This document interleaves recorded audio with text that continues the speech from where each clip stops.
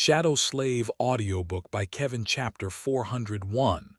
Clueless, the acid stored in the demon's stomach had melted the grass, but now new blades were already rising from the ground, taller than before. It took Sonny some time to find the coins between them. The rain did not help either, but in the end he discovered all three. The coins were identical to the first one. They were cast from gold and heavy. A beautiful wooden ship with a tree growing around its mast depicted on one side and the face of the mysterious stranger on the other. Hiding the coins in his pack, Sonny wiped the rainwater off his face and looked at the remains of the winged demon. In a flash of lightning, he saw the whole creature, red grass growing through its white bones, darkness nesting in the empty eye sockets, terrifying fangs crowding the massive, powerful jaws. Even in death, the creature looked frightening. "Where have you come from, ugly?" With a sigh, Sonny looked at the sky, allowing rain to pelt him in the face for a while. Whatever little chance he had of tracking the flying abomination by following the trail of its blood was now gone. What else could he do? Closing his eyes for a moment, Sonny walked a few steps and retrieved a piece of gnawed wood from the mud. Just as he had remembered, it resembled a broken corner of a chest, with a strip of metal reinforcing the seam. Both the strip of metal and the wood itself had been violently torn from the rest of the chest, it seemed, by the bite of the dead demon. Which meant one thing: there had to be at least one chest full of mysterious coins somewhere out there, probably. But how was Sonny supposed to find it? The Chained Isles was a vast land, full of numerous dangers and hidden places. All he knew about the creature was that it had been mortally wounded by the dwellers of the dark side and then succumbed to the crushing. Speaking of the crushing, the rattling of chains thundered in the distance, announcing that the Iron Hand Island was entering the ascent phase. Sonny had to leave this place quickly. The next time he returned, the bones of the demon would most likely already be turned to dust. Gritting his teeth, Sonny walked over to the skull of the abomination and dislodged one of its fangs with a powerful kick. Picking up the jagged bone dagger, he studied it for a few moments and then put it in his pack. If all else failed, he would try to find an awakened with affinity to revelations and convince them to perform a divination upon the fang. There was one person capable of something like that on the Chained Isles, at least. But Sonny wasn't really willing to request help from that particular seer, not unless there was no other choice at all. We're not there yet. Banishing the dark thoughts out of his mind, Sonny threw a last glance at the dead demon and the surrounding area, trying to see if he had missed a clue.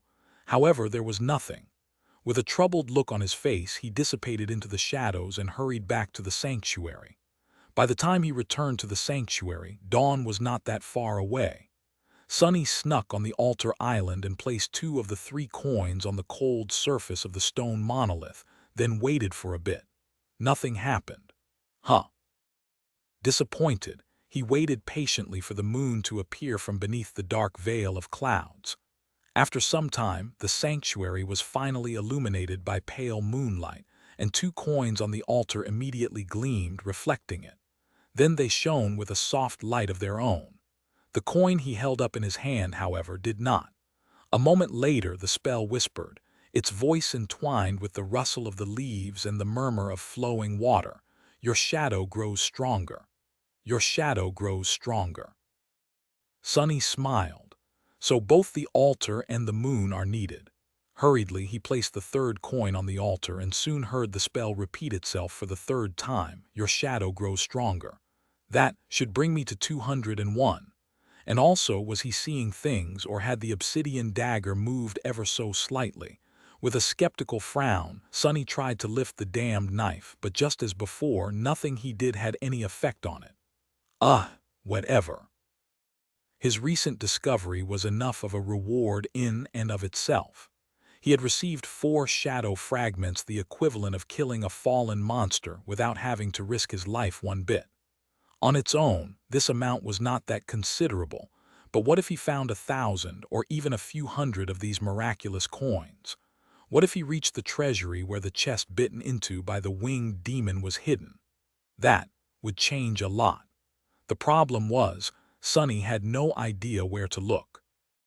Pacing back and forth, he thought for a while and then said to himself, I should probably find an expert on all things chained isles. Somebody who might know about this type of nightmare creature, their behavior, and usual haunts as somebody who had spent long years in this region of the dream realm and was friendly enough to talk to Sonny. Now who do I know who fits into all these criteria? Sonny stopped pacing, lingered for a few moments, and then turned his head to the ring of massive menhirs. A strange expression appeared on his face. In the early morning, a lone figure approached the hallway leading to the White Feather clan's residence. Saint Tyrus and her people occupied the northern part of the sanctuary's interior. Sonny had no idea what went on there since he had never been invited, but he knew that both entrances to their compound were usually guarded. Today was not an exception. Before Sonny could step foot inside the hallway, a young warrior in a cuirass decorated with etchings of hawk feathers appeared from an alcove and glanced at him with a vigilant expression. State your business, awakened. Sonny stared at the young man with an earnest expression, then smiled. Oh, I am here to see Master Roan. He once told me to come find him if I need anything. So, here I am, in need of something. Can you fetch him really quick? The guard blinked a couple of times, then frowned. What is this about exactly? Sonny grinned, lingered for a few moments, and then said honestly, Demon hunting. Chapter 402. Chainworm. Sonny had no idea if Master Roan was currently in the sanctuary, but judging by the fact that the guard did not immediately send him away, he probably was. The young awakened gave Sonny an evaluating look, then whistled softly and returned to his alcove. Nothing seemed to happen for a few minutes, but then Sonny heard the sound of approaching footsteps. A young woman wearing a simple white garment appeared from behind the curve of the corridor and glanced at him, then gestured for him to follow. Sonny shifted slightly, then moved forward, walking behind the girl. What would you know? I am walking into the lair of a legacy clan of my own free will. Never say never, I guess. He had really never expected himself to do something like this any time soon. Instead of walking further into the compound, they entered a narrow staircase and ascended to the very top of the sanctuary. Their massive stone monoliths lay flat on top of the menhirs, creating an almost uninterrupted surface. There was a whole separate world above the citadel, as it turned out. Grass and moss covered the expansive stone circle, which stretched far into the distance. Sonny could see guards standing at the outer edge of it, keeping watch on the neighboring islands.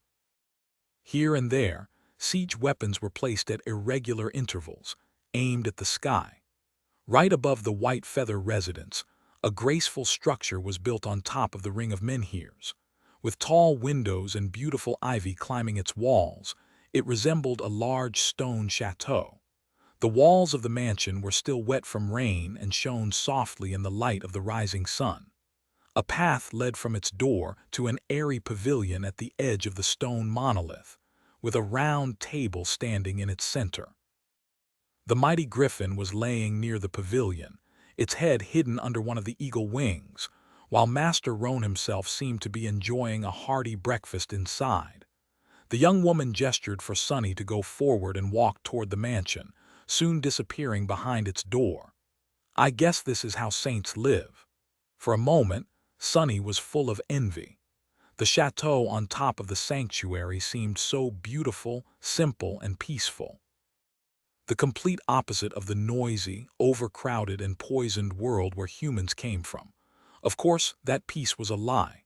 The dream realm might have seemed like a paradise sometimes, but that paradise was dire and twisted, hiding all kinds of horrors that were ready to descend upon you at any moment. Whatever. My house is much better anyway. It has all a man can need and then some. I bet they don't even have designer lamps here. Pitiful, really. Entering the pavilion, Sonny greeted Master Roan with all respect he could muster. The older man smiled and invited Sunny to seat with a relaxed gesture. "Good morning, Sunless. I must admit, I didn't expect you to seek me out so soon. Did something happen?" Sunny sat down, smiled politely, then shook his head. "Nothing that I would want to concern you with. You see, I am not here to talk about something that happened, but more about something that might happen." Master Roan raised an eyebrow and laughed. "Don't tell me, wait, are you here with a business proposal? Am I about to become a customer of Sunny's brilliant emporium?" Sunny choked. No, what, where did you hear about that?" The handsome master grinned. "I hear things." "What are those bastards saying behind my back?" Sunny forced out a smile, then shook his head. "No, no, I am not here as a highly respected, rich, and famous entrepreneur. Nor am I here as a well-regarded member of the wilderness survival faculty of the Awakened Academy. I am actually here as an advanced scout of the sanctuary of Noctis." Master Roan grew serious. "Oh, continue." Sunny nodded, then hesitated for a bit and finally said, "After we parted 2 days ago, I returned to the sanctuary. On my way back, however, I rested for a while on the Iron Hand Island. And there, well, I found the remains of a nightmare creature there." The older man frowned slightly. "That's not unheard of. Iron Hand is usually safe, but you know how chained isles are. Nightmare creatures migrate, sometimes naturally, sometimes to avoid the crushing." Sunny scratched the back of his head. "That's true. However, the abomination was a fallen demon. It is strange to see one that close to the sanctuary, and especially so because I have never seen or even heard about that type of creature. It was rather scary." Roan's frown deepened. "A fallen demon on the Iron Hand Island. That is indeed strange. You've done well to bring me this information, Sunless.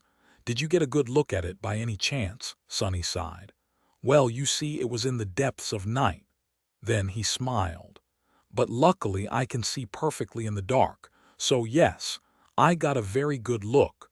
Let me describe it." He described the demon to the best of his ability, not sparing any detail.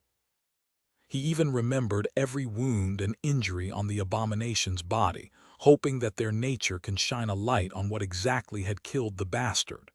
The longer Sunny talked, the darker Master Roan's face became. Finishing his report, Sunny glanced at the older man and asked, "So, what type of a demon was that exactly? And why have I never encountered one before?" Master Roan shook his head. "You are lucky to have never met one of these fiends, kid. They are a very rare and vicious breed of nightmare creatures known as chain worms. Luckily, it was already dead. Otherwise, I doubt that we would be having this conversation right now. Even I am reluctant to face a demon such as this alone. No offense, Sunless, but if that thing was alive, you would have ended up as its dinner." Sunny hesitated for a bit, then asked cautiously, "Chain worms, why are they called that?" The older man sighed, then looked at the breathtaking vista of the chained isles in front of them. After a while, he said, "It is because these creatures feed on metal. Once one of the heavenly chains is weakened, they appear from the dark side to feast on it.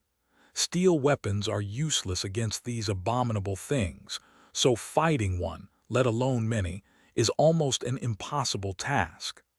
Master Roan stared into the distance with a bleak expression, and then added darkly, "I've seen whole islands crumble into the below because of their hunger." Chapter 403. Sky-Tide. Master Roan grew silent for a few moments, then smiled after noticing Sunny's troubled expression. "The heavenly chains near the sanctuary are all fine, though, so you have nothing to worry about." "That's not what I am worried about." Sunny had already received a piece of valuable information that could help him find the mysterious treasure, but he wanted to know more. Before he could ask another question, however, a sudden shadow shrouded the pavilion, the stone chateau, and the expanse of weathered stone surrounding it as though a cloud moved across the sun, hiding it. The sleeping griffin stirred and raised its head, its vertical pupils narrowing. Just a moment later, the shadow disappeared as suddenly as it had appeared. Simultaneously, a strange sound reached Sunny's ears. It was as though 1,000 wings rustled as they cut the air. Then, a woman was suddenly standing at the edge of the stone ring, her silhouette outlined against the rising sun by a bright halo. It seemed as though she had always been there, but Sunny could swear that there was no one near them just a second ago. Oh, the woman was tall and slender, her posture straight like an arrow. She was wearing a light steel armor, its pauldrons and greaves decorated with white feathers. Her long blonde hair was fluttering in the wind like a cascade of pale gold. When she turned around, Sunny saw two piercing amber eyes staring at him and shivered. Her face was cold and stunningly beautiful, more akin to that of a goddess than of a human being. The woman's pupils were narrow and vertical, exactly like those of the mighty griffin. The ruler of the sanctuary had returned home. Crap! With a shudder, Sunny forced himself to look away and hurriedly bowed. This was his second time meeting Tyrus of the White Feather clan, also known by her true name, Sky Tide. One of the few saints of the human race, the demigod in charge of the Chained Island. Just by virtue of existing, the saint exerted a strange influence on everything that surrounded her. It was not oppressive, like the dreadful aura of Gunlog's golden armor, just different, as if the world itself was reacting to her. The blades of grass seemed to bend slightly toward her, the wind sang subtly lower as she approached, and even sunlight appeared to become a bit brighter in her presence. Master Roan shifted and rose from his seat. "Good morning, Sunshine," Sunny flinched. What?" It took him a couple of seconds to realize that the fearless griffin rider was addressing his wife and not him. Sunshine, Sunshine, is that how he addressed a saint? Well, she is his wife after all, I guess. Once he thought about it, everything made sense. But still, the idea of addressing a transcendent as Sunshine seemed very weird for some reason. Sunny cautiously looked up and saw a wide smile on Roan's face. St. Tyrus herself, however, was as cold as ever. "Good morning, Ro." Even her voice was cold and heavy, like the howl of an approaching storm. Turning her head slightly, St. Tyrus looked at Sunny with a silent question. Countless poets would have been ruined if they saw the elegant curve of her eyebrow. Wow! Wait, what am I thinking about? Master Roan patted Sunny on the shoulder and said, "Awakened Sunless visited to tell me about a demon he encountered on the Iron Hand Island. It was a chain worm, already dead, fortunately. Still, we should explore the nearby island, don't you think?" St. Tyrus lingered for a few moments, then shook her head. "No need. The only failing chain on the Isles is far away from the sanctuary, connecting Shipwreck Island to the Twisted Rock. This is where the chain worm came from. I just saw it myself." She turned away, then sighed slightly. "Of course, we will have to prepare. All islands are connected after all. After the Twisted Rock falls, its demise will echo through the entire region. Many islands will shift, causing changes to the severity of the crushing on others. The migrations patterns of the nightmare creatures will be affected too. I should probably get going." Sunny cleared his throat, then said awkwardly, "It's been an honor to meet you again, Lady Tyrus. I shall take my leave then." Sky Tide nodded indifferently, then said, "Thank you for informing us of your finding, Awakened Sunless."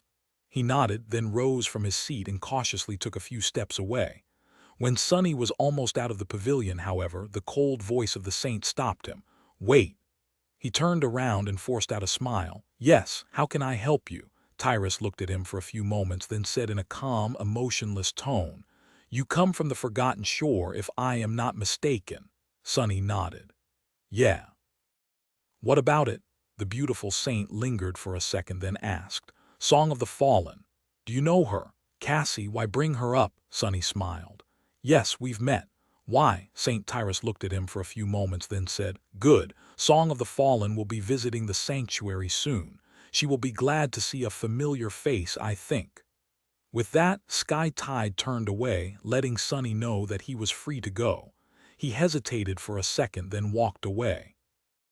As soon as neither Master Roan nor St. Tyrus could see his face, a dark expression appeared on it. Coming to visit? What the hell is she coming here for? Indeed, just like Sunny, Cassie had chosen Chained Isles as the region to anchor herself to. Their reason was most likely also the same: the proximity of the Isles to the Hollow Mountains. Luckily, she was not a resident of the sanctuary. Sunny had no idea how the blind girl had managed it, but she somehow convinced Clan Valor to let her and her cohort anchor themselves to the second human citadel in the region, the Night Temple. While Sanctuary was closer to the southern border of the region, Night Temple was situated far to the north, almost on the outskirts of the Misty Death Zone. For that reason, the two of them had been comfortably separated and had not seen each other even once in the past months. But now that was about to change. Exiting the White Feather residence, Sunny grimaced. Glad to see a familiar face. Hell, I doubt it. Chapter 404. Soft Life. The sanctuary was slowly waking up. Now that the sun had risen, groups of awakened were preparing to venture outside, while those who had stuff to do in the citadel itself were going about their business. A few of them greeted Sunny as he walked toward the altar island. By now, he should have been able to return to the real world.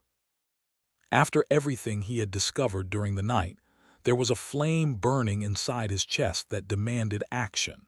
His eyes gleamed when he thought about the mysterious treasure hidden somewhere out there in the darkness. But although Sunny was a very rapacious person, he knew how to keep his avarice in check well, most of the time. Shipwreck Island. Sunny had never been that far away from the sanctuary, but he had heard about that deadly place.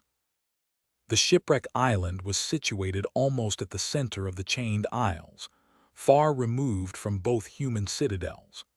The nightmare creatures there were especially ferocious, and the islands themselves were far more bizarre and dangerous than those closer to the edges of the region.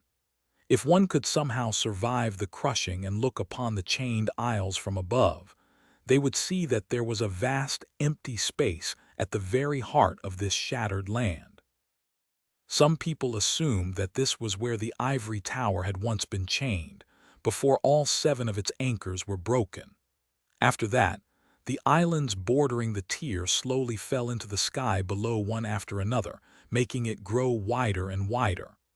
The hole at the heart of the Chained Isles was slowly expanding, and one day, thousands of years from now, it was probably going to devour the whole region. But Sunny had no interest in that remote future. What concerned him right now was that the Shipwreck Island was on the very edge of the tier, and as such, presented a lot of danger for a young awakened like him. If Sunny wanted to venture out that far, he would have to study and thoroughly prepare for a long and perilous expedition. And in the meantime, he had to hurry to the real world.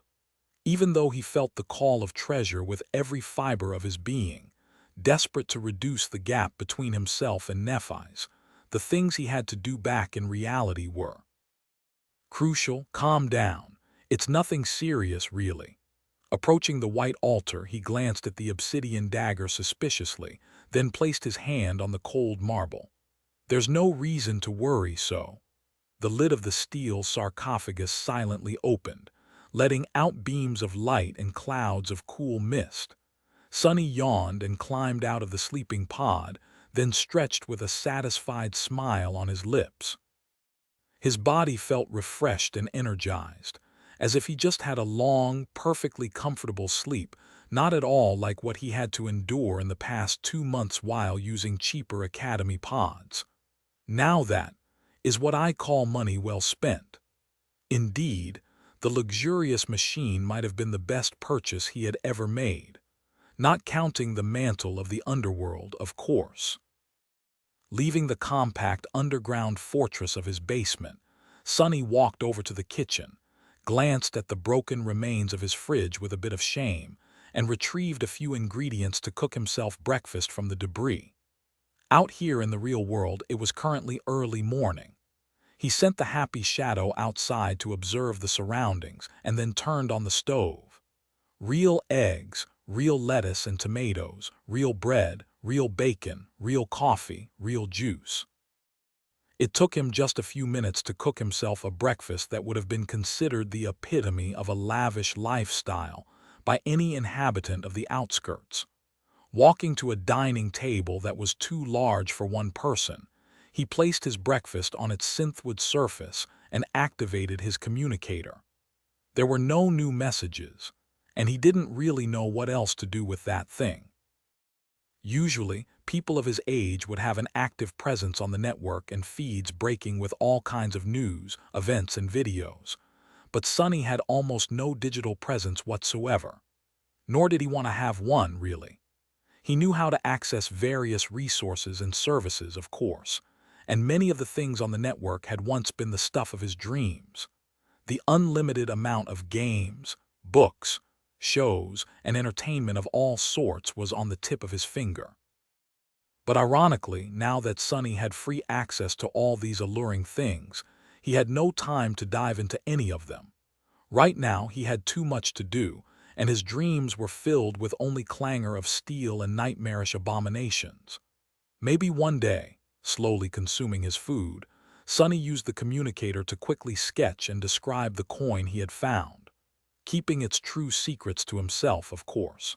Outside, his neighbors were preparing to face the new day. The sun was rising above the giant city, and crowds of people were on their way to work.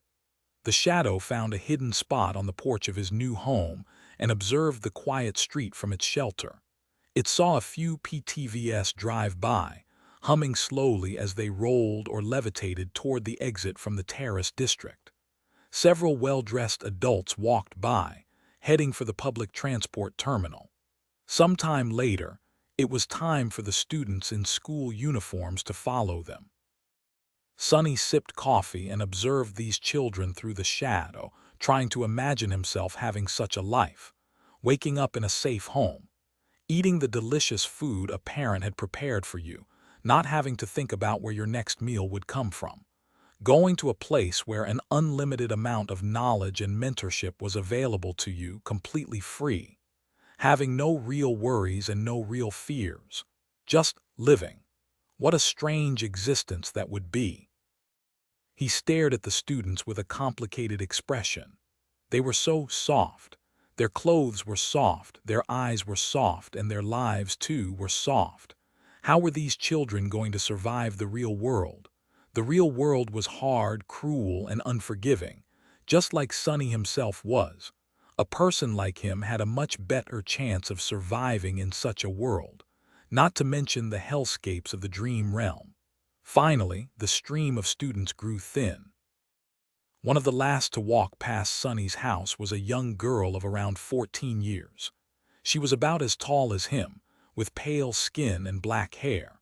The girl seemed to be a bit uncomfortable in her own body, like all teenagers tended to be, and the school uniform did no favors to her slender physique. Her dark eyes, however, were very sharp and clear.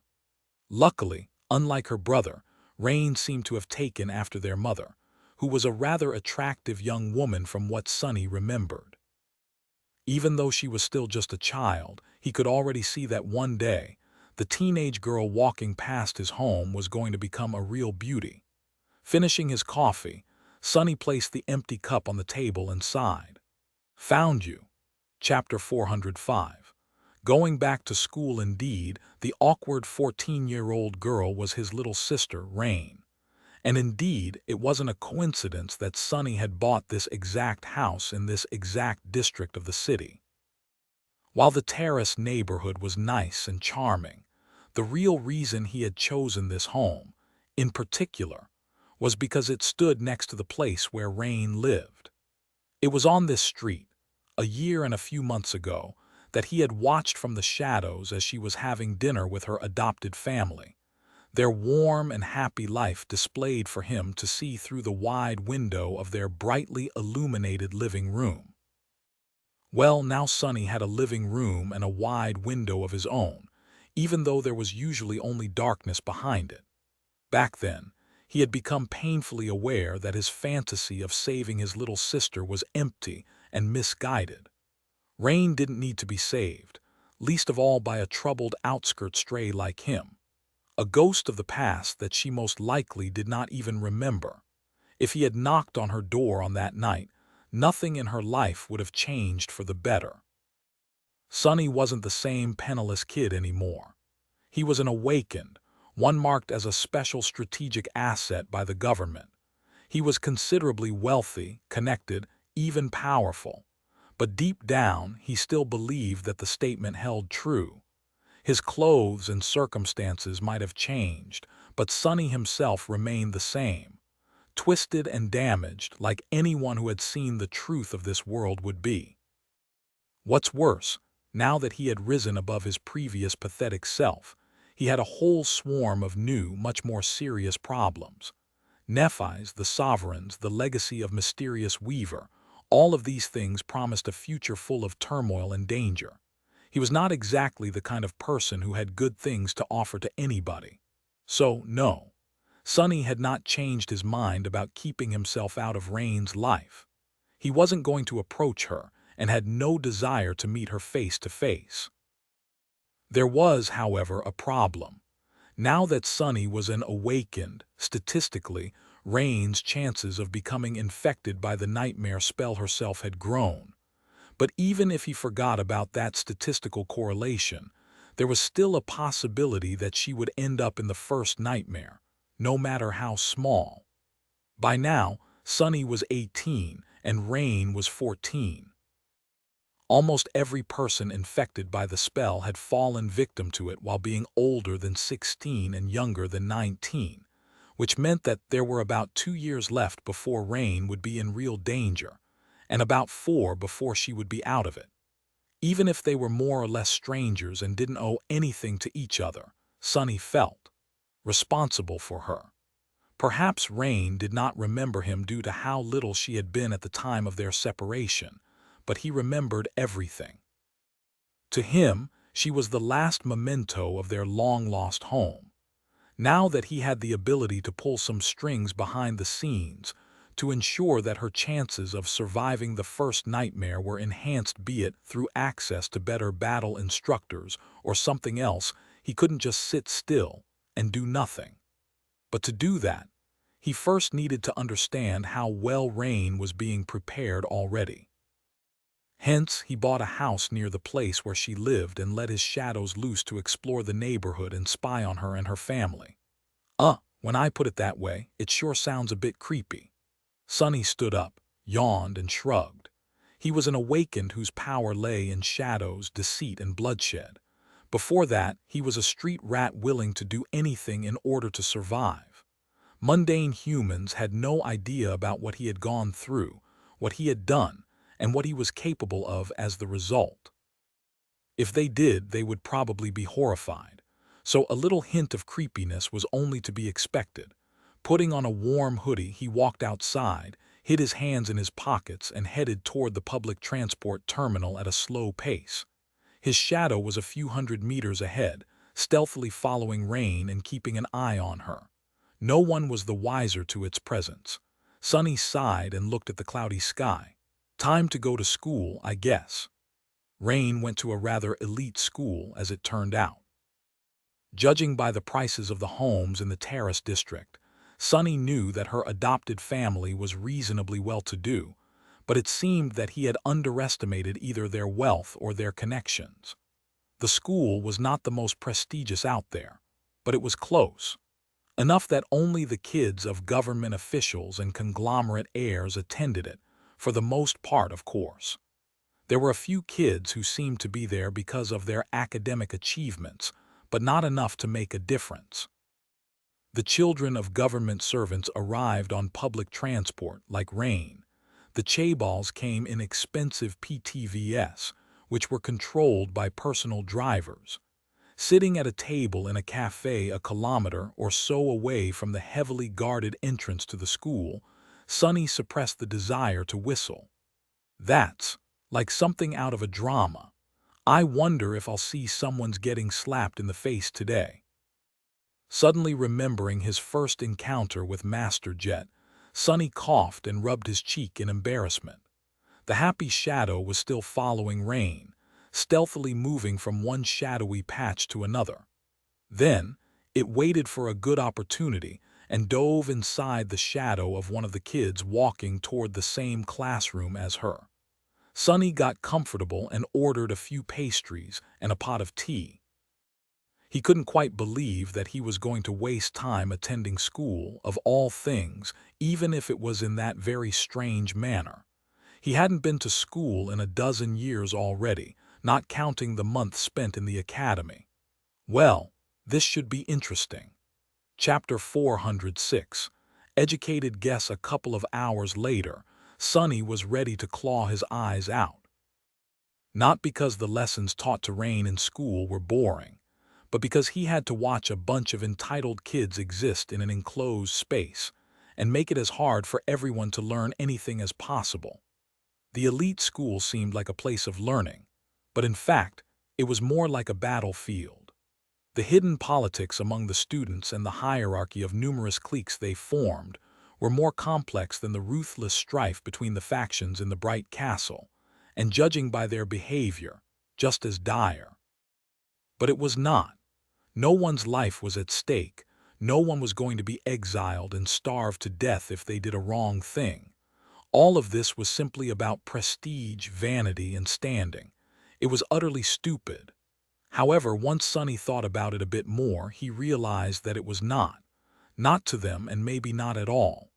These kids were put under immense pressure, assigned a numerical value, and forced to compete with each other.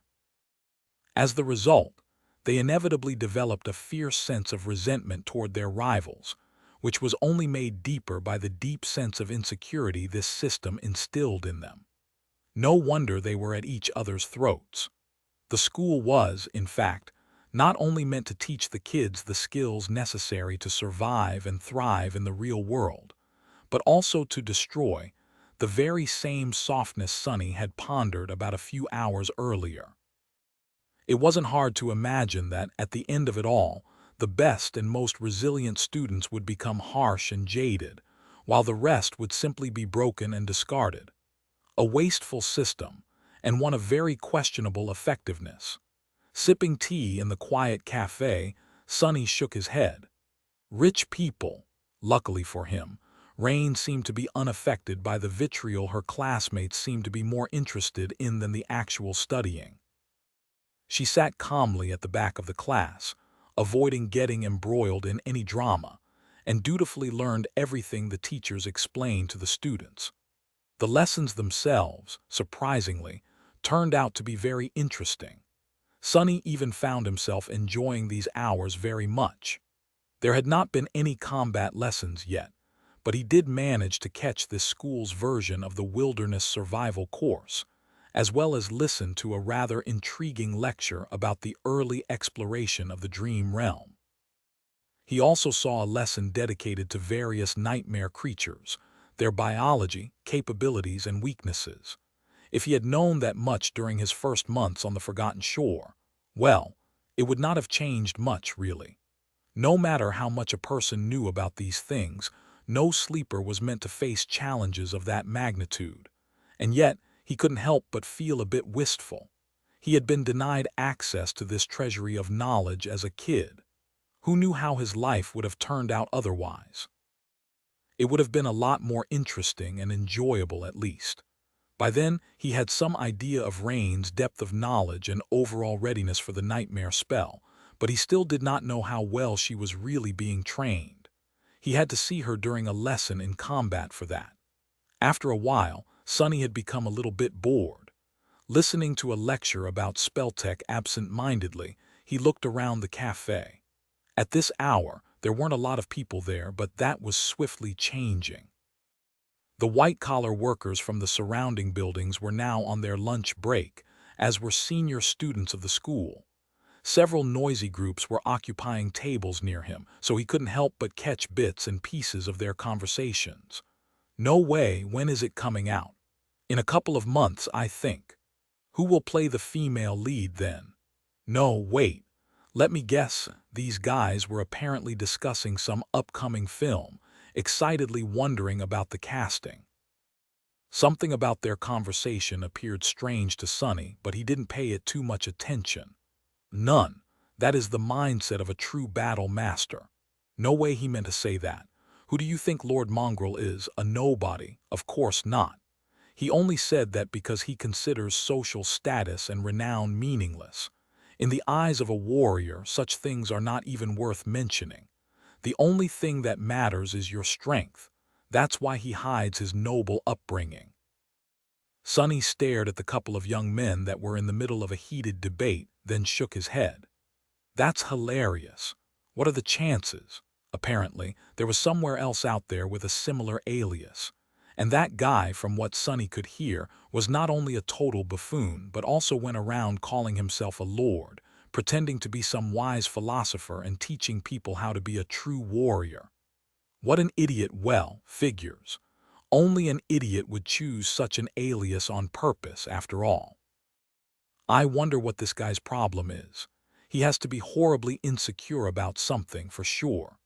Then, however, he had to focus on Rain again because she was finally heading for the school's dojo. The combat lesson was about to begin. The instructor, surprisingly, turned out to be an actual awakened. It was a man in his late 30s, with a mighty build and cold eyes of an experienced fighter. Sonny couldn't tell what aspect the man possessed, but he was obviously not a sheltered noncombatant. Rain's instructor was the real deal. He had to have enough money to never be required to work a single day in the real world. So the fact that he was teaching a bunch of kids in a school meant that he was doing it either because of his principles or because of an obligation to one of their parents. In any case, it was a good thing for Rain. In the next hour or so, Sonny watched the students train and fight each other with various weapons. He expected them to use fake ones, but to his surprise, the awakened instructor insisted that the kids both wore heavy protective gear and wielded real ones, even if the weapons were blunted to not pose a real danger. Good approach, I guess. Rain's level was better than he had expected. Not comparable to someone like Castor or Nephi's, of course, but miles better than anything he would have been able at her age. She was swift, nimble, and strategic, utilizing every opening the opponent presented to her full advantage. She seemed to prefer using ranged combat, but could hold her own in a melee with the help of a wide range of weapons, from a long spear to a light saber. There were kids who were better than her, and those who were worse, but none who could compare to her in terms of wits. And yet, a deep frown appeared on his face. There is one thing that is lacking: viciousness. His sister was not nearly vicious enough. Chapter 407, Dreamscape Qualifications. Judging that he had seen everything he needed to, Sonny rose and left the cafe, then headed home. The happy shadow left the premises of the school unnoticed and soon wrapped itself around his body, but not before showing how proud and satisfied it was with its flawless performance.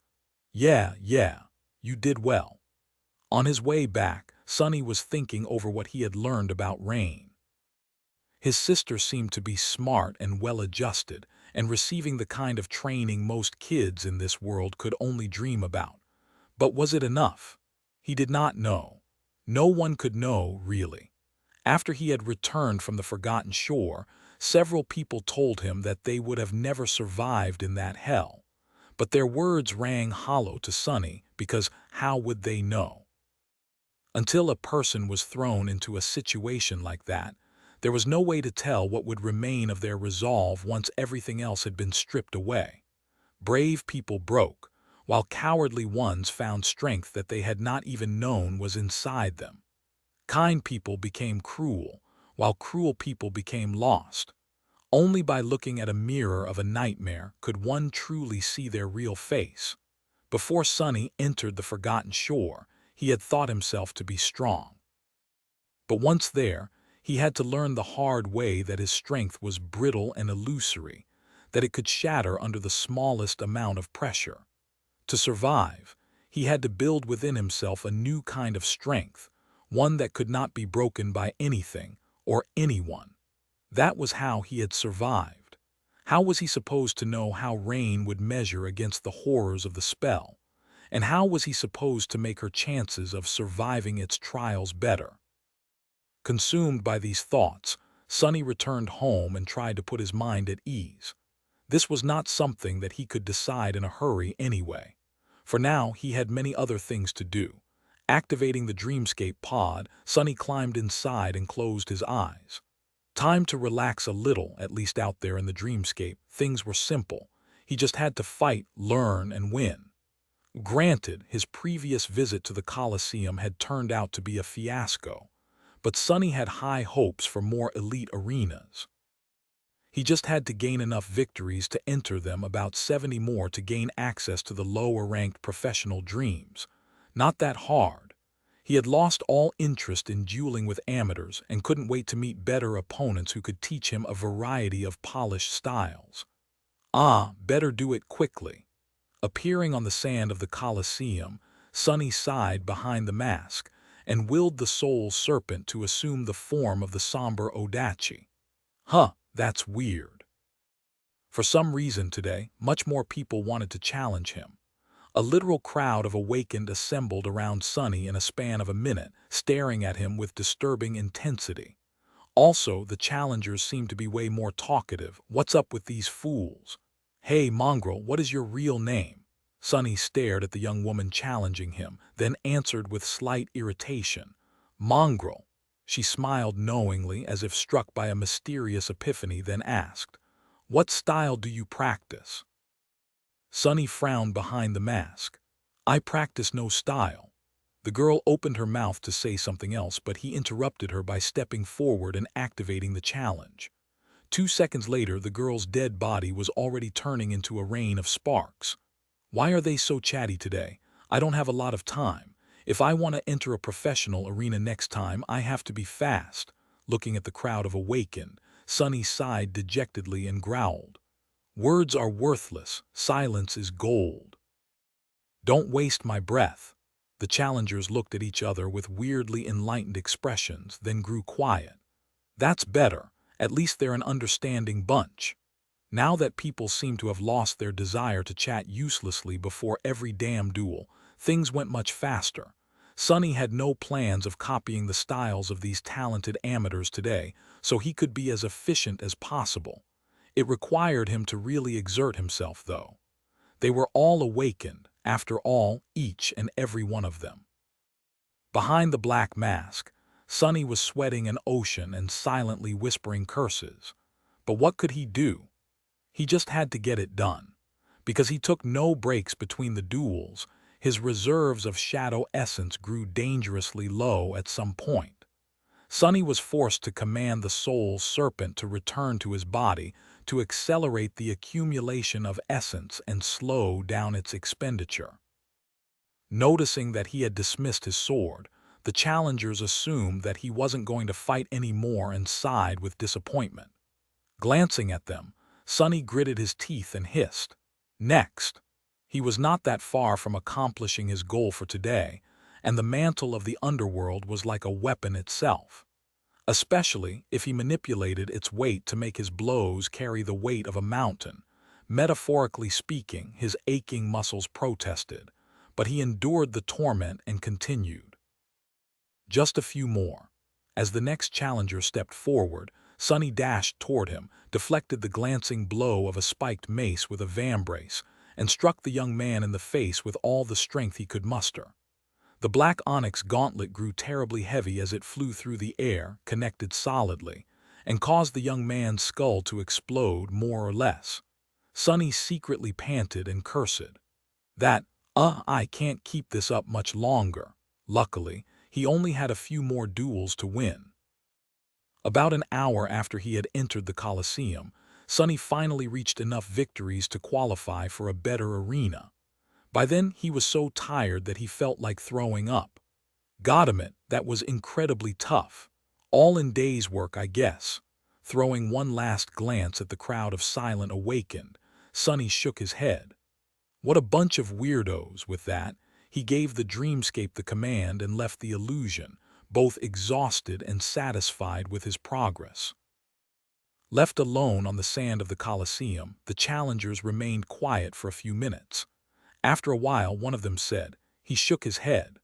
Another awakened sighed heavily, then said in a solemn tone, "Yes, we are not worthy enough." Chapter 408. Oh no, Sonny crawled out of the simulation pod and lay on the cold floor for a while, breathing heavily. How come an illusory arena is so exhausting? The designers of the dreamscape were really weird. The people who frequented the Colosseum were even weirder, though. Sonny couldn't even begin to understand the quirks of their behavior. That's how subcultures are, I guess. After a while, he stood up and went upstairs to make himself some food and replenish all the energy he had spent during this intense and taxing hour. Sonny made himself a light dinner, devoured it with wolfish hunger, and then relaxed in a chair while drinking a cup of delicious tea. As he rested, his communicator buzzed. He took a sip of tea, then opened the message Effie had sent him. "Hey doofus, have you seen this? I think I found a new boyfriend for your girlfriend."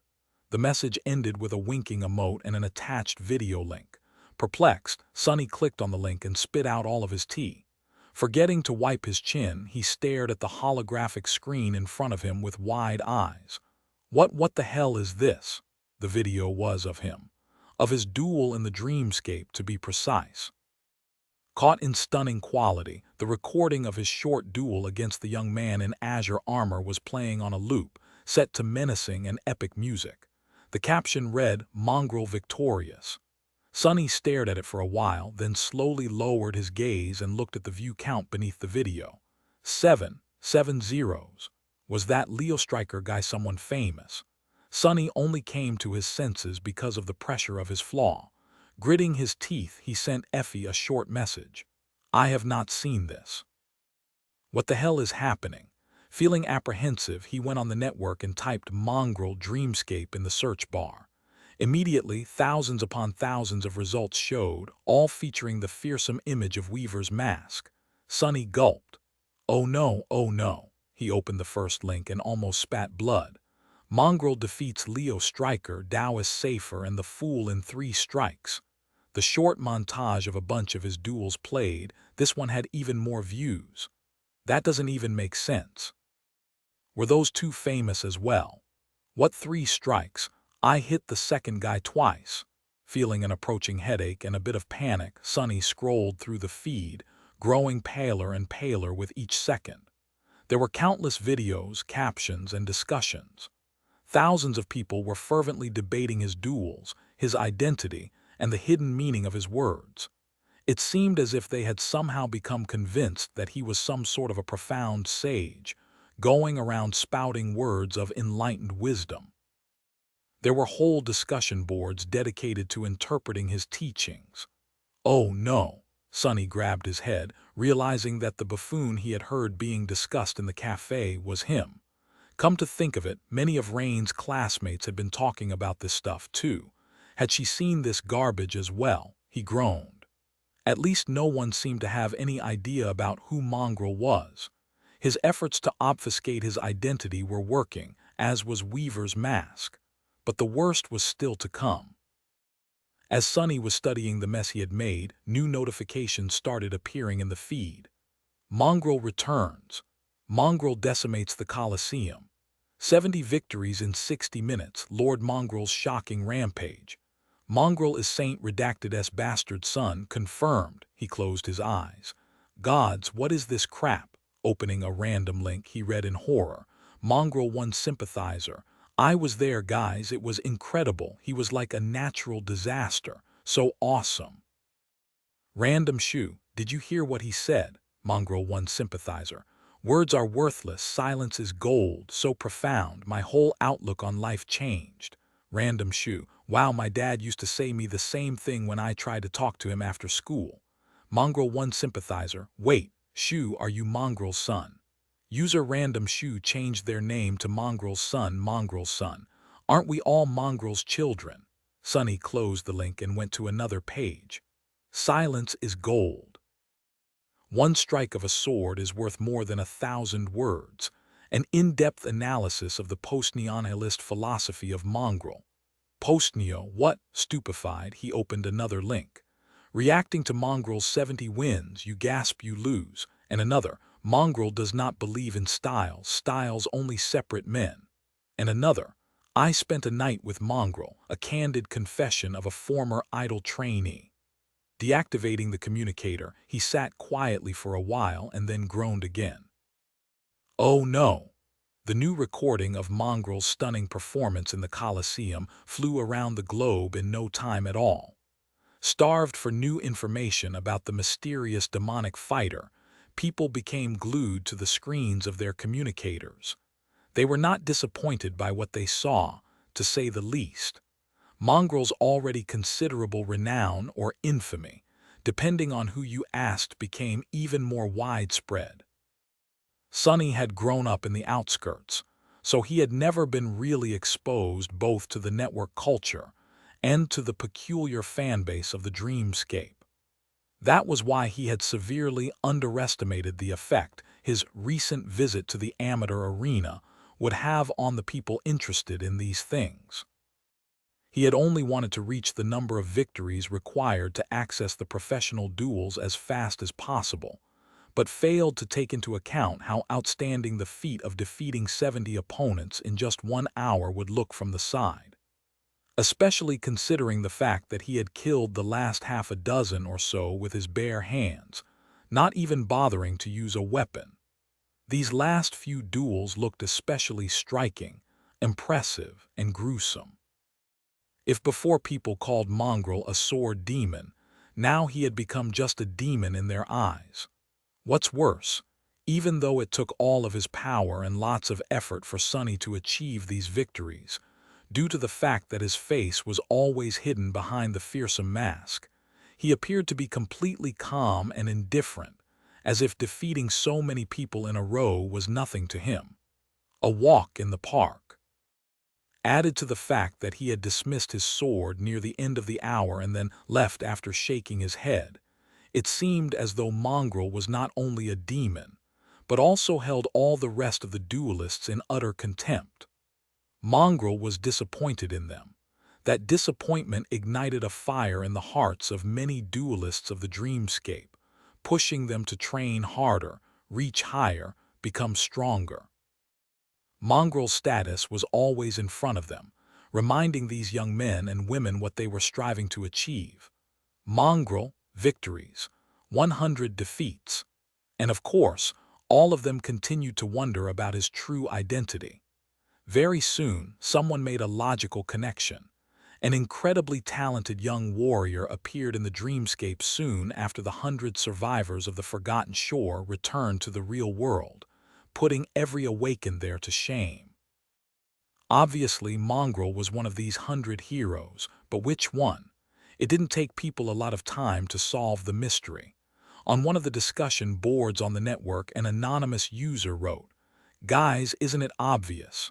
Who is among the best of the Forgotten Shore warriors and also has a big reason to keep his identity a secret?"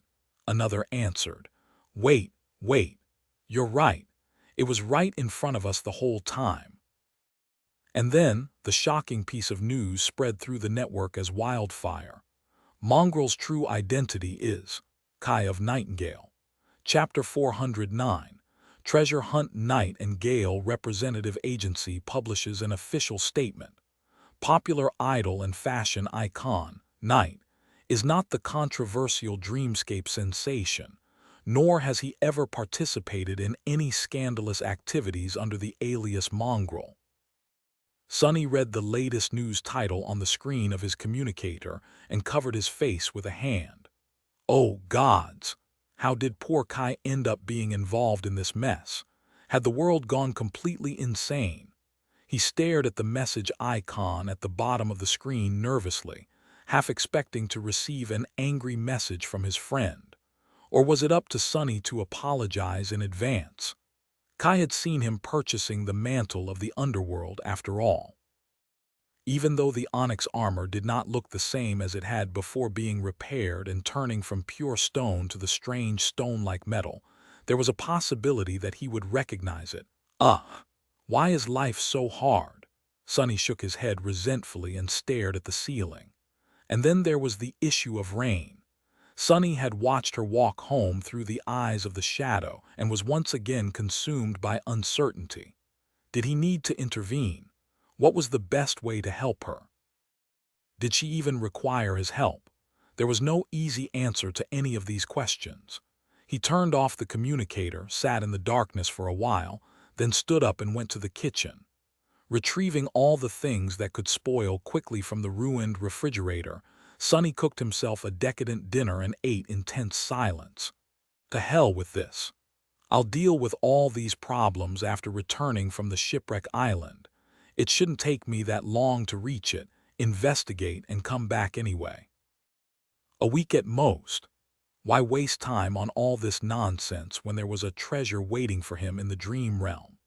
Sonny had already retrieved all the pertinent information he could find from the Academy database. All Awakened had some level of access to the base of shared knowledge about the dream realm and the nightmare creatures, and due to his position as the research assistant assigned to the Wilderness Survival faculty, he had more than most. It wasn't really enough to venture on such a dangerous expedition, but at least gave him a basic understanding of what to expect. The rest he was going to have to learn from the people in the sanctuary who had actual experience of traversing those parts of the chained isles.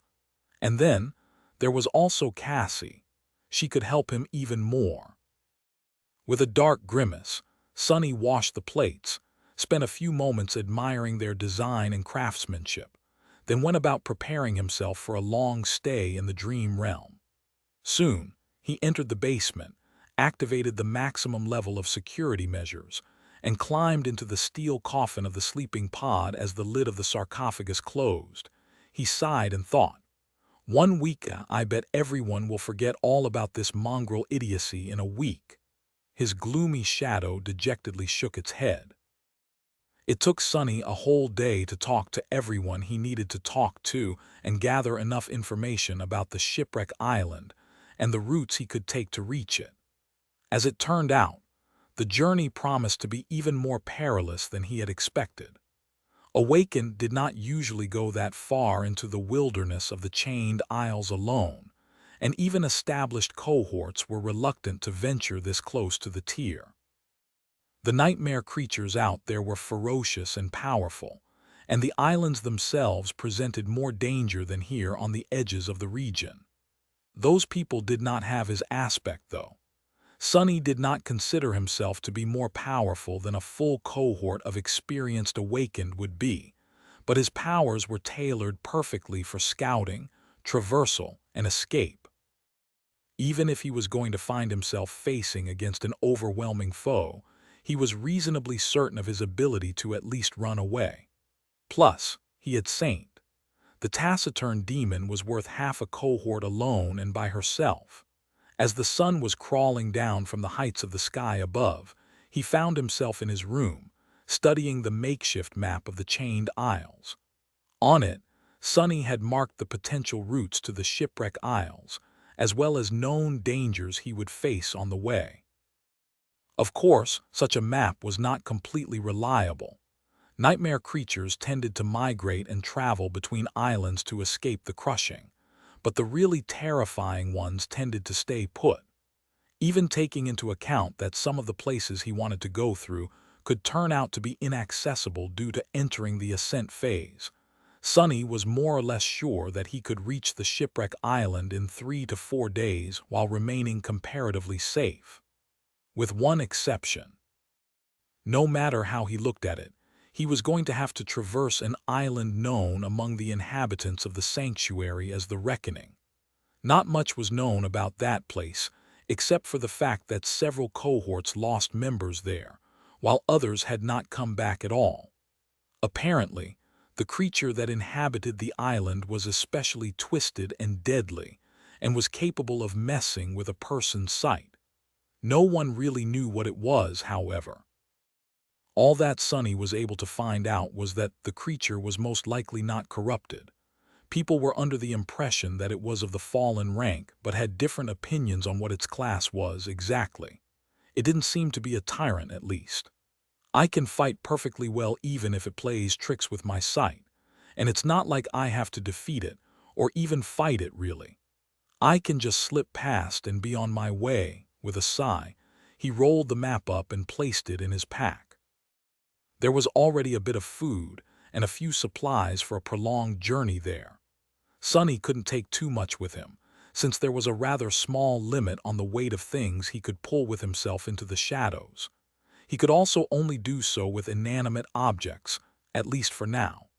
He had no idea if that was going to change in the future. Finally, he opened his chest and took out the fang he had retrieved from the dead chain worm on the Iron Hand Island. Sonny stared at the fang for a long time, a dark expression on his face. Cassie was going to visit the sanctuary soon. With this thing and her affinity to revelations, Sonny could make his expedition much safer, not to mention increase his chances of actually discovering the treasure. Or he could avoid having to ask her for help and take much more risk, with no guarantee of success. After a while, Sonny threw the fang back into the chest and closed the lid. "I'd rather die, honestly." With a grim smile, he locked the chest, picked up his pack, and headed to the exit. As the sun rolled into the dark embrace of the sky below and disappeared, he left the safety of the sanctuary behind, approached the edge of the island, and jumped toward one of the heavenly chains. Chapter 410. Reckoning. Sonny traveled northwest, trying to cover as much distance during the night as he could. He rushed across gargantuan chains as a swift shadow, soared up onto the island, traversed them on foot, and dove into the darkness once he reached the other side. He was moving across the chained isles with enviable speed, but still not as fast as someone capable of flight would. Using Shadow Step expended up a lot of shadow essence, so he had to replenish it often to continue riding the heavenly chains. That, however, put him in a lot of danger. The islands were teeming with nightmare creatures of all kinds, as well as deadly natural, well, unnatural, really, threats. Sonny had to remain cautious at all times, keeping one shadow wrapped around his body while the other scouted ahead. He hid in the shadows to avoid fighting with wandering abominations, or, if there was no other choice, teleported away. These jumps, however, only served to devour more of his essence, forcing him to rest and circulate it through the coils of the soul serpent as he waited for his cores to fill up. Most of the time, he didn't feel like there was a real threat to his life. Sonny's combination of attributes and abilities made him a very hard prey to hunt. No matter what kind of a horror tried, he always managed to slip away for now, at least. As long as he did not venture into the territory of the really terrifying nightmare creatures, like those corrupted fiends that claimed some of the islands or the beings that dwelled on the dark side of them. He was going to be all right for as long as he managed his essence carefully. Against those powerful abominations, though, even being a shadow was not a guarantee of safety. He still remembered the two ghostly torches in the dungeon beneath the ruined cathedral in the dark city. On his way, Sonny visited many islands that he had already explored before, and some that he never had a reason to visit. Each was lethal in its own way, and hid alluring mysteries, most of which were bound to turn out to be nothing but inescapable traps, of course. He suppressed his curiosity and moved past. With two skies full of bright stars, the chained isles were stunning at night. Even while rushing forward and hiding from the abominations populating this breathtaking and terrible land, Sonny couldn't help but marvel at its dark beauty. But beautiful things were the most dangerous. By now, he had learned that lesson all too well. At dawn, Sonny finally reached the island that was supposed to be the first stop on his journey. It was a desolate place where nothing lived, with rocky ground and plenty of small impact craters that had been left behind by the debris on the neighboring island. The chains holding that island in place had broken once, a long time ago. As the result, not restrained by anything. It soared high into the sky and eventually fell apart, ripped to pieces by the crushing. Its remaining neighbor was not of any particular to Sonny, but it was a good place to rest and catch his breath. Hiding in one of the craters, Sonny ate a miserly breakfast and drank from the endless spring. Then he looked at the rising sun, studied his map for a few minutes, and summoned Saint. As the taciturn demon stepped out of his shadow at enough of a distance to not subject him to the soul-eroding effect of the broken oath, of course Sonny glanced at her, tiredly rubbed his face, and said, "I am going to sleep. You stand watch, please." The shadow stared at him indifferently for a second, then knocked an arrow on the string of her bow and turned away. Sonny sighed. He could do without sleep for a couple more days, but it was wise to keep himself in the best possible shape. One never knew what could happen in the dream realm after all. Using his pack as a pillow, Sonny lay down and closed his eyes. Just a few hours, a day later, he reached the reckoning. The ominous island that so many people in the sanctuary dreaded was large, spanning no less than a dozen kilometers across. What's worse, it was supported by only two chains, which were situated almost exactly opposite of each other.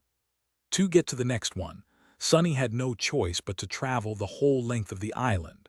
There was grass covering the ground, with a forest of tall evergreen trees visible in the distance. He could see a rocky hill far away, with a waterfall rushing from a weathered cliff. Just like everywhere on the chained isles, it was unclear where the water came from and where it went. Sonny was already used to the strangeness of this land to pay it any attention. The reckoning seemed like a beautiful and tranquil place. Idyllic, even. However, looking at it through the eyes of the shadow, Sonny couldn't help but feel a deep sense of unease. Something was very wrong with this place. It was very picturesque, however. He couldn't see or hear any living beings on the island. There was no sound other than the rustle of the wind, no movement other than the slow swaying of the trees. There were no beasts, no insects, no anything. Not a single nightmare creature could be seen wandering the expanse of the peaceful island. What could be so terrible that even nightmare creatures did not dare to come to this place? Or had they been slaughtered by the owner of the island? If so, where were the bones, or bone dust at least? I don't like this. Initially, Sonny thought of traversing the reckoning in his usual manner on foot. But now he changed his mind. It was better to waste an additional amount of shadow essence than to risk meeting the ruler of this ominous place face to face. If it had a face. With a frown, Sonny used Shadow Step to leave the heavenly chain and appear on the surface of the island, near the shadow he had sent to take a look at it. Sonny did not assume physical form, preferring to remain incorporeal. That way he would be able to reach the other side of the reckoning unseen. Where is that terrible creature anyway? He couldn't see any hint of it anywhere. Full of grim apprehension, he slowly moved through the deep shadows that were cast by the tall trees of the evergreen forest. No matter how hard Sonny looked, he didn't notice any movement near him. It was as though the fallen abomination that gave the island its name, Reckoning, had simply disappeared. Maybe it can't be seen. Sonny cut off his vision and concentrated on the shadow sense. His perception of shadows came into focus, reaching far and wide. And there, what was that? There was one shadow in particular that didn't belong to anything, approaching him with terrible speed. The bastard is invisible. Sonny froze, becoming absolutely still. In this state, he was not only one of the shadows, but also indistinguishable from the larger shadow he was hiding in. He didn't possess a physical body, so nothing was supposed to be able to hurt him in that state, at least physically. The invisible creature continued to move in his direction, even faster than before. Wait, no, something doesn't make sense. Even if the abomination was invisible, why was there no sound? Why didn't grass bend beneath its feet? It was almost as if the nightmare creature that dwelt on the reckoning was, really, a shadow. Before Sonny could react, the owner of the reckoning was upon him. And then he learned that, Shadows, too, could feel pain. Chapter 411. Reflection. Sonny had never fought in his shadow form, and really, he didn't even know how. All he had were his instincts, but that wasn't enough. In fact, trusting your instincts too much was a sure way to get yourself killed. Intelligence was the most dangerous weapon in the arsenal of a human, and it was Sonny's mind that ended up saving his life. He had realized that his enemy was not invisible, but a shadow just like him only a moment before the creature was upon him. In that split second, Sonny managed to come up with the only way to escape death. As sharp pain pierced his entire being, he lunged forward and escaped the shadows, rolling away on the grass. Jumping to his feet, Sonny staggered and clutched at his side, blood flowing between his fingers. Arg! The shadow of the unknown abomination lunged in pursuit and swiped uselessly across his body, not causing him any harm. It was just a shadow, after all. Throwing a glance at the thin tear in the puppeteer's shroud and a deep wound beneath it, Sonny took a step back. Simultaneously, he gave his shadows a command to hide themselves under his armor and augment his body. Physical attacks couldn't harm shadows, but shadows also had no way to harm living beings. That was the thought that had saved him. If he had failed to assume the shape of a human in time, he would have been dead by now, most likely.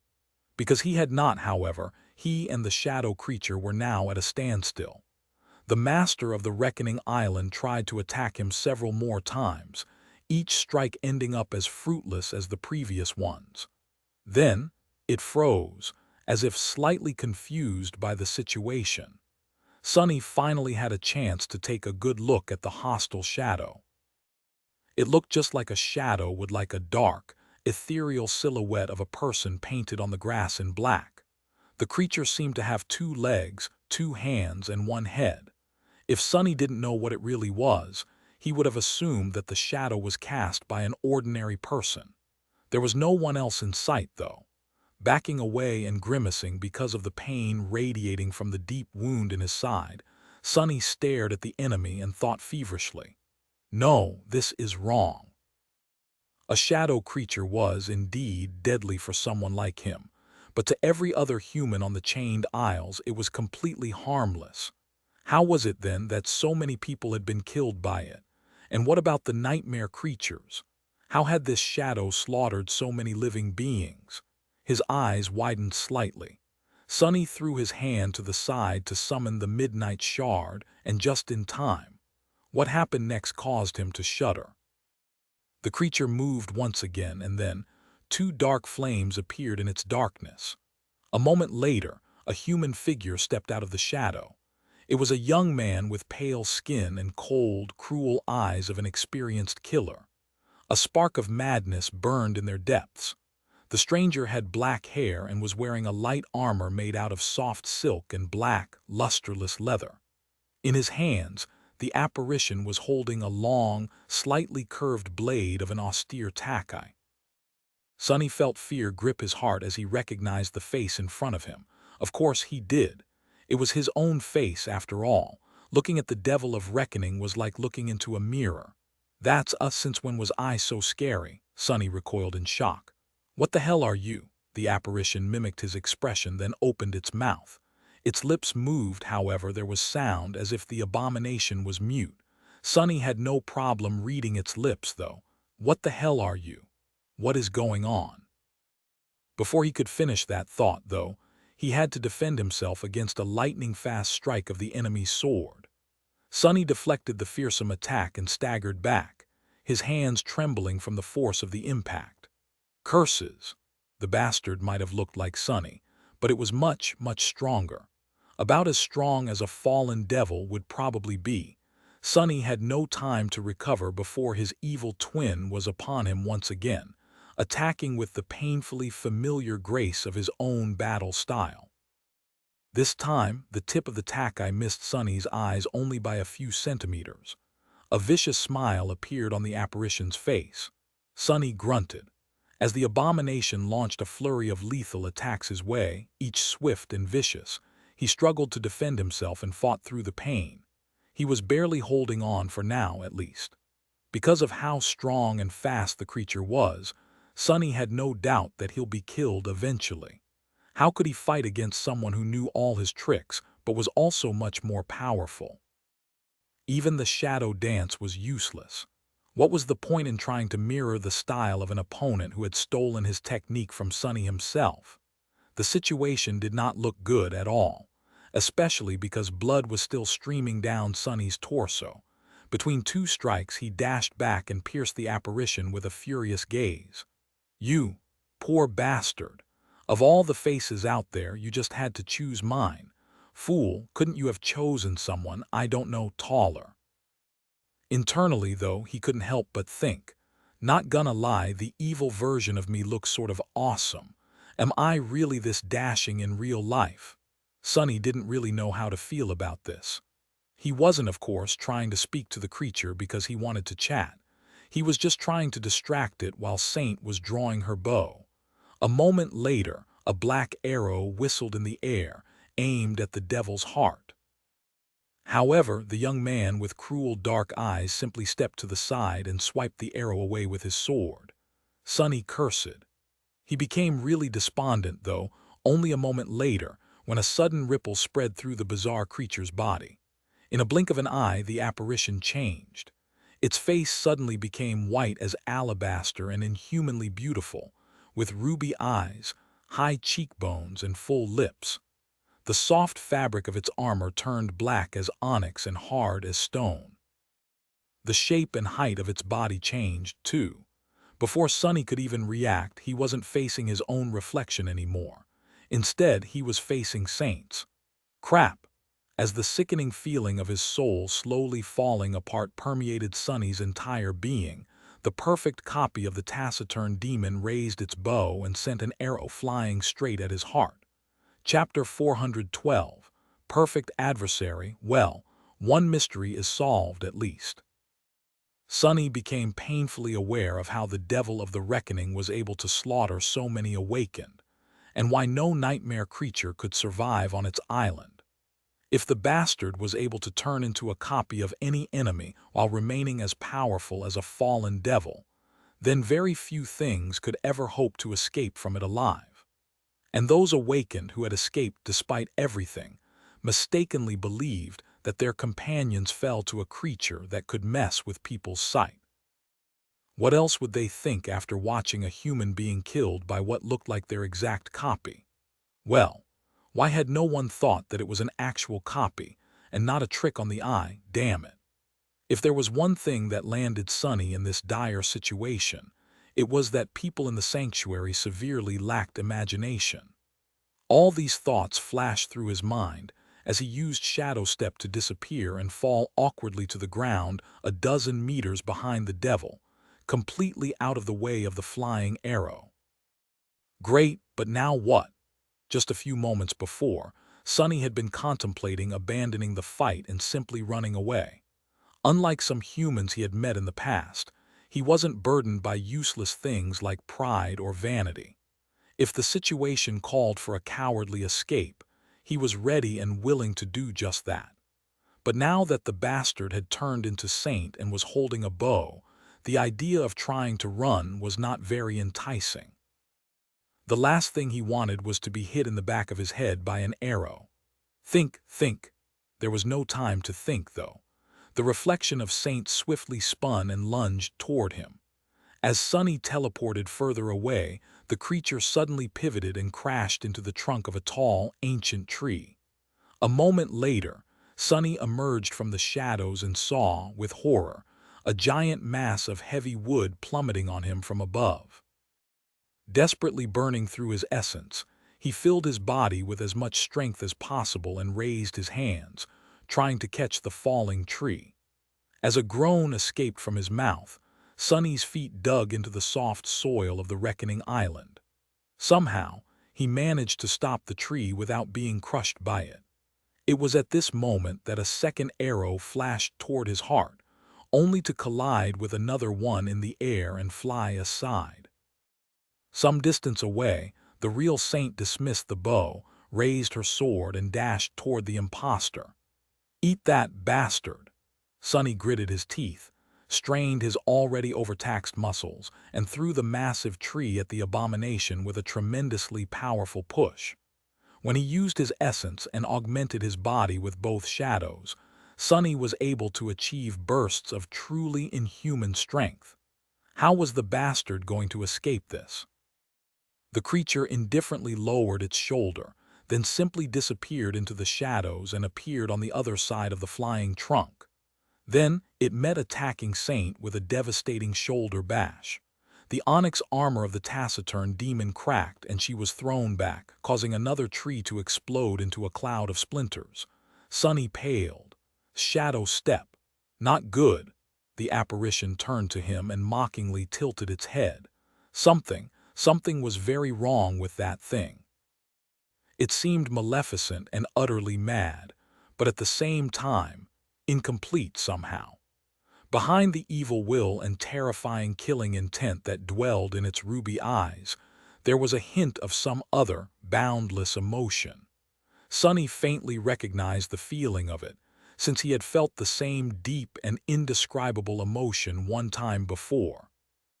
Far below the hollow mountains, in the darkness of the misty stone labyrinth between two otherworldly rivers, he had sensed the same feeling of loss, anguish, and confusion in the shadows left behind by companions of the first lord of the bright castle. What even is that thing? He had no time to ponder about its nature, though, because the creature had once again turned into a pale young man with dark eyes and was lunging at him, a vicious smile frozen on its lips. Feeling a cold shiver running down his spine, Sonny realized that he would not win this fight, nor was he capable of escaping from the reckoning alive. This time, he was truly in danger. He was really going to die on this beautiful, peaceful island, and the last thing he was going to see before falling into the embrace of death would be his own reflection staring back at him through the eyes of his killer. Unless... Sonny sent Saint back into the soul sea and met the apparition's attack with a block, feeling his body shudder from the force of the blow. He had assumed that the devil of reckoning was a shadow, and it was indeed similar to one, but really it was not. It only appeared as a shadow because Sonny himself had been in the form of a shadow when they first clashed, and once he had turned into a human, the devil, too, became a human. The young man with the cold eyes of a killer took a small step and made a high thrust with the takai. Sonny, however, knew his one fighting style too well to be caught by that trap. Knowing that the thrust was just a feint, he threw his own blade downward and just barely managed to deflect a vicious slash that followed. He was late by a fraction of a second, though. Another tear appeared in the fabric of the puppeteer's shroud, and a shallow wound on his thigh began sipping with blood. The creature was more of a reflection than a shadow. It mirrored everything about its enemy. Their appearance, their weapons, their battle technique. Even their powers otherwise, how would it be bleed to use Shadow Step? In a sense, it was a perfect adversary. But that wasn't all. Sonny grimaced as the apparition threw his sword away and delivered a powerful kick that almost turned all of his ribs into bone dust. If not for the burst of essence he had sent to his legs, Sonny would have never managed to dodge that devastating blow. But his essence was already running dry, and his enemy seemed to be even stronger now, as if the more Sonny bled, the more powerful the pale young man became. The devil was even able to mirror the memories its enemy wielded. Before, Sonny had experienced the sole attack of the copy of the broken oath, and now the creature was obviously being fed raw power by the blood blossom. He attacked with the midnight shard to buy himself a couple of moments to think. The apparition had not seemed to be affected by the broken oath, though. Was that because it had assumed the form of Saint, who was immune to soul attacks? Did this mean that the devil was able to copy not only powers and memories, but attributes too? The creature easily deflected Sonny's attack and leaned forward to deliver the final blow. Sonny's only hope to escape it was to jump back, but what else did the creature copy? Was it really a perfect reflection? There was only one way to find out. Instead of jumping back, Sonny stepped forward and collided against the apparition, completely open, unable to escape being struck down by the enemy's blade. Before the deadly strike came, however, he leaned close to the devil's ear and whispered, so softly that no one except for the two of them would ever be able to hear what he had said. "Stop, lost from light." And then the devil froze, as if suddenly turned to stone. Sonny smiled. It was a perfect reflection indeed. Chapter 413. Mirror Beast. The apparition stood motionlessly, frozen in place by Sonny's quiet command. He could see his face reflecting in its dark eyes, even paler than usual, beads of sweat glistening in the sun. The creature was completely still, all its terrifying strength shackled by the four simple words Sonny had whispered to it. It was enslaved. No matter how powerful the strange abomination was, no amount of power could ever allow it to disobey the command of its new master. Sonny, by stealing his face and his powers, the creature had also inherited his innate ability, Shadow Bond. Sonny had made use of that bond to subjugate the devil, and now it was at his mercy. For now, at least. With a pained grimace, Sonny fell to the ground and drew in a hoarse breath. That was close. The wound on his thigh was not too serious, but the cut he had received as a shadow was long and deep. Blood weave had prevented him from losing too much blood and was going to ensure a fast recovery, but it had its limits. The wounds needed to be tended to, however. They could wait. Right now, Sonny had to decide what to do with the former ruler reckoning. The dreadful creature that had slain plenty of humans, and only gods knew how many nightmare creatures, which was now under his full control. Such a powerful abomination. It would surely be very helpful to have something that fearsome serving him, unable to disobey any command. He glanced at the frozen creature and shivered. Looking at it was still like looking in a mirror after all. Despite knowing that the thing in front of him was a nightmare creature, he couldn't help but see a slight young man with pale skin and dark eyes, couldn't help but see himself. Yes, having a fallen devil do his bidding would be extremely beneficial, especially because the apparition looked exactly like him. With a bit of cunning and preparation, Sonny would be able to seemingly appear in two places at the same time. If he ever needed to prove that he wasn't mongrel or accomplish something shady without drawing any suspicion, that would be a perfect way to do so. There were countless scenarios where such an ability would be incredibly useful. But there lay the problem. The creature was only enslaved because it had assumed his form. Since the creature could take any shape, it was going to stop possessing his aspect abilities, including Shadow Bond, as soon as it turned into something else. Then, it would be free of its shackles and able to do whatever it wanted, including unleashing its wrath on Sonny. That was why he had dismissed Saint before attempting to subjugate the apparition. He needed it to remain as his own reflection, and no one else's. Yes, he could circumvent the possibility of losing control over the terrifying creature, with a long series of complex orders that would limit when and how it could use its shape-shifting. But coming up with a foolproof net of prohibitions was a Herculean task. Sonny wasn't even sure that it was possible. He had spent a long time thinking of ways to escape this exact fate, so he knew better than anyone, perhaps how hard it was to keep an unwilling slave under control. Especially if the enslaved being was more powerful than its master.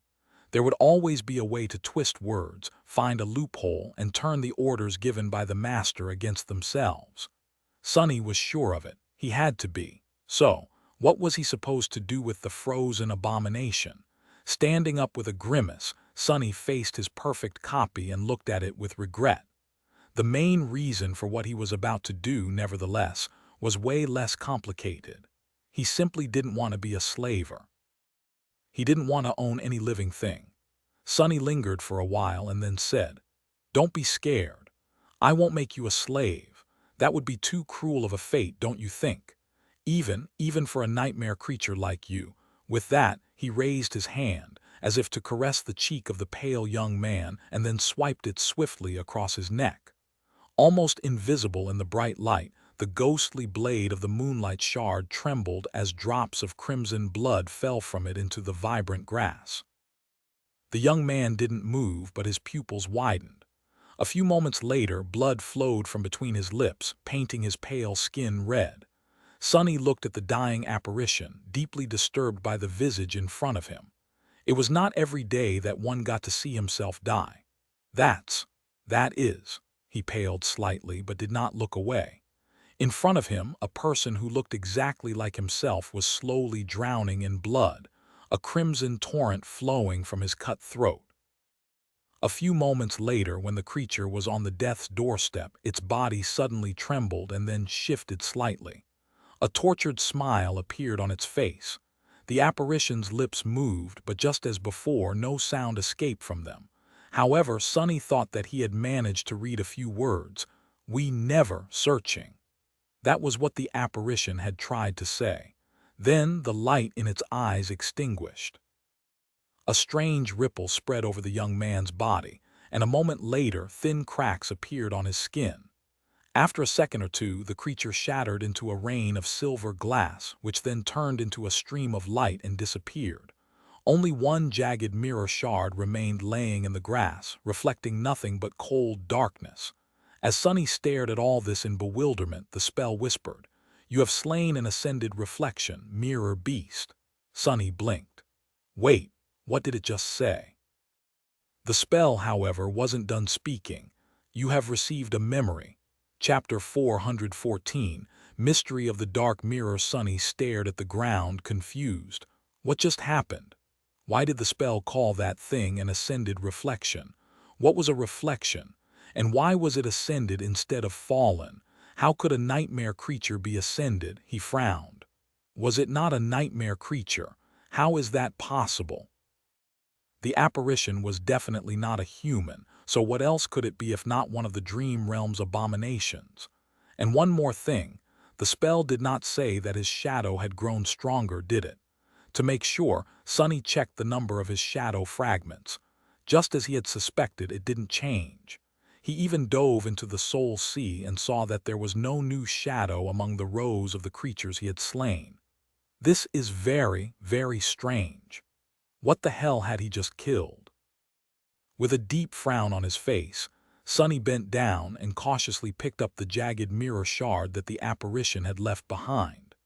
No matter how he looked at it, the shard resembled a perfectly mundane piece of glass, with a thin layer of silver painted over its reverse side. The only strange thing about it was that no matter how Sonny turned the shard, it refused to reflect anything except for an impenetrable veil of darkness. There was also an inscription on its reverse. Sonny's frown deepened when he realized that the inscription was not made with runes. Instead, what he saw were the familiar letters of the human alphabet. They were clumsy and awkward, as if written by a child's hand.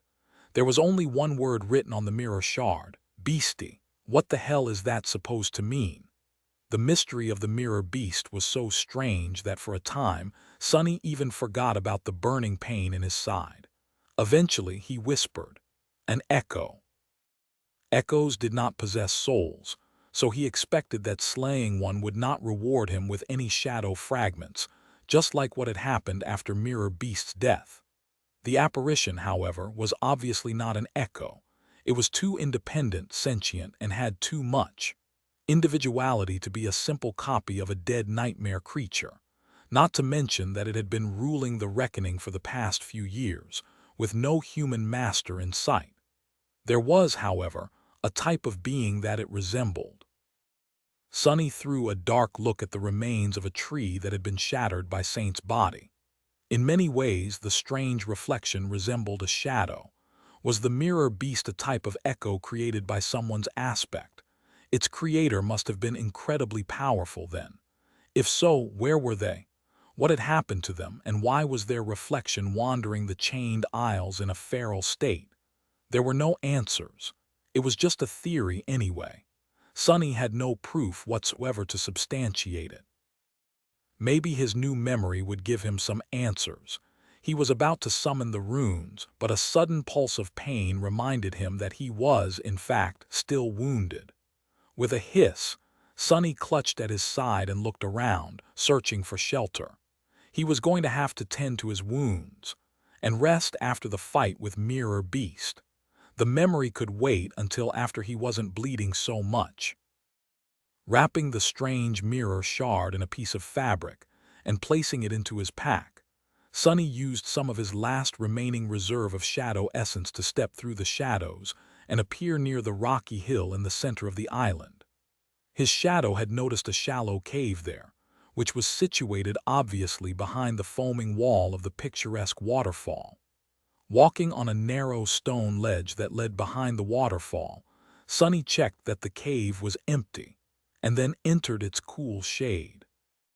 The cave wasn't very big, but due to its location and hidden nature, there was no better shelter on the entire island. Rather happy with this discovery, Sonny groaned and lowered himself to the ground. Sending Saint to keep watch outside, he dismissed the puppeteer's shroud, then opened his pack and took out a small box containing several thin needles and a span of silk thread. Staring at the needles with a deadpan expression, Sonny sighed. I hate this part. Due to his awakened body and the nature of blood weave, Sonny could recover from most injuries much faster than any mundane human, or even one of his peers would be able to. However, if he wanted to be able to travel again by tomorrow, he still had to take measures. With another sigh, the threaded one of the needles, gritted his teeth, and began suturing the edges of the long cut on his side together. The process was not very pleasant, to say the least, so the cave was full of the sounds of heavy breathing and suppressed curses for a while. Finally, Sonny was done. Washing the dried blood off his body with the help of the endless spring, he grimaced and looked around. Now that he had time to take a better look at the cave, he noticed that it had apparently been used as shelter by another human at some point in the past. There was a circle of stones built to contain a fire, with a bunch of firewood arranged neatly by its side. By now, the wood had long rotten, letting Sonny know that the cave remained empty for many years. There was a pack much like his own laying on the cold stones near the fire pit. He limped toward it and took a look inside. There was nothing of particular interest there, just the usual supplies a traveling awakened would take with them on a long expedition, most of them ruined by the humidity inside the cave and the passage of time. He did, however, retrieved a rolled-up map and studied it for some time.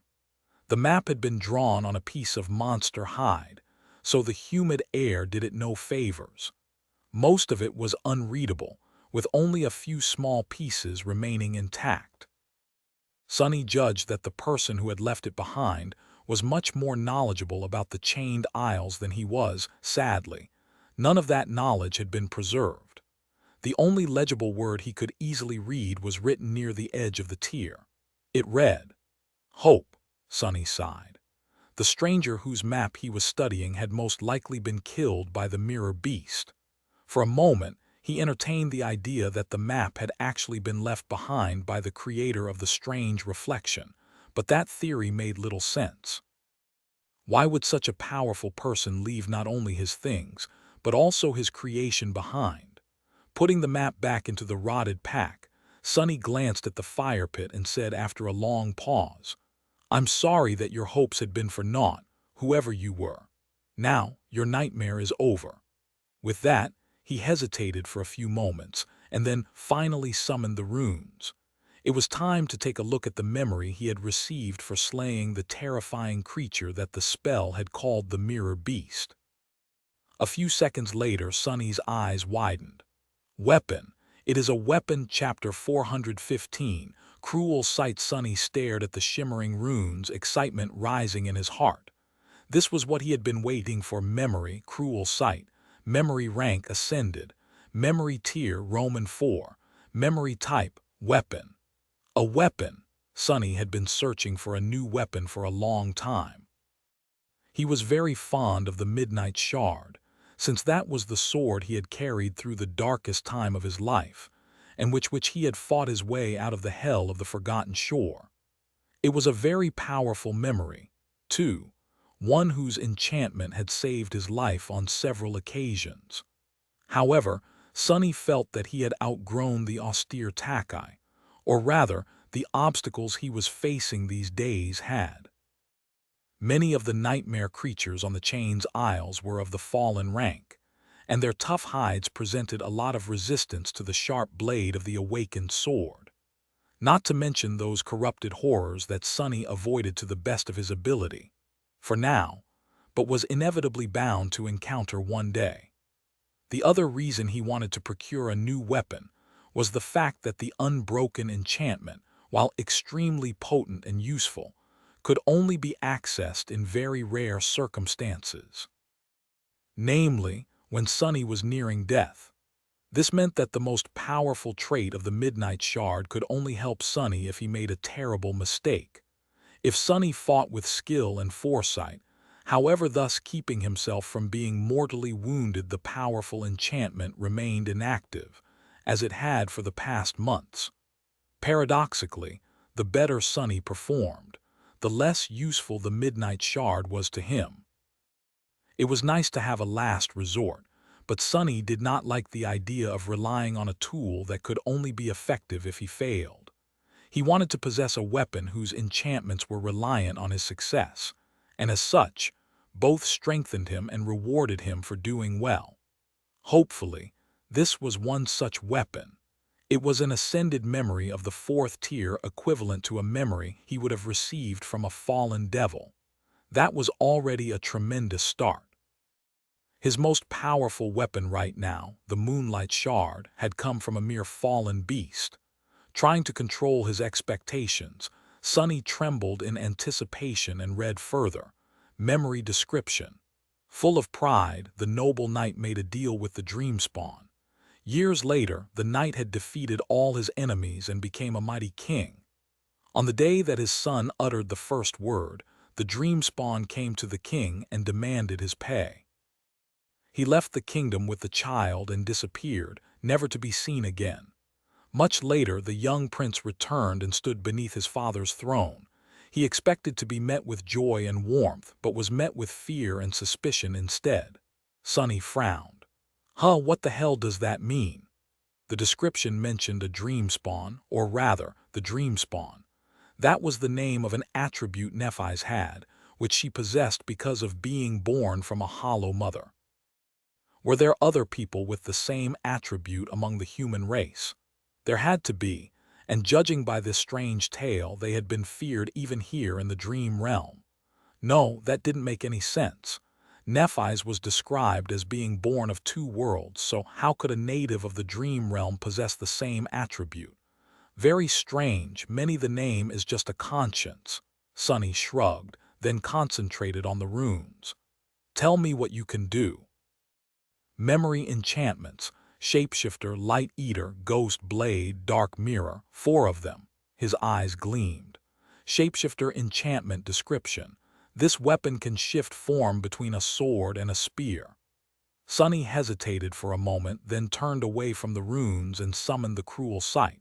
He just had to see this. A tenebrous mist shrouded his hand, and then an elegant sword appeared in it. It was much shorter than the Midnight Shard, with a leaf-shaped blade that was about as long as the distance between Sonny's elbow and the tip of his middle finger. The blade seemed to be forged out of polished silver and served as a perfectly clear mirror. Looking into it, Sonny could see the reflection of his pale face and the wall of the cave behind him. The hilt of the short sword was made out of polished black wood, which was encased in intricately engraved silver near the guard and at the pommel. The cruel sight was light and swift. Sonny slashed the air several times and smiled. It was going to take some time to get used to using a single-handed sword, but he liked it. It already felt like an extension of his hand. It was much more suited for stealth attacks, too. The sword was also double-edged, which gave him more freedom in how to use it. But that wasn't all. Following a mental command, the hilt of the sword suddenly began to extend. A second later, Sonny was holding a long, graceful spear. The black shaft contrasted against the silver blade, creating a beautiful and somber image. The blade itself kept its length, so Sonny could perform not only thrusting attacks but also cuts and slashes. He stared at the somber, elegant spear for a bit, then commanded it to turn back into the sword. This was going to be a challenge. Sonny wasn't really proficient with polearms, but he had seen how versatile, unpredictable, and deadly they could be in the hands of a master. Not to mention that he had wished to have more distance between himself and the nightmare creatures he fought on numerous occasions. This weapon was a perfect combination of mobility and reach, allowing him to effortlessly switch between a nimble short sword and a devastating long spear. It gave him access to the best of both worlds. His smile widened. Perfect. This is perfect. What else could it do? There were 3 enchantments left. Light Eater enchantment description. The blade of this weapon can reflect, absorb, and expel light. That would be useful to control shadows as well as potentially blinding the opponents. Ghost Blade enchantment description. This weapon can strike at incorporeal targets. An incredible ability that would give Sonny the ability to fight against some of the most dangerous creatures in the dream realm, those wraiths that were immune to physical damage. Dark Mirror enchantment description. Each attack of this weapon can be augmented with elemental damage. It can be charged with any element the wielder has been damaged by. Current charge, none, Sonny gasped. A permanent elemental augmentation. This is incredible. Chapter 416. Hanged Man. Sonny stared at the emptiness for some time, thinking. His new weapon was an ascended one of the 4th rank, which already made it much more formidable than anything else in his arsenal. It was adamantine and sharp as a razor, which would allow him to cut through fallen creatures as if they were made of butter. Well, not exactly, but rather close. Added to that were the considerable reach of its spear form and the incredible swiftness of its sword form. But there was more. The cruel sight was capable of augmenting its attacks with elemental damage. That meant that each wound Sonny would deliver to his enemies would be more dire. Not only that, but the nature of the augmentation could be changed, which meant that if given enough time to prepare, he would be able to exploit the weaknesses of his opponents with the element they were most vulnerable to. He just had to get himself wounded by that same element. Ouch! Everything that was worth it had to hurt a little. Sonny had learned it many years ago, speaking of which. He sighed, then summoned the cruel sight and held it in his hands for a bit. Then he stood up and walked toward the exit from the cave. As the sound of the waterfall grew louder and louder, he prepared himself. A second later, Sonny entered the field of soul erosion emanated from Saint's armor. Instantly, he felt weak and in pain, as though the very essence of his self was being dissolved by a terrible force. Arg curses. No matter how many times he was subjected to the effect of the broken oath, it was a vile feeling every time. The only good thing about it was that souls, just like bodies, could heal with time. And as long as he did not spend too much time being damaged by the evil memory, he would be able to recover in a day or 2. Gritting his teeth, Sonny summoned the runes describing the cruel sight and simultaneously send essence into its silver blade, activating the Dark Mirror enchantment. As his contorted face reflected in the polished silver of the elegant sword, nothing about it changed. However, the cruel sight suddenly seemed different, as if an invisible, cold, and sharp aura surrounded its edges. Sonny looked at the description of the Dark Mirror. Current charge, soul. With a relieved sigh, he took a few steps back and escaped the radius of the broken oath. The sensation of his soul being slowly destroyed swiftly disappeared. The runes, however, did not change. Sonny had to feed the memory with a small amount of shadow essence to activate the augmenting enchantment, but its blade would remain entwined with the element of his choice, until he charged it with another. A cruel smile appeared on his lips. Just like that, Sonny now possessed a weapon capable of dealing soul damage, the rarest and most insidious type of damage he knew of, one that very few beings out there had any resistance to. In a span of one day, his lethality had grown manyfold. Dismissing the somber sword, Sonny turned around and walked back into the cave. I guess I am the true harbinger of reckoning now. His gloomy shadow lingered for a bit, then scratched the back of its head. For once, it had nothing to add. 2 days later, Sonny was finally approaching Shipwreck Island. Currently, he was on the neighboring one, hiding in the shadow of a collapsed stone tower that had long ago become overgrown with moss. Somewhere behind him, the body of a giant worm-like creature lay on the ground, its body sipping with foul black blood. Sonny had spent a lot of essence jumping through shadows to avoid being devoured by that thing. No matter how many times he had pierced its flesh with his spear, the worm seemed to possess an almost endless amount of vitality. The fact that Sonny had no idea where any of the abomination's vital organs were only made the situation worse. In the end, however, the nightmare creature had succumbed to the damage being continuously dealt to its soul, and now it was dead. Swarms of smaller but no less repulsive worms were already emerging from the ground to feast on its flesh. Sonny did not care. He had already retrieved the soul shard from the creature's body, and he surely had no plans of using the worm's meat as food. And regardless, his attention was currently concentrated elsewhere. What the hell? The Shipwreck Island was currently at the height of its ascent phase and loomed high above in the sky. As the result, Sonny was able to see its underbelly, far away in the distance. The downside of the island was shrouded in eternal shadow, and something vast and terrifying was moving in it. The inhabitants of the dark side were all powerful and unsightly, but the thing nesting under that one in particular was especially harrowing. Perhaps all islands this close to the tier sheltered such horrors. But even that was not the thing Sonny was looking at. I guess I have my answer. A long time ago, one of the chains connected to Shipwreck Island had broken and now hung down. Entangled in it, a giant iron corpse swayed slowly in the wind. The creature resembled a man made entirely out of metal.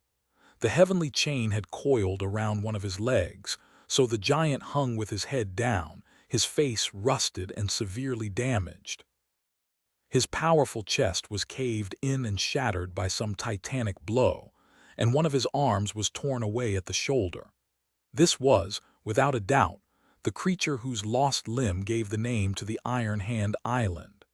The dead giant swayed despondently in the wind, producing sounds of rusty metal scraping against the iron of the heavenly chain. Those sounds were loud enough to reach across the gap between two islands and be heard by Sonny in his hiding place. Looking at that humbling sight, Sonny shivered. Who could have killed such a thing? Of course, there was no way to know.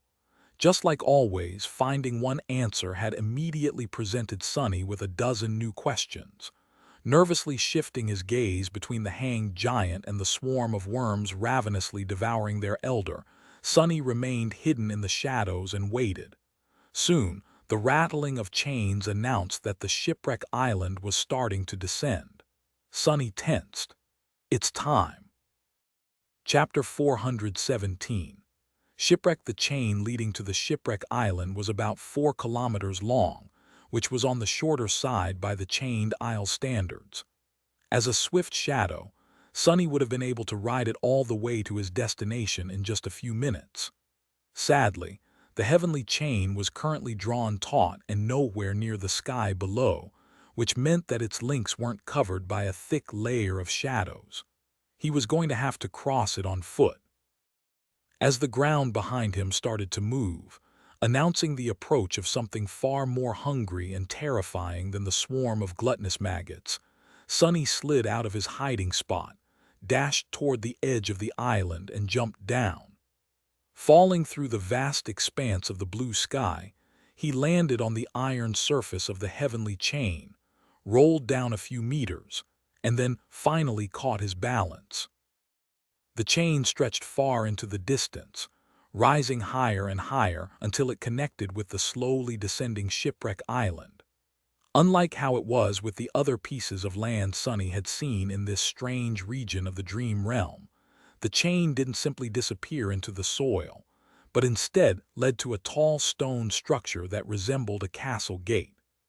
Two massive pillars rose high into the sky, overgrown by vines and moss. The gate itself had been broken a long time ago, and now the space between the pillars was empty, the wind passing freely through its vast opening. Further away, the corpse of the iron giant continued to sway in the air, his one remaining hand pointed at the sky below. Summoning the cruel sight, Sonny turned it into the spear and cautiously moved forward. The further he walked, the lower the shipwreck island descended, until finally the heavenly chain became almost horizontal. In about an hour, Sonny crossed the abyss separating two isles and approached the stone structure he had noticed from afar. Up close, it was even more monumental. He found out that he had been wrong, though. The pillars did not seem like they had ever served to house a massive gate. Instead, they just reached for the sky, built for some unknown purpose. There were weathered steps cut into each of the pillars, leading all the way to the top. Sonny frowned. Who would be crazy enough to climb that high? Even now that the island had descended, up there on top of the monumental pillars the crushing must have been suffocating. With a shrug, he used the dark wing to glide upward and climbed onto a wide stone platform between the pillars. From here, the remains of an ancient road led further into the island. Following it to reach the top of a low hill, Sonny stopped and looked down, at the sight of the peculiar landmark that gave this place its name. At the very heart of the desolate island, a large wooden ship lay broken on the ground. It must have been beautiful and magnificent once, but now, all that remained of its former glory were the fluid lines of the graceful and narrow hull. The ancient wood somehow remained untouched by the passage of time, but the bow of the ship was completely shattered. There were also large breaches here and there along the length of the wreck, and green vines covering large sections of it. What was a ship doing at the heart of a land that had no rivers and no seas remained a mystery, but Sonny became hypnotized by the sight of a crushed vessel for a completely different reason. A triumphant spark appeared in his eyes. "I guess I am in luck today." With a dark smile, he shifted his gaze and looked at the tall mast of the ship. A dead, withered tree coiled around it, its naked branches stretching into the sky like bones. Sonny recognized that tree, even if it looked very different from how it was depicted on the reverse side of the mysterious coins, full of life and in bloom. This was the same ship he had seen before, which meant that the coin might have come from inside the wreck, or at least was connected to it somehow. Initially, Sonny had only planned to scout the vicinity of the island and search for the traces left by the dead chain worm. But now he felt as if this scouting expedition could actually lead him directly to the treasure he so desperately wanted to find. What were the chances that the coins depicting the strange ship came from somewhere else? Close to zero, most likely. Now he only had to sneak into the wreck, explore it, and return in one piece. Which was not an easy task, considering how close to the tier the island was. Sonny could not see any nightmare creatures moving across its surface, but he knew that there had to be some, and that they were going to be of the truly dreadful kind. Still, he wasn't going to turn back now. "It's worth it." Sonny spent some time observing the island. No matter how hard he looked and how much his shadows roamed around, he couldn't see any abominations anywhere near the ancient ship. That didn't mean there were none, though. It just meant that they were better at hiding than he was at looking. After a while, Sonny frowned and summoned Saint. The taciturn demon stepped out of his shadow a few hundred meters down the slope of the hill and indifferently looked around. Then she dismissed her bow and instead summoned a melee weapon. The midnight shard appeared in her hands, its austere blade reflecting the black onyx of the Shadow's armor. The two suited each other very well. Saint turned her back to Sunny, raised the long takai, and calmly headed toward the distant wreck. After 30 seconds or so, he left his shelter and followed, keeping to the shadows. Minute after minute passed in tense silence. Despite his expectations, they didn't meet any powerful abominations. The island was quiet and deserted, covered only by overgrown ruins, vines, and piles of broken wood. When they were halfway to the ship, however, something finally changed. As Saint approached one of the piles of debris, it suddenly moved, and then assembled itself into the shape of a tall, menacing humanoid creature, its hands ending in long, jagged blades. As countless similar piles of splintered wood began to move all around them, Sunny breathed out a curse. It had started so well. Chapter 418, Remnant Crew Damnation. Before the first wood wraith could even fully form, Saint was already upon it. The blade of the midnight shard flashed through the air and bit into the body of the creature with the dull sound of an axe striking the bark of a tree. The effect was somewhat the same. Although she managed to do some damage, the wraith simply ignored the shallow cut and lurched forward, towering above the graceful stone knight with destructive menace. Its hands fell down with crushing force, the wooden blades aimed at Saint's helmet. Wood couldn't cut stone. Right. The shadow seemed reluctant to check. She easily sidestepped the creature's attack and thrust upward, driving the tip of the midnight shard into the enemy's neck. Augmented by one of Sunny's shadows, the sword went deep into the adamantine wood. A moment later, the second shadow wrapped itself around the body of the taciturn demon, causing her skin to shine with dark radiance. The coral gem of the broken oath glowed brightly on her black breastplate. Saint twisted her blade and pushed it sideways, causing half of the wood wraith's neck to explode into a rain of splinters. The creature staggered and lashed out with another strike, but it was too late. The shadow calmly shifted her weight from one leg to another and delivered a devastating slash, beheading her enemy. As the wraith fell apart and turned back into a pile of debris, she looked at it indifferently, and then hit the dull side of the midnight shard's blade against her shoulder twice. The voice of the spell whispered, "You have slain a fallen beast, Sailor Doll. Your shadow grows stronger." Sunny gritted his teeth. Crap! Augmented by two shadows, Saint had defeated one of these dolls without too much problem. However, there were countless more rising from the ground. Sunny counted at least several dozen before losing count. What should I do? Fighting the horde of fallen beasts was clearly suicide. He could either retreat or order Saint to draw their attention away and sneak onto the ship. He could also recall one of the shadows, send it ahead, and then use Shadow Step to travel instantly between his current position and the wreck. But that meant leaving Saint weaker. Decisions. She should be fine for a few minutes, right? Throwing a glance at the taciturn demon, Sunny sighed and dashed toward the ship. Have fun, you three. Saint looked at him, then silently turned away and raised the midnight shard. As Sunny jumped from shadow to shadow, something crashed thunderously behind him. You have slain a fallen beast, but not too much fun. No matter how formidable his demon was when augmented by the shadow and wielding a powerful memory, she was still just an awakened. He had to be swift. As Sunny appeared from a shadow, something massive suddenly lunged at him. Without slowing down, he dove under the blade of another wood wraith, then lashed out with the cruel sight. The silver blade of the sword cut through the body of the abomination, leaving a deep gash on its side. Sunny slid on the moss, escaping from the attack reach of the massive creature. Twisting around, he thrust his sword into empty air. A split second later, however, the hilt of the somber weapon extended, turning it into a long spear. The silver blade pierced the chest of the wood wraith with surprising ease.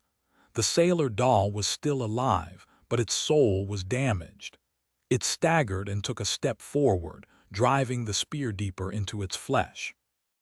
Sonny tilted his head, then dissolved into shadows and appeared behind the creature. A moment later, the moonlight shard pierced its head. "You have slain a fallen beast, Sailor Doll. Your shadow grows stronger." Sonny retrieved his weapons. "You have slain." Saint was busy, too. Glancing back, he saw that she was close to being surrounded by a mass of menacing wooden creatures. Not good. Not wasting any more time, Sonny turned away and continued moving toward the wreck. A few minutes later, Sonny reached the broken ship, dove into one of the breaches in its hull, and hid in the shadows. Then he immediately dismissed Saint. Making sure that nothing posed an immediate threat to him, he then quickly checked on the taciturn demon in the Soul Sea. The Shadow had received several wounds in the fight against the swarm of wraiths, but none of them was too serious. She was going to have to spend some time restoring herself in the nurturing black flames of the Shadow core still. "Rest well, Saint. You deserve it." Sonny hesitated for a few moments, then retrieved the memories he had entrusted to her. Who knew what he was going to encounter inside the ancient ship? It was better to be safe than sorry. Looking around, he studied the interior of a small room he had found himself in. Sonny had no knowledge whatsoever of what the insides of a ship were supposed to look like, let alone of an archaic wooden vessel like this one. That was why he couldn't even guess what purpose this cabin had been intended for. All he saw were piles of debris, absolutely mundane, for a change, and thick brown vines covering the walls. The air was stale and murky. It smelled a little sweet. "Oh, crap, here we go again." With a subtle shudder, Sonny stared at the strange reddish-brown vines. Those things, without a doubt, were alive. They were also the source of the sweet smell permeating the air that Sonny was currently breathing. What was even worse, they were obviously just a small part of some much, much larger organism. As a strange feeling appeared in his lungs, Sonny sighed, took a piece of cloth from his pack and wrapped it tightly around the lower part of his face. Blood weaved to the rescue. "Let's see what's inside." He only took a few steps when something gleamed on the floor in front of him. Bending down, Sonny picked up the small object and stared at it with a complicated expression. A heavy golden coin rested in his palm. Chapter 419. Eureka. Grasping the coin in his fist, Sonny took a step forward, then cautiously walked around a thick vine sprawled across the floor of the small cabin. Or was it a wall? Since the ancient ship was laying on its side and at an angle, it was hard to differentiate the floor from the ceiling. The surface beneath Sonny's feet was skewed, forcing him to bend to be able to keep balance. The piles of debris and the vines weren't making things any easier for him.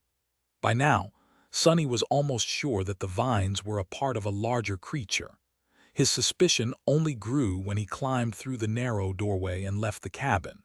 Finding himself in a wide corridor, Sonny felt that the sweet smell permeating the murky air became much stronger. Here, everything was covered by a thick layer of reddish moss, with twisted vines growing through it as they stretched in every direction. Sonny could help but feel as though he was now inside some giant being, with the wooden carcass of the ancient ship serving as its bones, the moss representing its flesh and the vines being its veins. The warm breeze that blew through the wreck at rhythmic intervals reminded him of slow breathing of a slumbering giant. It came from somewhere deeper in the ship, bringing with it the sickeningly sweet smell, and then disappeared for a dozen seconds, only to appear again. Let's, not do anything to awaken that thing then. Sonny thought for a few moments, and then decided to keep both shadows wrapped around his body instead of sending them to explore the ship. In situations where a confrontation with an unknown enemy could happen at any moment, having them close by was of paramount importance. At least that approach had saved his life many times in the past. Taking a step forward, he felt the moss spring under his foot and then swayed. His vision blurred slightly. Arg. His worst expectations did not come true. Unlike the blood blossom, the tiny grains of pollen or spores, or whatever it was that he had breathed in had not tried to take root in his lungs and grow through his flesh. Instead, they simply poisoned him. The poison had entered his lungs, then traveled to his bloodstream and was now spreading through his body. Sonny could easily see himself losing consciousness and falling to the ground, his body then becoming overgrown by the reddish moss, slowly digested by it, turned into nourishment for the creature that had usurped the wreck of the ancient ship, but he wasn't going to. As soon as the poison entered his bloodstream, Blood Weave went into a frenzy. It seemed to really dislike anything alien invading its territory. Slowly but surely, it went about destroying the toxin. Sonny just had to endure the pain. Summoning the cruel sight, he used the shaft of the spear to help himself keep balance and waited for his vision to become clear again. After a minute or two, Sonny slowly exhaled and continued on his way. A few minutes later, still suffering from pain and weakness, he picked up a second coin from the moss and stared at it for a second. The beautiful person with a crescent moon drawn on their foreheads smiled at him with a carefree expression. Sonny frowned in response. "What are you so happy about, fool?" Turning away, he noticed another coin gleaming in the moss a couple of meters further down the corridor. It was almost as if someone left these coins here like breadcrumbs to lead an unsuspecting treasure hunter to their prize. Very convenient. Full of unease, Sonny walked other to the third coin, picked it up, hid it in his pack, and then cautiously moved deeper into the wreck. Soon, he approached a wall with a massive gate barring it. The wooden surface of the wall had cracked and was bent outward, as if something was pressing heavily on it from the other side. The vines out here were especially thick and verticose, shining in the beams of sunlight that fell through a wide hole in the hull of the ship right above. The sweet smell in the air was almost overwhelming. Sonny stared at the warped wall, a grim expression on his face. Although he could not see through it, he could feel the shapes of shadows on the other side. Hidden from him by the thick bulkhead was a much larger, vast and open space. He judged it to be the main cargo hold of the ancient ship, and in it, something massive was moving, slowly expanding and contracting. Brown vines that had devoured the wreck all originated from that place. The sickening breeze that blew through the ancient ship from time to time came simultaneously with the contracting of the massive shadow.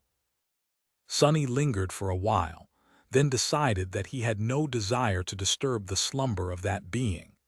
Instead of trying to open the door, he jumped up, grabbed the edges of the hole above him, and climbed onto the exterior of the ship's hull. He was reasonably sure that a treasure such as miraculous coins would not have been stored in the main hold with the rest of the mundane cargo anyway. Unless he was absolutely certain that he had no other choice, he was not going to enter it. Sonny was of a rather high opinion about his abilities, but not so high as to forget all fear. That thing inside was not for him to fight, at least not yet. How was he supposed to kill a giant mass of vines and moss anyway? Instead of trying, he walked on the sloping hull of the ancient ship, carefully avoiding breaches through which thick brown vines were crawling outside, and soon passed the area of the main cargo hold. Now, he was approaching the shattered bow of the ship. Out here, the hull was heavily damaged, with most of it being riddled with wide cracks, jagged holes, and splintered boards. The sight of it made Sonny wonder about what had happened to the graceful ship he had seen on the miraculous coins. The vessel was obviously not an ordinary one. Why had it crashed here on that remote island? Why was its bow in such a devastated condition? What had the ship sailed on to begin with? Had it just flown through the skies? If so, maybe the crushing had gotten to it. Feeling that he wouldn't be able to remain hidden in the shadows on this treacherous surface, Sonny crawled back inside and landed softly on the carpet of moss. Just a few steps from where he found himself, several golden coins were gleaming on the ground, with one more laying further down the dark corridor. Sonny cautiously gathered them, then moved deeper into the wreck. It wasn't long before he found the compartment that must have served as the ship's treasury. He knew that there was something special about it instantly, simply for the fact that the floorboards around the heavy door were the only place on the entire ancient ship that was completely free of the reddish moss, the vernicose vines, and the air near it was void of the sickeningly sweet smell of the poisonous spores. Standing in front of the door, Sonny smiled. Eureka! Chapter 420. Amazing chest ahead. Sonny approached the heavily reinforced door and tried to sense if something was moving on the other side of it. There was nothing. It didn't feel as though something dangerous waited for him inside the treasury. On the contrary, with how fresh the air was and how clean the floorboards were, the treasury looked almost inviting. He wasn't entirely convinced, though. Sonny lingered for a bit, then commanded one of his shadows to separate itself from his body and slide under the door. It was going to remain very close, so he was willing to risk weakening himself for a bit. How do I even open this thing? A moment later, Sonny grimaced and covered his face with a palm. When did I become this stupid? Looking through the eyes of the happy shadow, he saw the armored compartment in its entirety. It was a large room, with a high ceiling and 3 heavy chests standing in its center. The entire back wall of the treasury, though, was missing, letting in a flood of sunlight through the jagged edges of a massive breach. Of course it's missing. The chain worm had to have gotten inside somehow, after all. Sonny doubted that the demon could have fit through the door of the treasury, let alone politely lock it behind itself after leaving. He sighed, then shook his head, and decided to attribute this momentary lapse of judgment to the taxing nature of having to endure the pain of being poisoned. No one was there to witness him making a fool out of himself anyway. Regardless, there was no terrifying nightmare creature laying in wait on the other side of the reinforced door. Nothing was going to attack him if he entered. Sonny considered climbing back on top of the hull of the ship and finding a way to enter through the breach in the back wall of the treasury, then simply stepped through the shadows and appeared inside. He was too excited and impatient to waste any more time. Not to mention that the more times he spent here, the more chances there were of something going terribly wrong. If there were really hundreds of coins in one of those chests, though, that would be a trophy to put all other trophies to shame. A find of a lifetime. Sonny waited for a couple of seconds, letting his eyes adapt to the bright light of the sun, and then studied the 3 chests standing in the middle of the armored compartment. All 3 were open. 2 stood empty, but the third his eyes widened in shock. The third chest was long and adamantine, its dark wood reinforced by strips of dull metal. It was large enough to fit an adult man, and filled to the brim with heavy gold coins. Some spilled out of it and were laying on the floor in a tantalizing pile, showing either the beautiful face of the mysterious charmer or the reverse depicting the ancient ship. Thousands, there are thousands of them. Sonny felt his heart skip a bit and swayed slightly. In front of him was a treasure that would take him all the way to forming a 3rd core, and then some.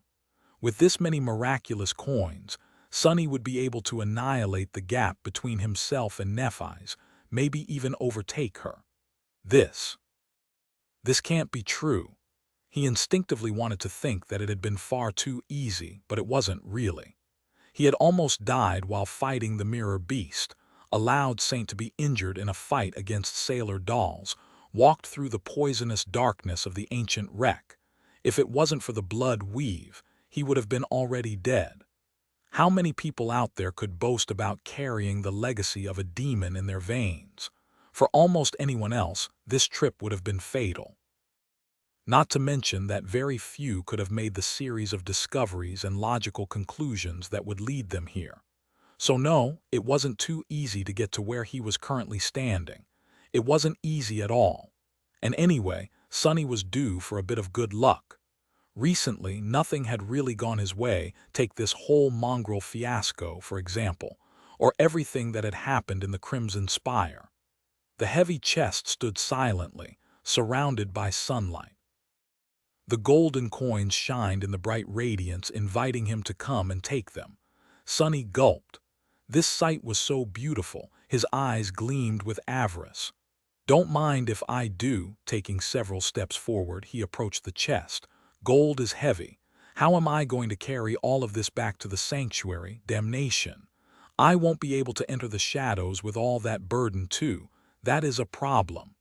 He reached for the coins, but then stopped suddenly. His hand hovered just outside the invitingly opened chest.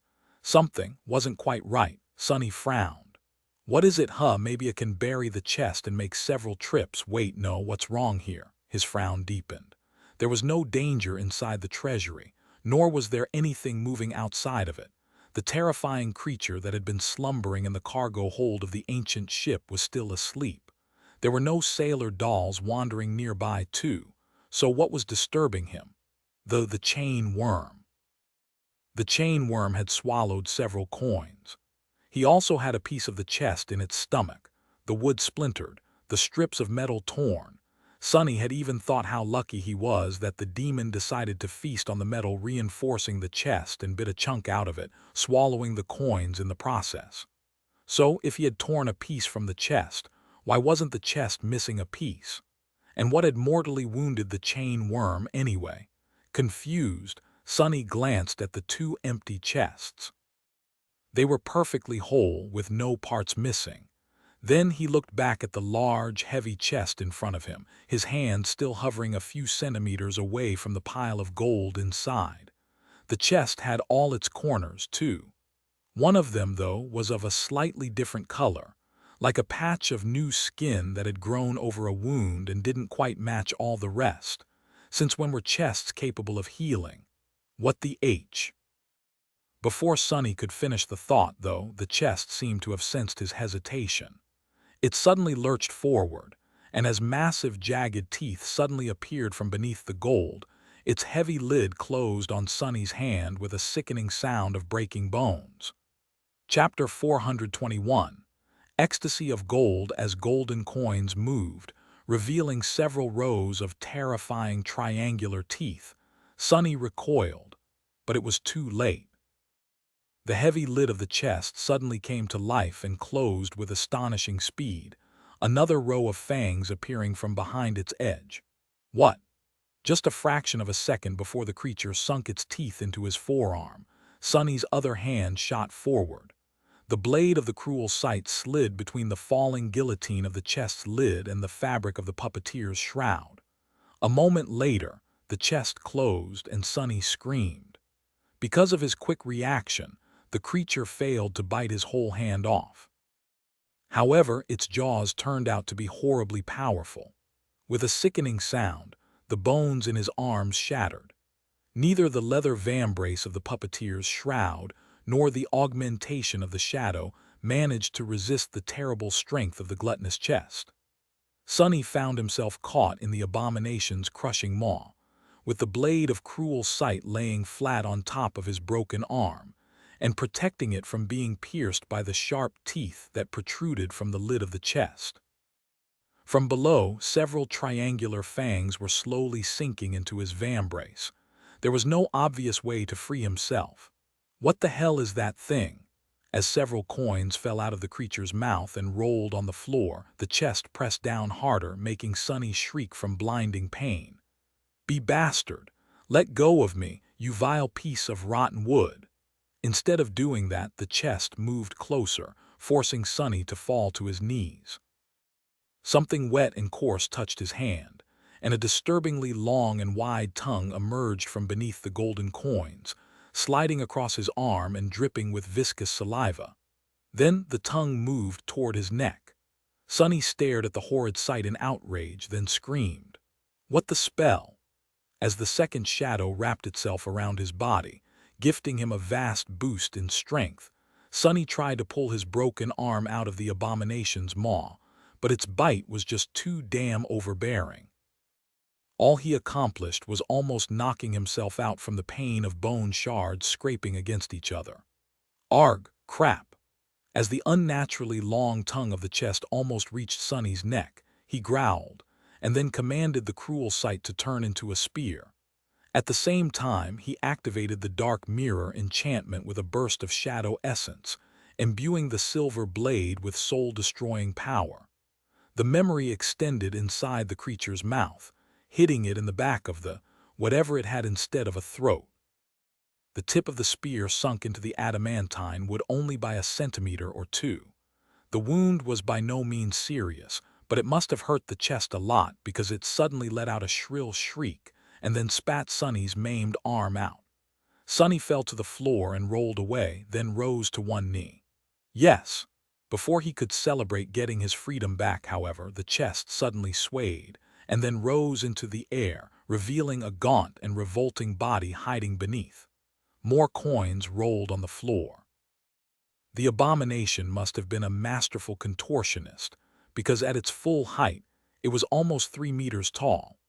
Sonny had no idea how the creature managed to hide all that bony flesh inside the fake chest, even if the chest was large enough to swallow a human whole. Its long and emaciated limbs unfolded with repulsive cracking sounds, and then it towered menacingly above Sonny, the long tongue dripping with saliva. Oh, curse it! Before he could even react, the creature moved one of its long legs and kicked him in the chest with the force of a derailing train. Sonny's body shot back, smashed through the reinforced door of the armored compartment, and rolled into the corridor outside.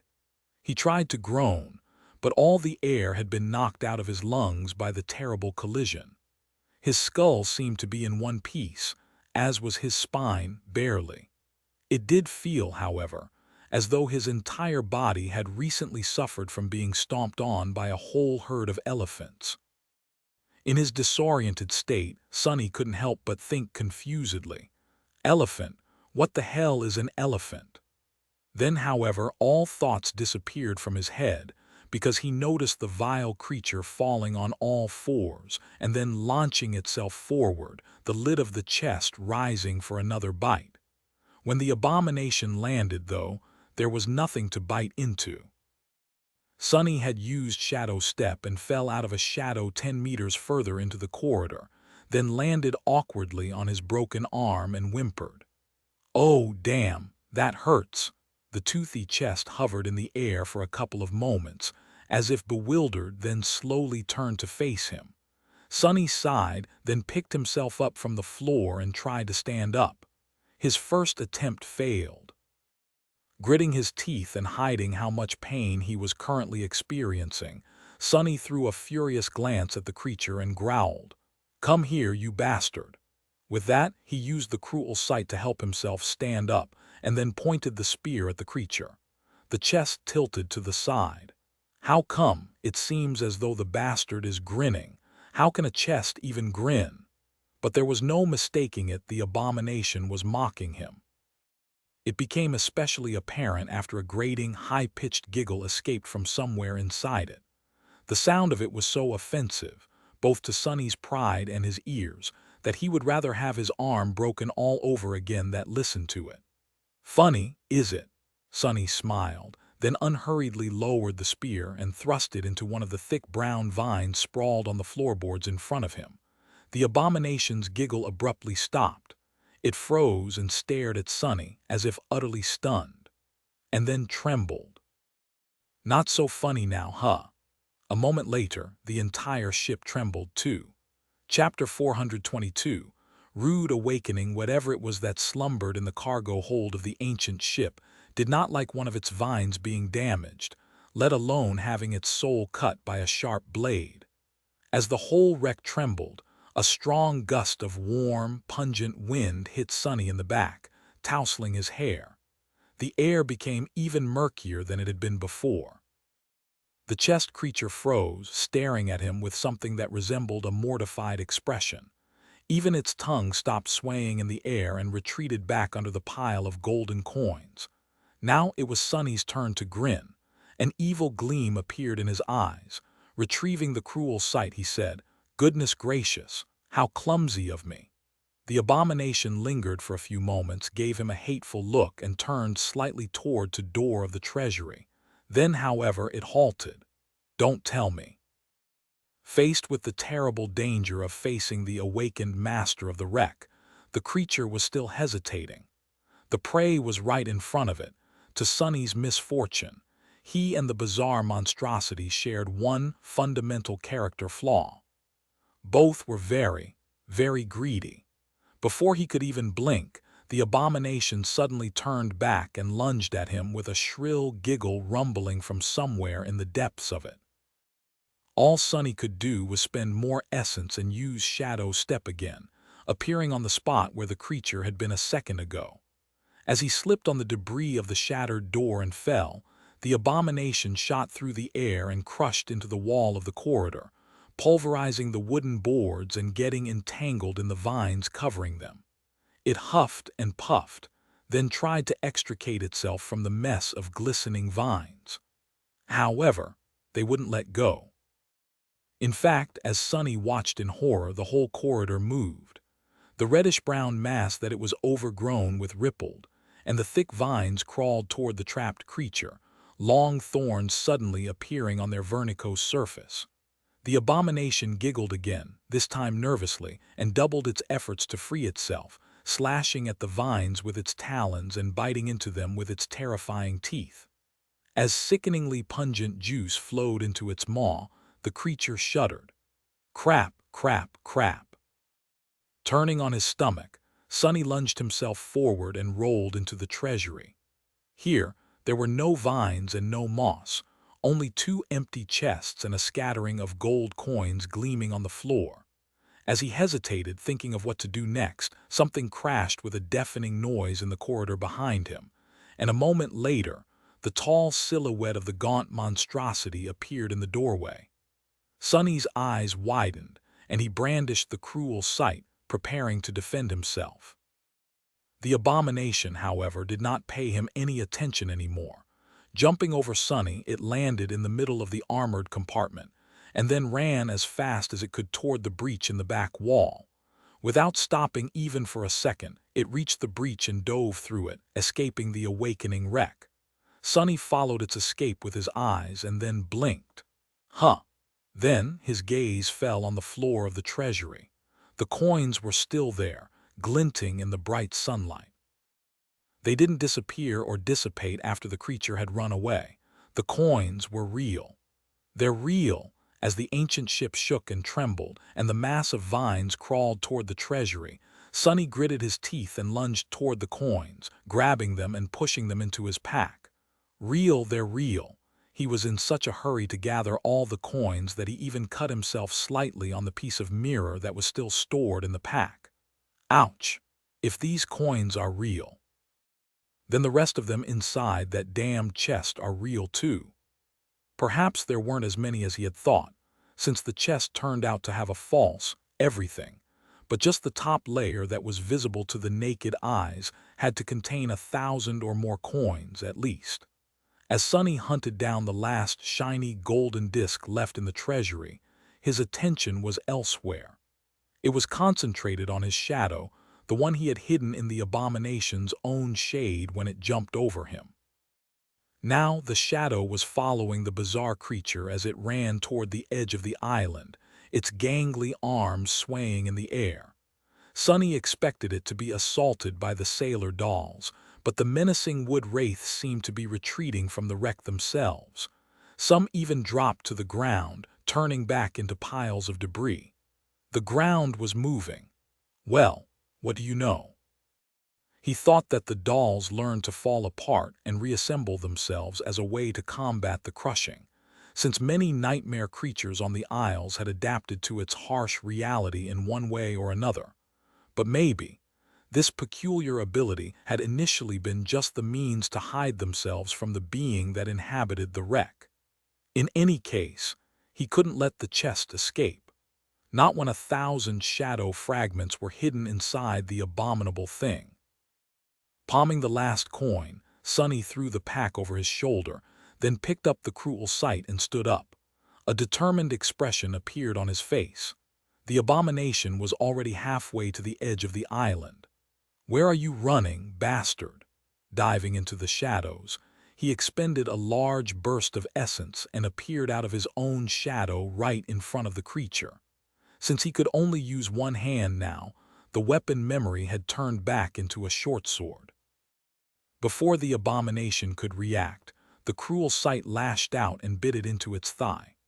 The silver blade went all the way through, escaping from the back of it in a rain of black blood.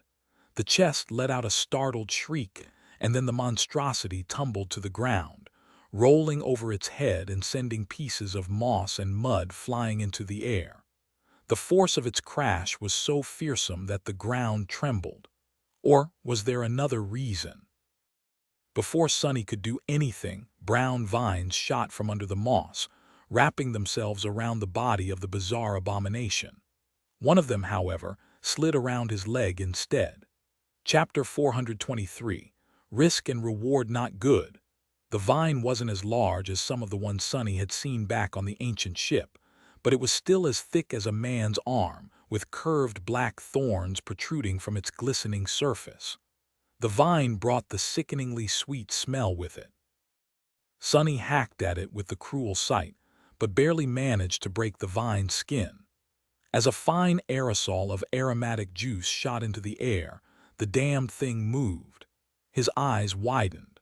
The vine easily shredded the leather boot of the puppeteer's shroud, as if the awakened armor of the fifth tier was made out of tissue paper.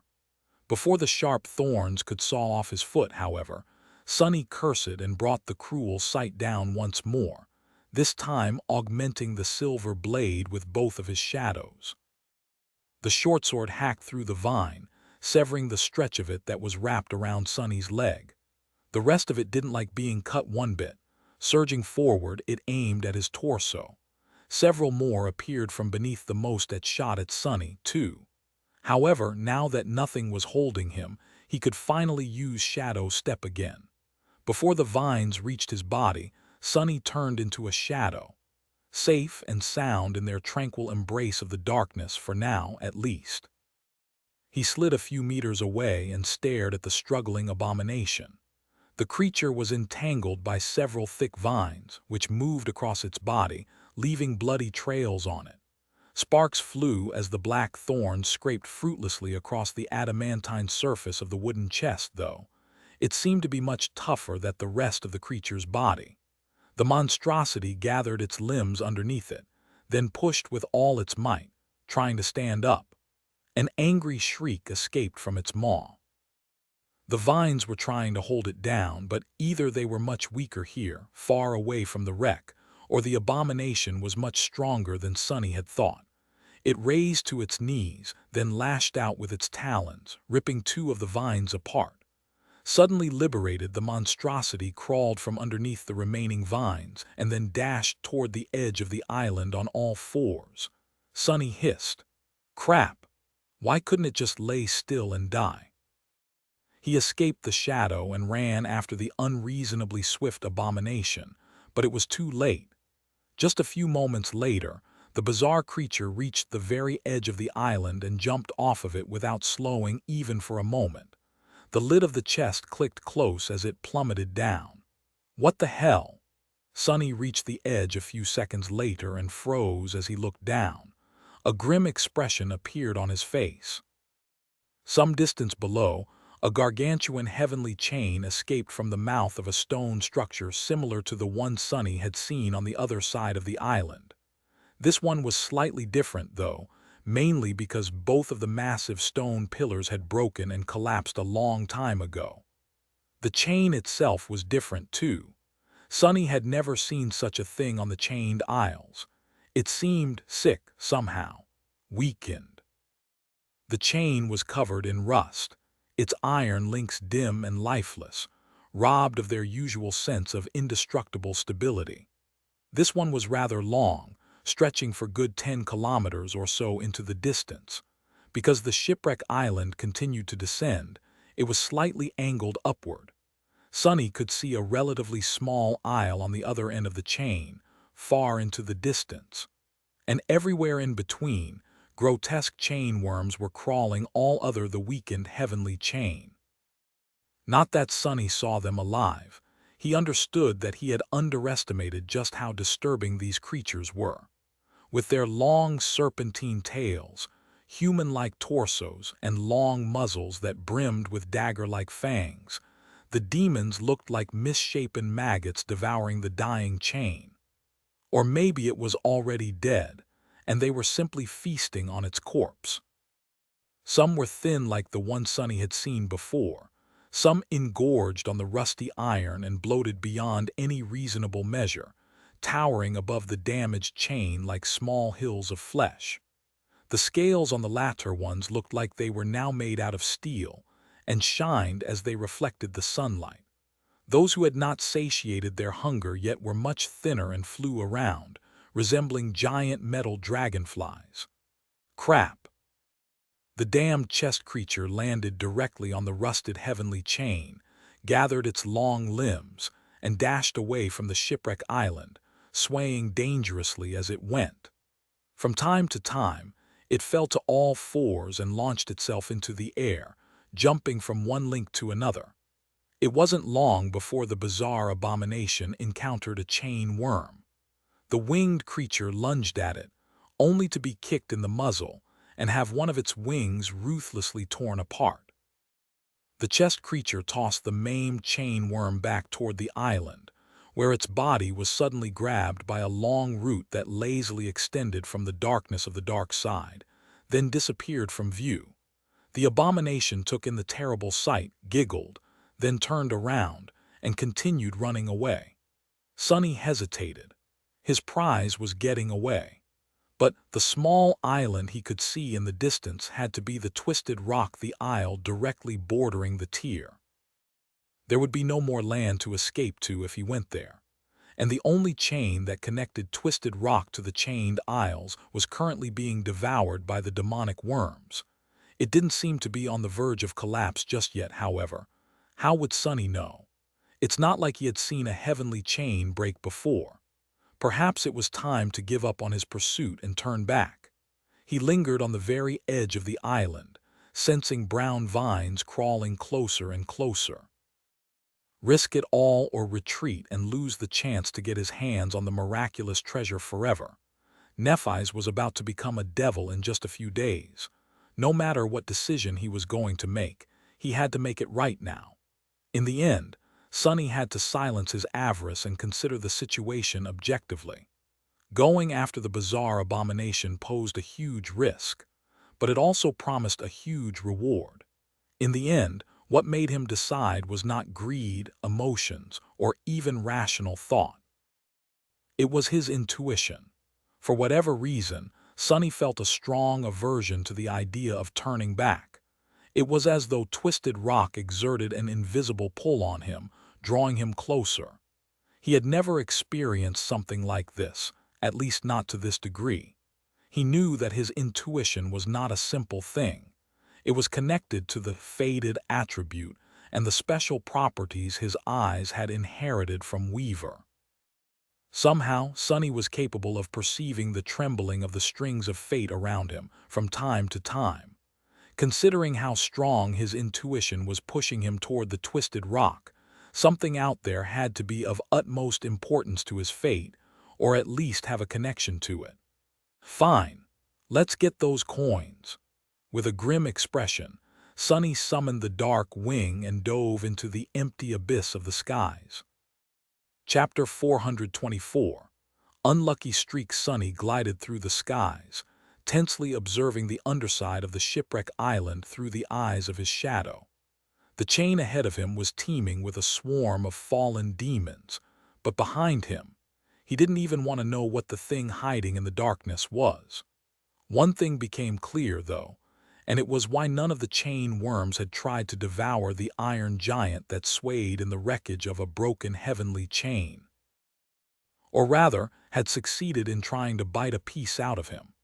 The dead colossus was like cheese in the mousetrap, attracting these vile creatures into the range at which the being that dwelled in the perpetual darkness could catch them. Sonny was sure that many chain worms had attempted to feast on the iron giant, but ended up being the feast instead. Currently, he was trying to avoid the same fate. Luckily, the dark wing allowed him to glide diagonally away from the shipwreck island instead of plunging straight down, avoiding the attack range of the terrifying being. He reached the chain without attracting the attention of the bottom dweller and instantly became a shadow, hiding on its underside. Waiting for a few moments, Sonny studied the length of the heavenly tether in front of him. Not too bad.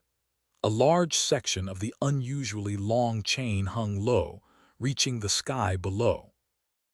He would be able to ride most of it without being noticed by the chain worms. The last stretch of it, though, Sonny was going to have to use Shadow Step to jump from shadow to shadow if he wanted to avoid having to fight a swarm of the fallen demons. The problem was that his reserves of Shadow Essence were already running low. Except for the short walk across the hull of the ancient ship, Sonny had no chance to really replenish it. In the meantime, he had used a lot to get to the wreck, fight the damnable chest abomination, and pursue it. Chances were, he would reach the twisted rock with no essence to spare whatsoever. How was he even going to kill the vile chest, especially with one of his arms broken? He hesitated for a bit, then rushed forward, swiftly reaching the section of the chain submerged into the sky below and continuing to fly through the darkness once there. To avoid tempting fate, Sonny remained on the underside of the gargantuan tether, where there were way fewer worms crawling around. He did, however, encounter several and saw up close how they were tearing into the rusting iron of the chain as he silently flew past. The sight of it was simultaneously disturbing, fascinating, and strangely sad. All things must come to an end, I guess, even as seemingly eternal as the miraculous heavenly chains. Soon he caught up with the chest creature and followed it from the shadows. The bizarre monstrosity was still running as fast as it could, jumping from link to link, and using its long, gangly limbs to keep balance. From time to time, it got into a short and vicious fight with one of the chain worms and either left them severely wounded, or promptly escaped with a ghastly wound or two of its own. By now, its grating giggles grew somewhat miserable, as well as menacingly angry. Sonny observed its fighting habits, thinking about how to deal with it best. At the same time, he was meticulously calculating the amount of shadow essence he would have to spend across the last section of the way to the twisted rock, trying to find a way to keep his reserves as high as possible. His calculations, thought, had turned out to be for naught. When both Sonny and the chest monstrosity were about halfway to the small island, a dreadful sound reached their ears. It was the rattling of the chain. Sonny froze for a moment, then glanced toward the goal of this journey. Oh no! The twisted rock had entered its ascent phase and was now rising quickly into the sky. Curse it all! Sonny remembered thinking that he was in luck today and couldn't help but growl mentally, of course, since he had no vocal cords currently. Where the hell was this supposed luck? The fact that the twisted rock was ascending meant two things for him. One was that he would have to act fast and try to kill the chest creature before the crushing became too terrible, or somehow obliterate the damned thing while being weighed down by it. The second was that the position of the heavenly chain was swiftly shifting, making it so that the stretch of it submerged into the sky below was becoming shorter and shorter. This meant that he would have to spend much more essence to reach the island without attracting the attention of the swarm of chain worms. And he didn't have a lot of essence to spare to begin with, damn it. As the angle of the chain increased and the bizarre monstrosity swayed, then fell on all fours and rushed forward even faster, Sonny tried to deal with the resentment growing in his heart and followed it. Was my intuition wrong?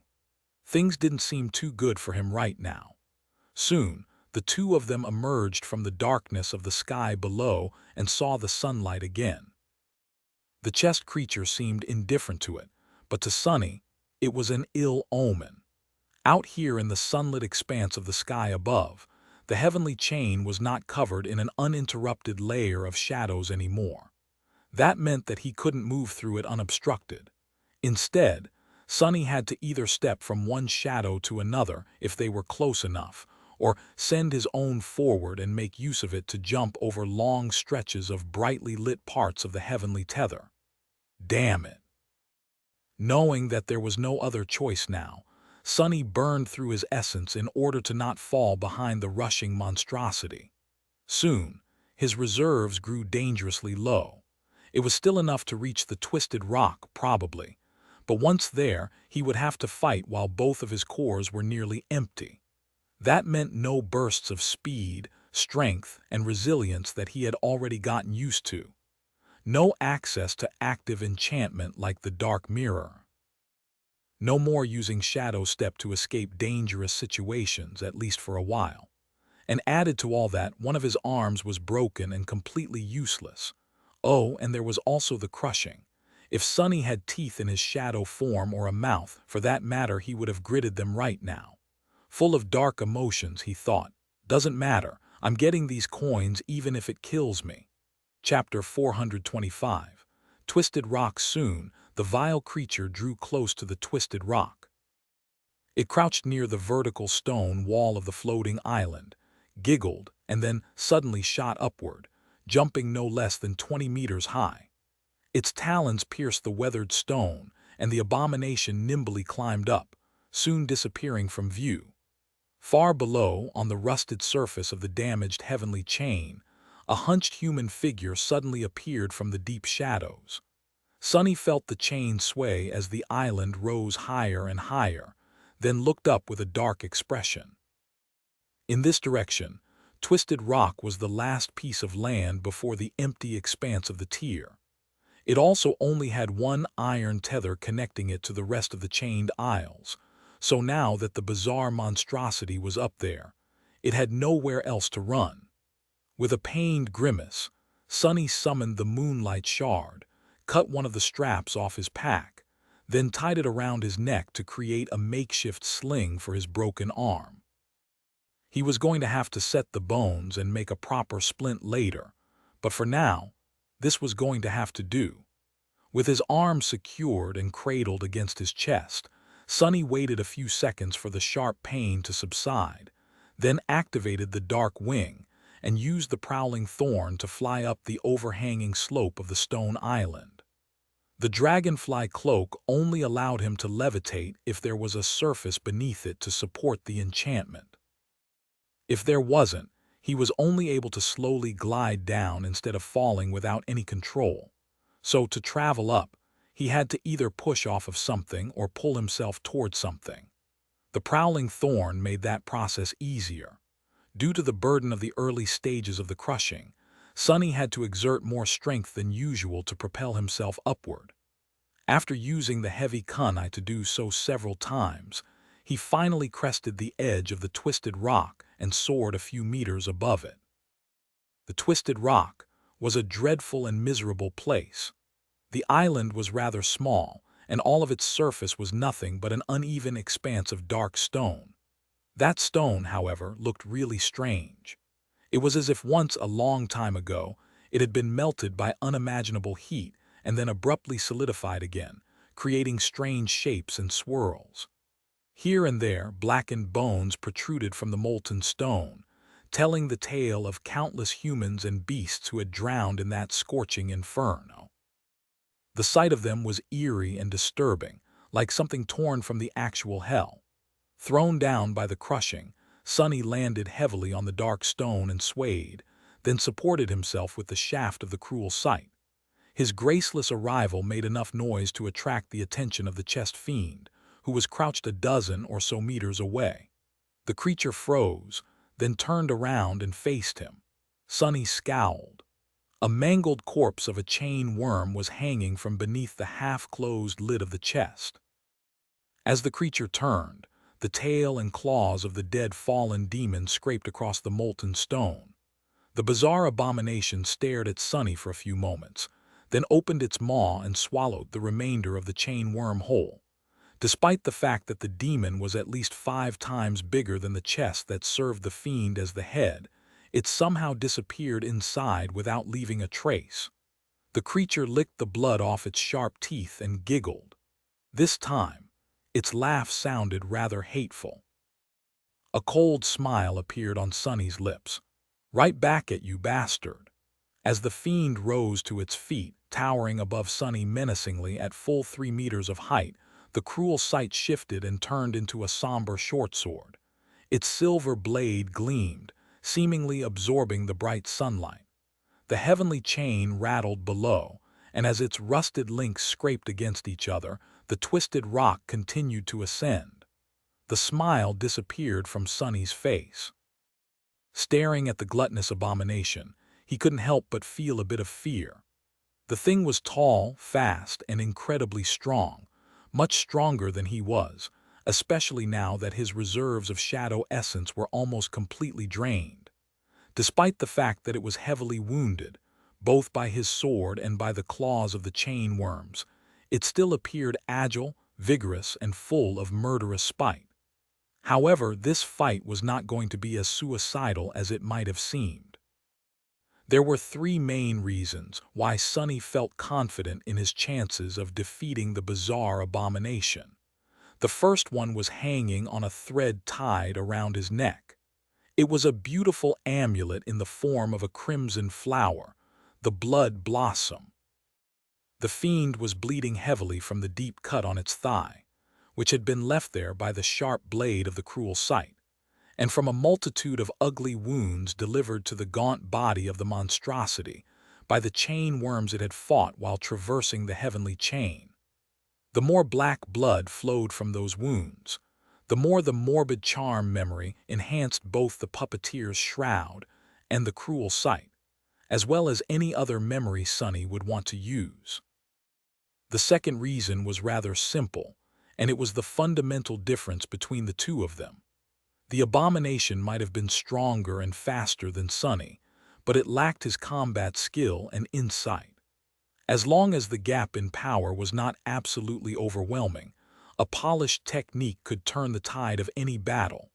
More than that, fighting things that were bigger and more powerful than him was more or less Sonny's specialty by now. However, the third reason was the most important, and the one he hoped to exploit the most. Yes, the fiend was stronger than Sonny, but it was also much larger and heavier than him. That meant that it was going to be affected by the crushing much more. No matter how bad it was going to get for Sonny, it was going to be many times worse for the towering abomination. Out here on the chained isles, being small and lithe was sometimes a great advantage. Feeling the burden of the crushing pressing down on him more and more, Sonny raised his sword and aimed it at the bizarre fiend.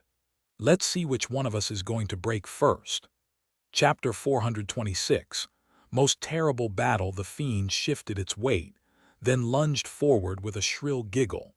It was terrifyingly powerful and fast, but because its movements were clearly telegraphed, Sonny had plenty of time to react.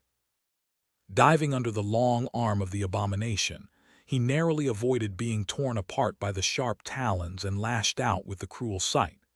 As the silver blade bit into the abdomen of the creature, piercing its tough skin just under the ribs, he continued forward and spun. Just a split second later, Sonny was already behind the enemy. However, he wasn't safe. Without pausing ever for a moment, the bizarre monstrosity pressed its hands against the ground and then kicked back with both legs. There was enough power in that strike to shatter a small hill, but Sonny was already moving, getting out of range. He had not observed how the fiend fought against the chained worms for nothing. He knew that the wretched thing could use all 4 of its limbs to attack, and that its joints seemed to be able to bend in any direction. Not only did he know what the abomination was capable of, he also knew what it liked and tended to do. He also knew where it was most vulnerable, and where none of his weapons would be able to do any harm. That's why he had aimed for its gaunt body instead of the much larger and obvious target, the chest itself. Sunny had always been very perceptive, and practicing shadow dance only sharpened his ability to observe and understand such things. Maybe it was thanks to that he had managed to learn so much about the fiend so fast. As the soles of his boots scraped against the dark stone, a fleeting thought passed through his mind. How would it feel to shadow a nightmare creature, I wonder? Then he had no more time for unnecessary thoughts. Crushing through blackened bones, the abomination bent its joints in the opposite direction of where they were supposed to turn, spun, and lunged at him once again. This time, it was moving on all fours, the lid of the chest serving as its lower jaw. That made it almost impossible for him to dodge out of the way.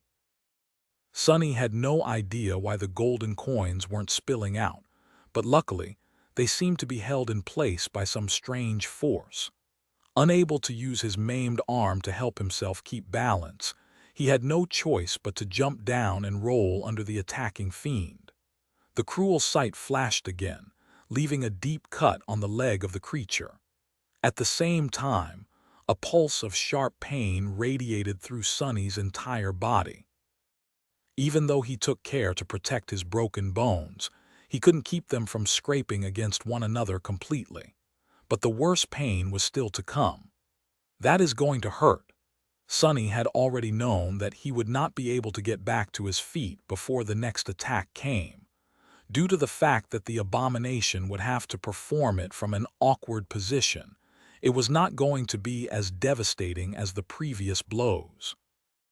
The crushing had also become considerable enough to slow down both of their movements, but those long and sharp talons were absolutely deadly even if there was not much force behind them. As the fiend pivoted and snapped one of its limbs in his direction, Sonny sent both of his shadows from his body to encompass the puppeteer's shroud. A moment later, the talons slashed across his torso and slid from the lusterless black leather of the chest guard without piercing it. The strike itself, however, was still powerful enough to throw Sonny flying back.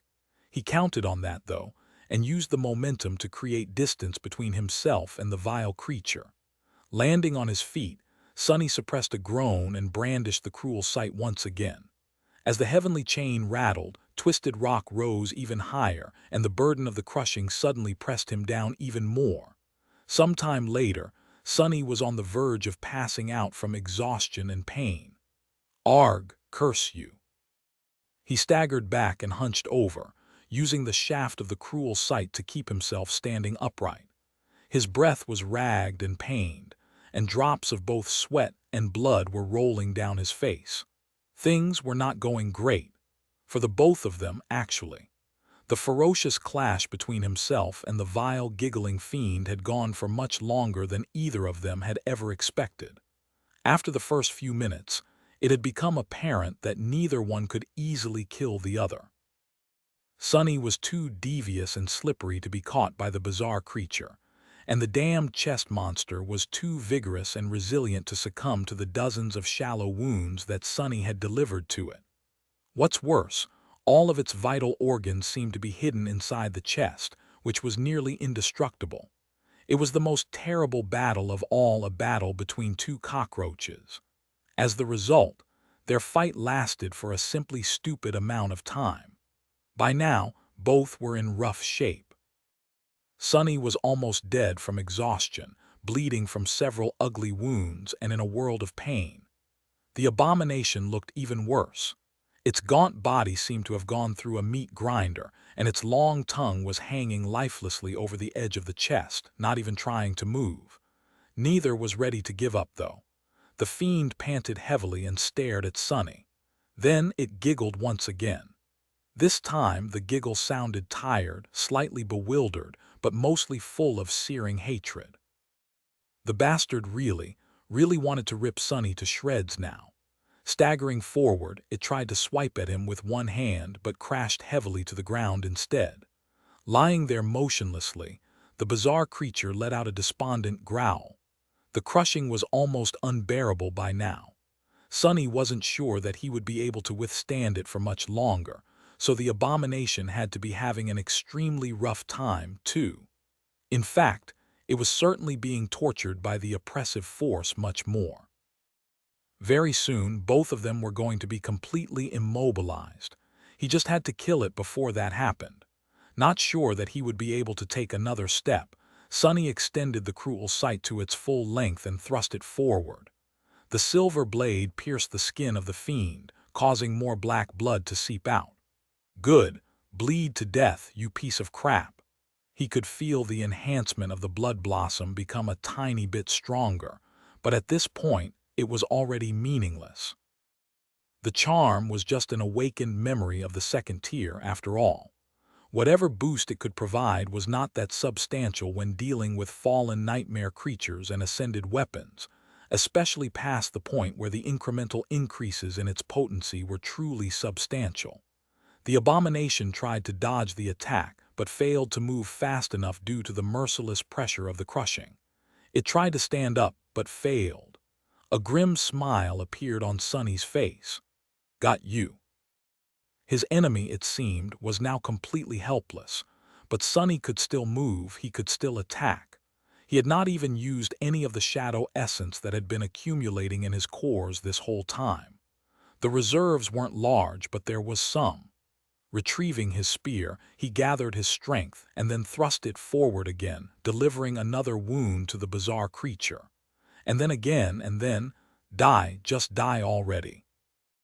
And then the fiend giggled mockingly and suddenly gathered its limbs, which then disappeared into the bottom of the chest. A few seconds later, the whole body of the creature was out of sight, leaving only the adamantine, indestructible chest standing in the middle of the stone island. The tip of the spear scraped against the dark wood, not leaving even a scratch on it. Sonny stared at it, dumbfounded. Then he let out a yelp, and as the power of the crushing increased even further, fell to his knees. "What the hell? Come back here, you coward!" His hands trembled from strain as he lifted the cruel sight and struck the chest once again, to no result whatsoever. Sonny seemed to have overexerted himself with that last strike, because the spear fell out of his hands and plunged to the ground, striking the stone with enough force to send a few cracks through it. Then it bounced and rolled away, finally getting caught on a piece of bone about 2 meters away. He stared at the cruel sight with a shocked expression, and then dismissed the memory instead of trying to walk or crawl that far to retrieve it. Sonny turned to the chest and gritted his teeth. A moment later, sparks of light appeared around his hand again. "Don't think that it's over." The lid of the chest trembled and then rose a bit. The creature clearly strained to achieve even that much. A gloating, hateful giggle emerged from the depths of it a moment later. That was the exact moment when Sonny tossed a polished crimson gem that had appeared in his hand toward the chest. Just a split second after the broken oath flew inside the abomination's maw, the lid snapped close, pressed down by the obliterating force of the crushing. A muffled sound resounded from within the chest, but no matter how much the lid trembled, it didn't rise again.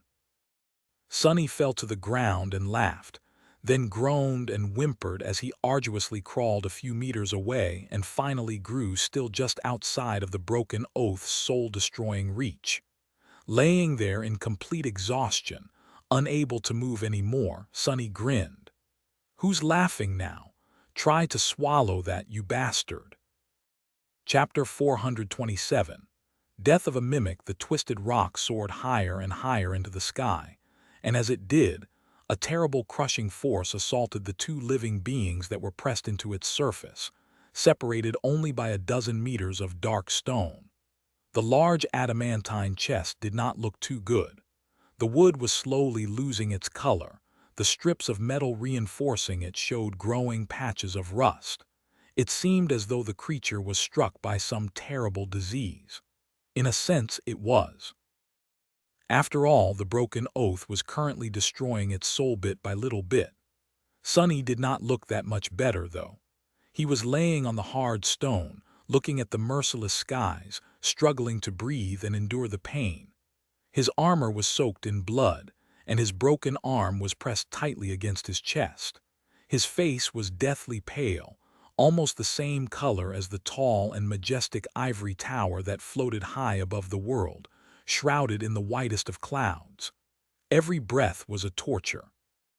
Sonny knew that he was not going to bleed to death because of the blood weave, but the wounds still needed to be tended to. His broken bones, especially, were in need of attention. This crushing was turning out to be tragically long, though, not giving him the chance to do so. Well, that was not a surprise.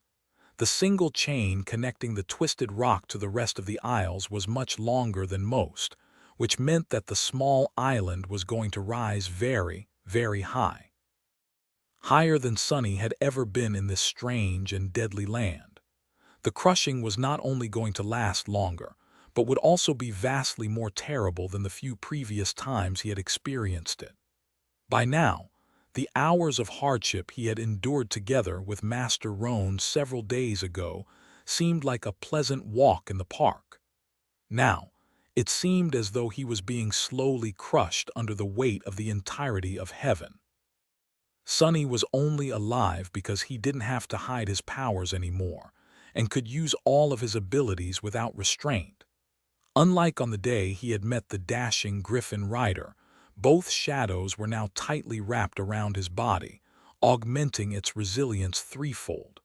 For that reason, he had not turned into a puddle of bloody goo yet, although it certainly felt as though he was getting close. If things became really unbearable, he could still escape into the shadows and either wait out the worst part of the crushing or try to escape back to the heavenly chain before his shadow essence ran out. Since he had spent this whole time patiently circulating it through the coils of the soul serpent, there was a considerable amount flowing through his cores by now. He had also spent this whole time waiting for the damn chest fiend to finally die, as well as considering his options on how to transport the gold coins back to the sanctuary of Noctis. Since it had turned out that only the upper layer of the treasure pile was real, he now had much more options. However, all of them required him to burn through a lot of essence to cross back through the swarm of chain worms. The problem was confounded by the fact that Twisted Rock was going to be destroyed soon, which meant that he could not risk making several trips to the Citadel and back. He had to carry his spoils away while the island was still attached to the rest of the chained isles.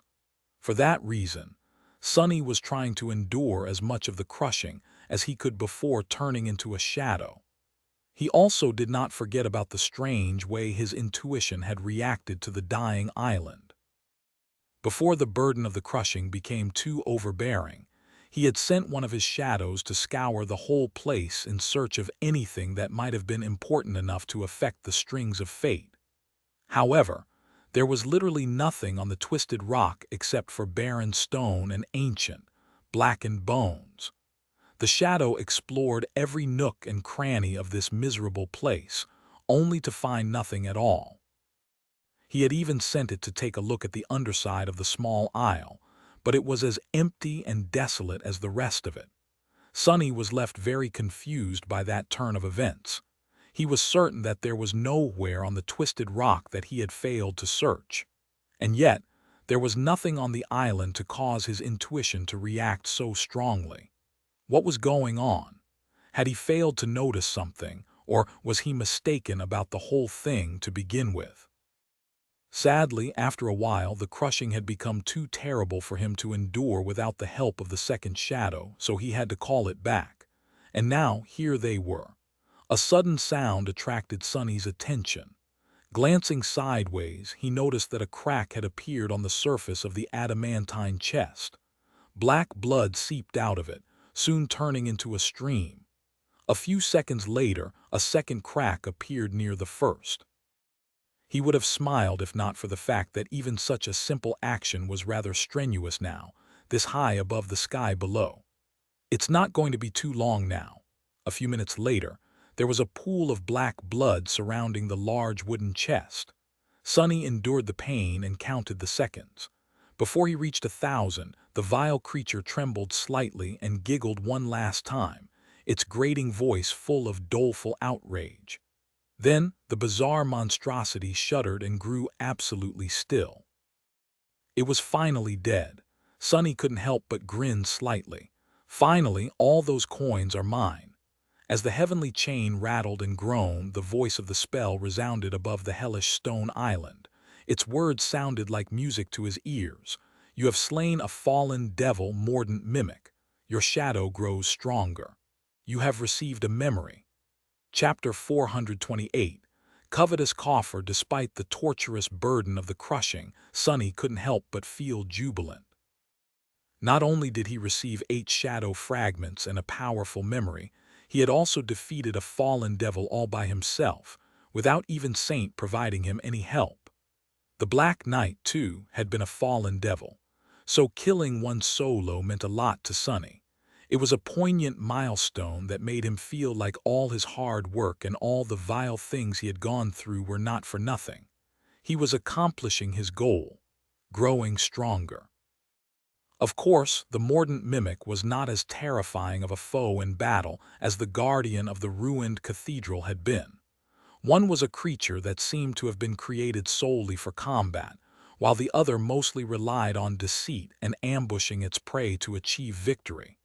And yet, the chest fiend was by no means an easy foe. If anything, its devilish nature only made it that much more dangerous. Arg! As the twisted rock rose higher, the crushing struck at Sonny with even more dreadful force, making his mirth dissipate in a wave of miserable suffering. A muffled groan escaped from his lips. Endure, just endure a bit more. This hell is going to end soon. For now, he had no choice but to keep suffering, wait, and stare at the distant silhouette of the ivory tower. The beautiful pagoda seemed so close now that he could almost imagine himself reaching out and encompassing it in his fist. With nothing else to do, Sonny summoned the runes and found the familiar cluster out of habit. Shadow fragments, 223/2000. I wonder how many coins are in that damned chest. Would he be able to create the third core with their help? Shifting his gaze, Sonny found the runes describing his memories. A new one was now shown at the end of the list. His eyes glistened slightly as he concentrated on it and read the description. Memory, covetous coffer. Memory rank, ascended. Memory tier, Roman 4. Sonny really couldn't believe his fortune. This was the second ascended memory of the 4th tier that he had acquired in a span of just a few days. Even without considering the main boon of the expedition, the miraculous coins, this journey had already proved to be incredibly fruitful. But what kind of a memory would the bizarre carnivorous chest leave behind? Curious, he read on. Memory type, tool. A utility memory. While not as showy as armors and weapons, utility memories were the foundation of every awakened's arsenal. Take Sonny, for example. Some of his most precious memories were tools. Endless spring, ordinary rock, silver bell, even weaver's mask. Excited, he tried to forget about the obliterating pressure of the crushing and concentrate on the runes. Memory description. You are very strange, said Noctis. Why was his new friend so deathly afraid of chests? Why was he so timid and pale? Don't be afraid, these are just my treasure chests. They won't bite, well, except for this one. This one will eat you alive. Sonny blinked. That is interesting. So Noctis of the Sanctuary of Noctis was a person after all. What's more, he or she had apparently been in possession of several treasure chests, including one that could eat people alive. Had the mordant mimic once been a pet of this Noctis? If so, what kind of a person would keep a fallen devil as a pet? Suddenly full of dread, Sonny continued to read. Memory enchantments, mendacious coffer, capacious chest, locomotive chiffonier, lurid trunk. Sonny stared at the runes with a deadpan expression. What do all these words even mean? Struggling to understand the names of the enchantments, he wondered if the spell was having a stroke and shifted his gaze to the descriptions. Mendacious coffer, enchantment description. This memory can mimic the form of any inanimate object. The size and intricacy of the simulacrum are dependent on the wielder's soul core capacity. Makes sense. I am sure that the mimic only assumed the form of a chest instead of being born created as one. I wonder what kind of a shape I can currently manage, though. He studied the runes again. Capacious chest, enchantment description. This memory is bigger on the inside. It can be summoned and dismissed while storing inanimate items. The size of the storage space, as well as the maximum weight of stored items, are dependent on the wielder's soul core capacity. Sonny suppressed the desire to grin. Yes, this was exactly what he needed right now. This enchantment solved the exact problem he was facing: the need to carry all the gold coins away before Twisted Rock was destroyed. Once again, luck was on his side. But that wasn't all. The ability to store items in the covetous coffer and then store the coffer in his soul sea opened up a sea of possibilities. In a sense, it was just like Effie's incredible bag. But better, the bag had to be carried around if there was anything inside of it, while the coffer could be stashed away until needed. And if so, could Sonny bring items from the dream realm to the real world with its help? He couldn't wait to find out. Thinking of all the money he would make, Sonny turned his attention to the remaining enchantments. Locomotive Chiffonier enchantment description. This memory can move around and follow its wielder. Nice. That will solve the problem of having to carry all the items if I store too much inside. They are still going to weigh a ton after all. Lurid Trunk enchantment description. This memory will protect itself against potential thieves by eating them. Sonny blinked. That is a bit scary. I better remain on the good side of this bizarre memory, huh? Overall, he was incredibly happy with the covetous coffer. This new utility memory of his was simply fantastic. Not only was it capable of solving his current predicament, it would also make his future ventures into the dream realm much more comfortable and efficient. Not to mention the possibility of being able to bring soul shards into the real world with its help, and selling them there at a high price. Soul shards meant money, and money meant being able to purchase memories. With more memories at his disposal, Sonny would be able to bring Saint to 200 shadow fragments faster, which would hopefully make the two of them vastly more powerful. Now, he just had to survive the crushing.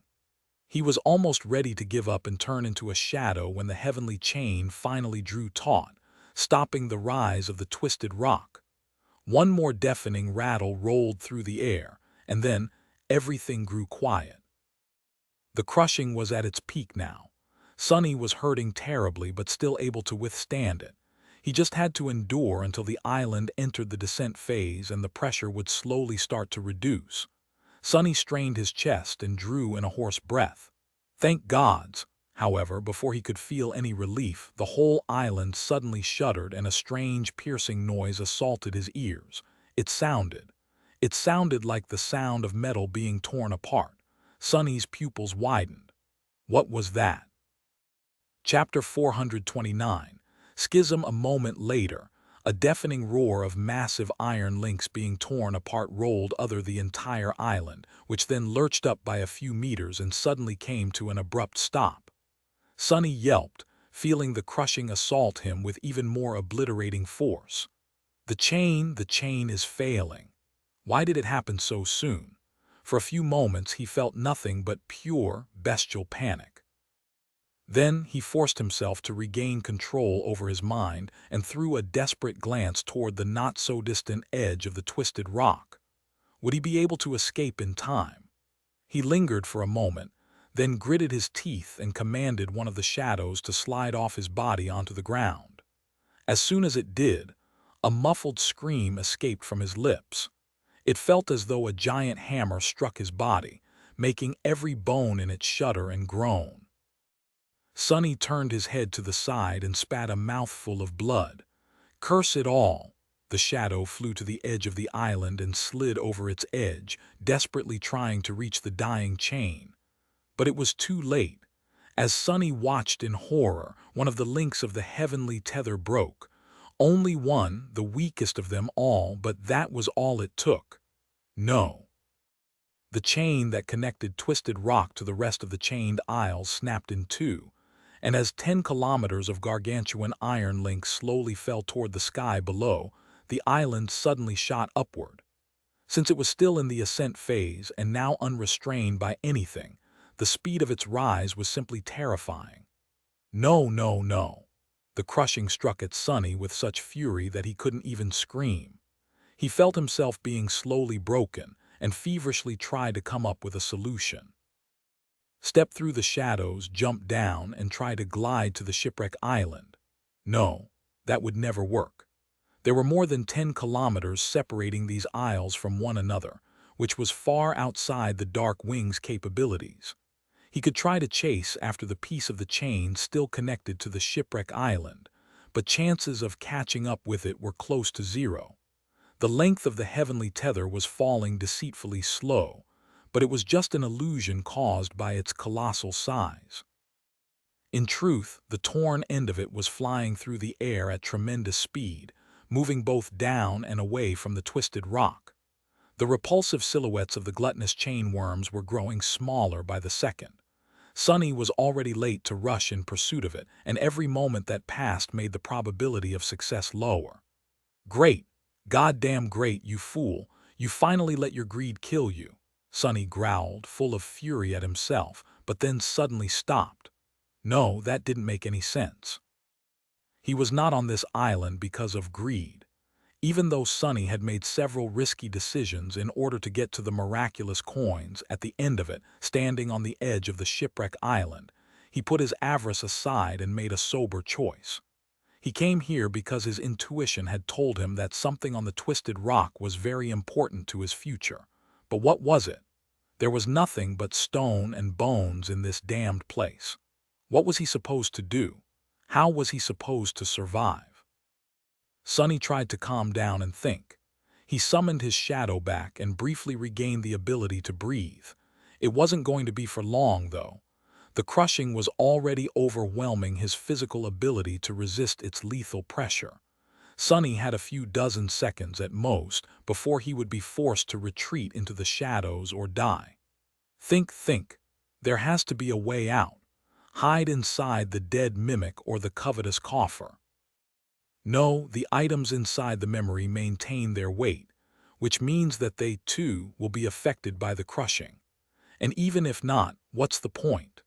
Even if the chest survives until the Twisted Rock itself is torn apart and plunges down into the sky below, I'll just be falling forever inside of a box instead of on my own. That's like dying inside of a coffin. And the Twisted Rock was going to be destroyed by the crushing, inevitably and without a doubt. As it rose higher and higher, it was going to start to fall apart. When enough of it was destroyed to obliterate the mysterious force that kept the isles afloat, the remaining debris was going to fall down and eventually disappear into the sky below. Alongside what was going to remain of Sonny, he lay motionlessly for a few seconds, then for a few seconds more. Another crack appeared on the corpse of the mordant mimic. Then the stone beneath it cracked, too. Sonny did not move at all. The cracks on the stone widened and crawled in every direction. A few moments later, a heavy sigh escaped from his lips. Sonny had one last gamble left. Gathering all of his strength, he groaned and pushed himself off the ground. Even though it felt as if he was lifting a mountain and every muscle in his body trembled at the edge of bursting apart, he somehow managed to sit up. Then, Sonny summoned Weaver's mask. After returning from the Forgotten Shore and deciding to create a separate persona to investigate the Sovereigns, as well as do all the things that Sonny didn't want to be associated with his name, the one which would then accidentally become known as the famous Lord Mongrel, he had decided to never use any of the equipment that it wielded, if there was even the smallest chance of someone connecting him to the mysterious masked man. But he had little choice right now. His last hope was fate. He knew that something had drawn him to the Twisted Rock, even though in the end he failed to find it. In the past, his intuition only reacted that strongly to the things that were connected to the gods, the unknown, and Weaver. so there was a high chance that Weaver's mask would show him the way to salvation. As the cool black wood caressed his kin, Sonny forced air into his lungs and sent his shadow essence toward the mask. He was going to do something that he dreaded doing for many months: activate the mysterious enchantment of the divine memory. When the power of his soul poured into the Weaver's mask, Sonny froze for a moment, and then let out a horrible, inhuman scream. Chapter 430. Tapestry of Fate. The moment Sonny's essence touched the black wooden surface of the divine memory, Weaver's mask suddenly reached into his very soul and hungrily drank more and then more and more and more. In a fraction of a second, all of his reserve of shadow essence was sucked dry, with only a tiny bit of it remaining, almost as if these pitiful drops were not even worth being consumed by the mask. And even then, all it could achieve was activate the enchantment for just a single moment. That single moment, however, was enough to almost drive Sonny insane. Suddenly, a horrifying pain pierced his eyes and his mind, akin to the suffering he had experienced after consuming the drop of ichor, only so much worse. Infinitely worse. As he shrieked, all traces of intelligence disappearing from his voice, the world he saw changed. Suddenly, all Sonny could see was an endless, beautiful eternity of twisting threads.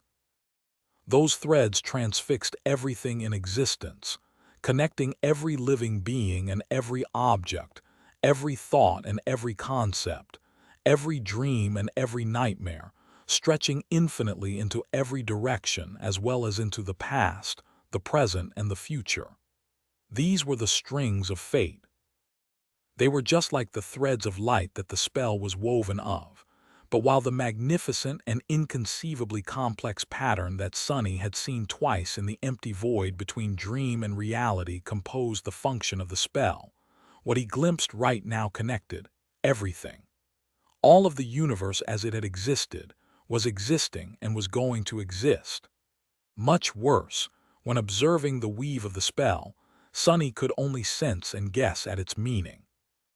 But the terrifying enchantment of Weaver's mask not only allowed him to see the tapestry of fate, but also forced the understanding of it onto him.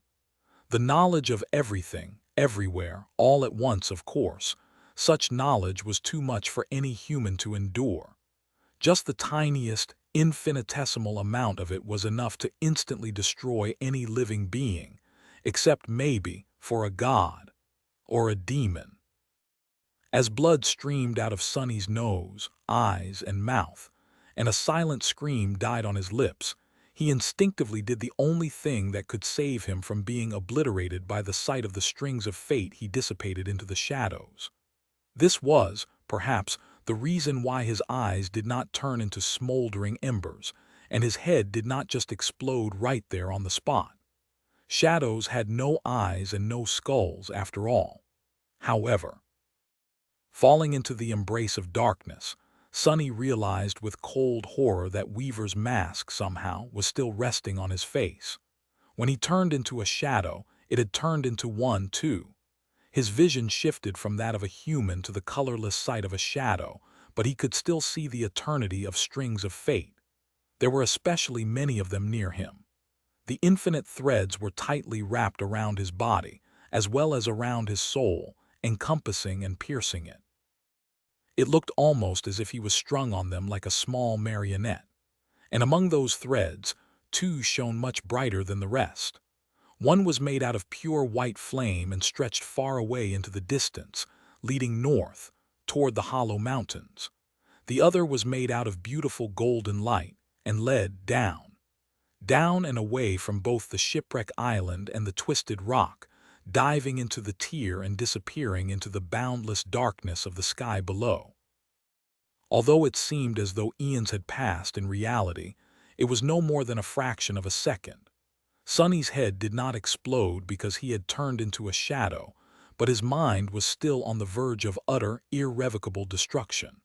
A fraction more, and it was going to be wiped out from existence by the divine knowledge of fate. But what can I do? The mask is a shadow now. His thoughts were scattered and weak. And yet, he fought through the shock and managed to remember an important detail. He could dismiss the memory, but that would be too slow. Even if it took only a second, there would be nothing left of him by the end of it. A wave of desperation rose from the depths of his heart, and then the shadow essence that Weaver's mask had absorbed finally ran out.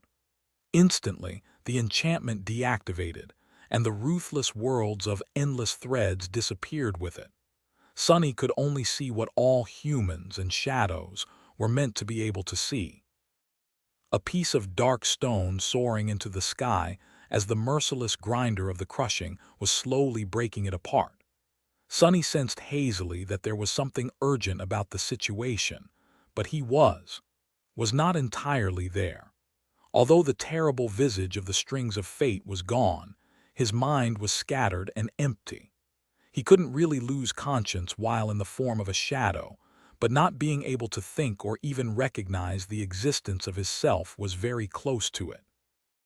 Soon, however, he started to slowly gather the pieces of his wounded, shattered mind back together. He was in dire danger, after all. The entire twisted rock was shaking and rumbling as it rose higher and higher into the sky above. Wide cracks appeared on its surface, growing larger with each second. The blackened bones had already been turned into dust, and now the only thing standing above the stone was the ramshackle, lopsided, dead treasure chest. The corpse of the mordant mimic, strangely, seemed to be much more sturdy than the ascending island itself. It was still in one piece, at least, and almost whole. I need to come up with a plan. As this thought formed in Sonny's mind, he suddenly came to his senses and realized several things. One of them was what he had to do. The other was that the pitiful drops of shadow essence left in his soul cores were about to evaporate, which meant that he would not be able to remain in the form of a shadow for much longer. The third one was that he still had not retrieved the golden coins from inside the chest. Now, whether he lived or died depended on one thing: whether he would be forced out of the shadows and turned into a bloody puddle first, or whether the twisted rock would fall apart first. Which would it be? Well, I might as well try, right? Flowing through the shadow cast by the treasure chest, he dismissed the broken oath. A tiny amount of shadow essence from which the memories were created returned to his soul. Hiding on the surface of the dead mimic, Sonny dismissed the blood blossom and the puppeteer's shroud, too. Finally, he dismissed Weaver's mask, which brought him much more essence than the previous three memories combined. Even if, in the grand scheme of things, that amount was still rather insignificant. Still, if it could gift him even 1 second more, it was worth it. Circulating his essence through the coils of the soul serpent to slow down its expenditure and enhance the speed of its regeneration, Sonny hid on the treasure chest and waited for his fate to be decided. After something that felt like an eternity, when the twisted rock had soared so high above the chained isles that the crushing started turning smaller pieces of stone into fine dust, the island finally shuddered and cracked open. One of the rifts that opened in the blackened stone was directly beneath Sonny and the dead mimic. The whole section of the isle suddenly broke off, separating from it in a rain of rock shards. Sonny caught a glimpse of petrified bones encased in the solidified stone, and then the chest he was hiding on floated up. For a few seconds, all of it the remaining core of the island, the sea of stone debris, and the dead mimic continued to rise higher and higher. Larger pieces of rock were crushed into smaller ones and then turned into dust. A deafening thunder filled the air. But then, as if an invisible switch had been turned, the mysterious force that had kept the twisted rock floating between two skies for thousands of years was no more. Suddenly, everything that was too heavy to be carried away by wind slowed in its ascent, froze in the air for a few moments, and fell down. The cracked treasure chest tumbled down, too, falling toward the sky below. Sonny, who was still just a shadow adhered on its side, saw the world spin around. The last drops of his shadow essence were about to disappear. But that was fine. They would last him long enough to reach the altitude where the crushing wasn't immediately lethal anymore. When it finally happened, Sonny suddenly appeared on the surface of the chest and held onto it for dear life. The pressure of the crushing first threw him against the wood hard enough to break a few ribs, then tried to rip him away. But Sonny would not let go. His damned coins were in that damned chest. Together, he and the dead mimic fell lower and lower, until, finally, the crushing weakened enough to allow Sonny to move. Summoning the dark wing, he commanded it to turn into a blur and change the direction of their fall. However, he was not trying to move toward the distant silhouette of the shipwreck island out of desperation. Instead, he was guiding the chest in the opposite direction, aiming it into the vast, empty expanse of the tier. Chapter 431. Fall from grace. As Sonny and the treasure chest plunged through the skies into the boundless black abyss, pieces of the shattered island pursued them. The crushing was slowly growing weaker, but it was still strong enough to kill most awakened. If not for the power of his shadows, Sonny would have been long dead. And even with it, he was much closer to becoming a corpse than he would have wished to be. His whole body was bruised, bloodied, and in pain, which he could see very clearly because, in addition to being terribly banged up, Sonny was also currently completely naked. What a glorious sight! Damn it! He had dismissed the puppeteer's shroud to absorb the shadow essence spent on its summoning, and had none of it left to manifest the armor again. The last drops had been spent to summon the dark wing. As the result, Sonny found himself falling into the sky below atop a lopsided treasure chest while wearing nothing but his pack and the strip of leather holding his broken arm in place. His only hope right now was that neither Master Roan nor Saint Tyrus would suddenly appear to save the day and see him in this state. He would rather plunge into the tier than live through that embarrassment. Well, not really. I take it back. Both of them can descend from the clouds and carry me away in their arms. I won't mind. No, really. But no one came to his rescue. Dodging the heavy slabs of shattered stone and desperately trying to glide through the field of debris, Sonny slowly pushed the chest toward the empty expanse of the tier and prayed that nothing would damage his fragile cloak. It was having enough trouble obeying his commands already. The dark wing wasn't really designed to carry heavy weights. It could barely support just Sonny himself, and that was in normal conditions. Now that Sonny was refusing to let go of the dead mimic, and with both of them being affected by the crushing, the enchanted cloak was on the verge of breaking apart. Instead of gliding smoothly away from the falling rocks, Sonny and the treasure chest were more or less just falling between them at a slight angle. Needless to say, dodging the debris of the destroyed island in these circumstances was not easy. But somehow, Sonny managed to protect both himself and the dark wing for long enough to escape the danger zone in one piece. By then, the crushing had become almost bearable. Sitting on the lid of the treasure chest and feeling the terrible pressure grow weaker and weaker with each second, Sonny grimaced from pain, then let out a relieved sigh. The cool breeze was softly touching his burning face as well as his. Well, everything. All things considered, the fall was not unpleasant. But then a sudden thought appeared in his mind. What are you feeling relieved about, idiot? Oh, right. Looking down, Sonny saw nothing but the swiftly approaching, boundless, dark expanse of the sky below, the endless abyss that stretched downward forever and from which there was no escape. Not unless one knew how to fly. That was where he was headed. Except for the golden string of fate Sonny had seen disappearing into the depth of the tier, he had no reason whatsoever to believe that he would survive the fall into the sky below, let alone ever be able to return to the sanctuary and the real world. Most likely, he was going to go mad and either be devoured by some terrifying abyssal titan or die of hunger. His life, almost literally, was hanging by a thread. But right now, he didn't care. All he cared about was the physical relief of not being pressed down upon by the crushing. He was still wounded all over and in pain, but experiencing just the normal amount of it was almost euphoric. It's the small things that matter, like not being constantly crushed by an invisible, murderous magical force, or resting comfortably on a wide lid of a treasure chest instead of having your limbs being crushed in its jaws. Simple stuff like that.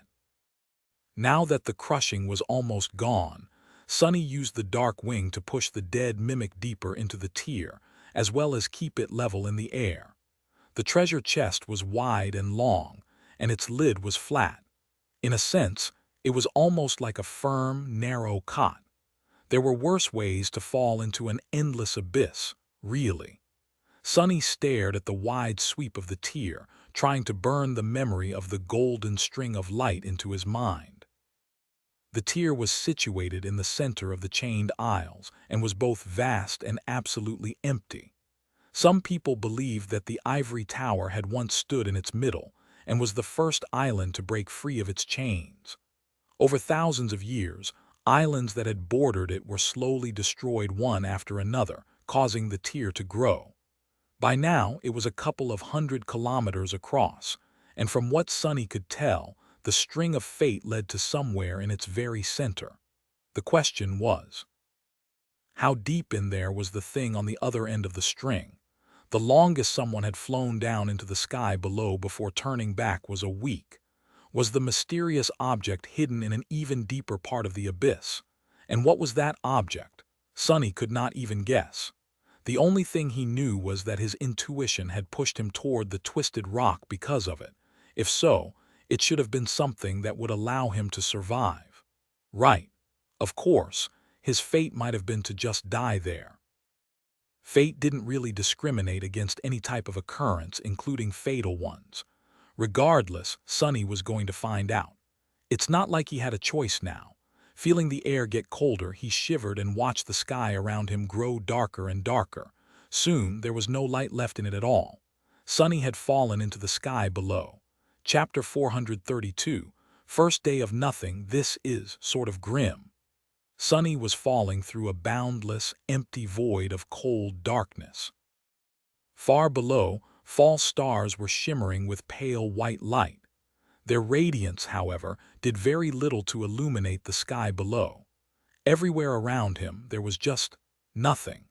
Sunny was still resting atop the treasure chest, holding onto it with his one healthy hand. He had no reference point to measure how far he had traveled, but suspected that the distance was swiftly leaving the realm of mundane sense and logic. He was not very educated, however. Even he knew that a falling object would forever accelerate at a steady pace, theoretically. That meant that every second Sunny was falling, his speed was increasing exponentially. By now, it had to be simply insane, but he did not really feel that speed. All he felt were wisps of cold wind caressing his skin from time to time. If there was one good thing about the situation, it was that he had accumulated a bit of shadow essence and was able to summon the puppeteer's shroud again. So he wasn't naked anymore, at least. If there was one thing he did know, though, it was the approximate speed with which he could glide forward with the help of the dark wing. Adding the weight of the dead treasure to the equation, he could more or less calculate the distance he was covering horizontally. With that in mind, he guessed that he would reach the middle of the tier in around a day. Problem was, he had no reliable way to measure time as well. There were some clues he could try to use, like the rate of shadow essence regeneration or the state of his wounds, but they were not exactly reliable. In heroic stories, characters often found themselves in similar situations. Every time that happened, the hero somehow managed to measure the passage of time by the state of their facial hair. Sadly, despite being 18, Sunny could not grow even the most pitiful of beards. That was a real shame. I guess I'm not hero material. With a bitter sigh, he stared at the lid of the treasure chest and tried to assess his physical state. Things weren't good, but they also weren't very bad. He had sustained minor internal damage due to the crushing, as well as several rather ugly wounds in the battle against Mimic. The half-healed cuts left on his body by the mirror beast had also opened at some point, and were now hurting once again. The worst injury was, of course, his broken arm. His mental state was also somewhat in shambles after being ravaged by the visage of the strings of fate. Luckily, there seemed to be no long-lasting effects. Even the splitting headache was already growing fainter. Sonny also could not remember the exact details of what he had seen, as if his mind completely erased them from his memory to protect itself. The only thing that remained was the fragment of the memory that he had preserved on purpose, the image of the thread of golden light leading deep into the tear. Sonny stared at the black nothingness, waited for a while, then slowly exhaled. Great! Now what? There was no answer. After a while, Sonny had no idea how long he got tired of waiting for something to happen and decided to act. Might as well. The first thing he did was summon the covetous coffer. Sonny expected that an identical chest would appear near the dead one, but instead, what he saw was a miniature version of it. A box made of dark wood with strips of iron reinforcing it appeared on the lid of the treasure chest. It was about the size of a jewelry box, but not at all elegant. In fact, the covetous coffer looked more mean than graceful somehow. As Sonny stared at it, the lid of the box raised slightly, revealing rows of sharp iron teeth. He blinked. I guess that's all I can manage with my current soul core capacity. Shaking his head, Sonny looked at the coffer and said in an uncertain tone, "Come here." Immediately, 8 short iron legs appeared from under the box, and it scurried over before plopping down near him. Sonny hesitated for a few moments, glanced at his fingers, then cautiously opened the lid of the box. Luckily, it didn't try to bite them off. Taking off his pack, Sonny transferred its contents into the box. Although it seemed rather small, the coffer swallowed all his supplies without any problem. Perfect. Sonny closed the box, patted it on the lid, and dismissed it. Then, he summoned the moonlight shard and methodically cut his now empty pack into strips of leather. Using his one healthy hand and his teeth, Sonny tied them into a semblance of a rope, then tied himself to the treasure chest and finally calmed down. Now his coins weren't going anywhere. Satisfied with his handiwork, Sonny rested for a bit. He was starting to feel tired and sleepy. Falling through the endless abyss turned out to be way less exciting than he had thought. In fact, it was extremely boring. There were still a lot of things he had to do, though. With a grimace, Sonny cautiously shifted his weight and crawled to the end of the chest. There he used the moonlight shard to widen a crack on the side of the dead mimic and separate 2 long planks of wood from it. Then he made a roll out of the last strip of leather he had and bit down on it. This is going to suck. Without giving himself too much time to think about it, he removed his broken arm from its sling, and then proceeded to swiftly set the bones, just like he had been taught. A sharp, blinding pain pierced his mind. When Sonny regained his vision and the ability to think straight, he saw that his arm did not look like jelly anymore. It seemed more or less straight. That will have to do. Hissing and cursing, he used the 2 planks of wood and the strip of leather to create a sturdy splint, then carefully placed it back inside the sling. Now his broken bones had a good chance of growing back together correctly. Hopefully. After that, Sonny summoned the endless spring and the covetous coffer, took some of his remaining food out of it, and had a strangely relaxed meal on top of the dead mimic's lid. By the time he was done, the sky below did not change at all. He was still falling into its depths, slowly moving the treasure chest toward the center of the tier with the help of the dark wing. He was also absolutely exhausted. Sonny somberly stared at the distant fall stars. He stared at them until his eyes started to water and his thoughts became slow and muddy. Then he stared at them some more. After a while he thought, I can't take it anymore. By then his reserves of shadow essence were full by a third. Judging that around 24 hours had passed after the destruction of the twisted rock, Sonny sighed, then dismissed the dark wing and allowed the chest to start falling straight down. He was going to have to keep falling into the sky below for 6 more days. At least. Probably longer. Sonny shook his head, knowing full well that these estimations had almost nothing to do with reality. Then he did something that he had never thought he would ever do. He cautiously lay down on the long lid of the dead mimic, tightened the rope connecting them together, and closed his eyes. Soon, Sonny was dead asleep, plummeting into the darkness of the abyss without a care in the world. Chapter 433. More of the same nothing. Sonny's bed trembled slightly, and he felt the wind blowing across the room. Still mostly asleep, he sighed and tried to pull the blanket higher. However, that damned thing was nowhere to be found. Where the hell is it? Reluctant to let go of sleep, he blindly searched for the blanket. Instead of finding it, though, Sonny suddenly felt his whole bed careen to the side. Startled, he opened his eyes and saw nothing but darkness surrounding him. What the? Oh, right. He wasn't in his small room in the sanctuary. He was plummeting into a lightless abyss atop the corpse of a fallen devil instead. Sonny stared into the darkness for a bit. Then he yawned. Well, at least I slept well. Indeed, he was feeling rather refreshed. Most of his aches had either disappeared or grown milder, and even his wounded mind felt soothed. He felt rested, energized, and much better overall. The only problem was, he was still falling into the endless void of the sky below. Sonny scratched the back of his head, though, about this predicament, then summoned the endless spring and drank some water. Then he concentrated and tried to assess the situation. The situation was absolutely the same. He was surrounded by nothing. Nothing had changed while he slept, and there was nothing he could do about it. Sonny sighed and stared at the treasure chest beneath him. After a while, he thought, if you think about it, this is just next-level pettiness. Not only did I kill this poor bastard, I even went so far as to take a nap on top of its dead body. Talk about insulting. Somewhere down below, false stars shimmered with white light.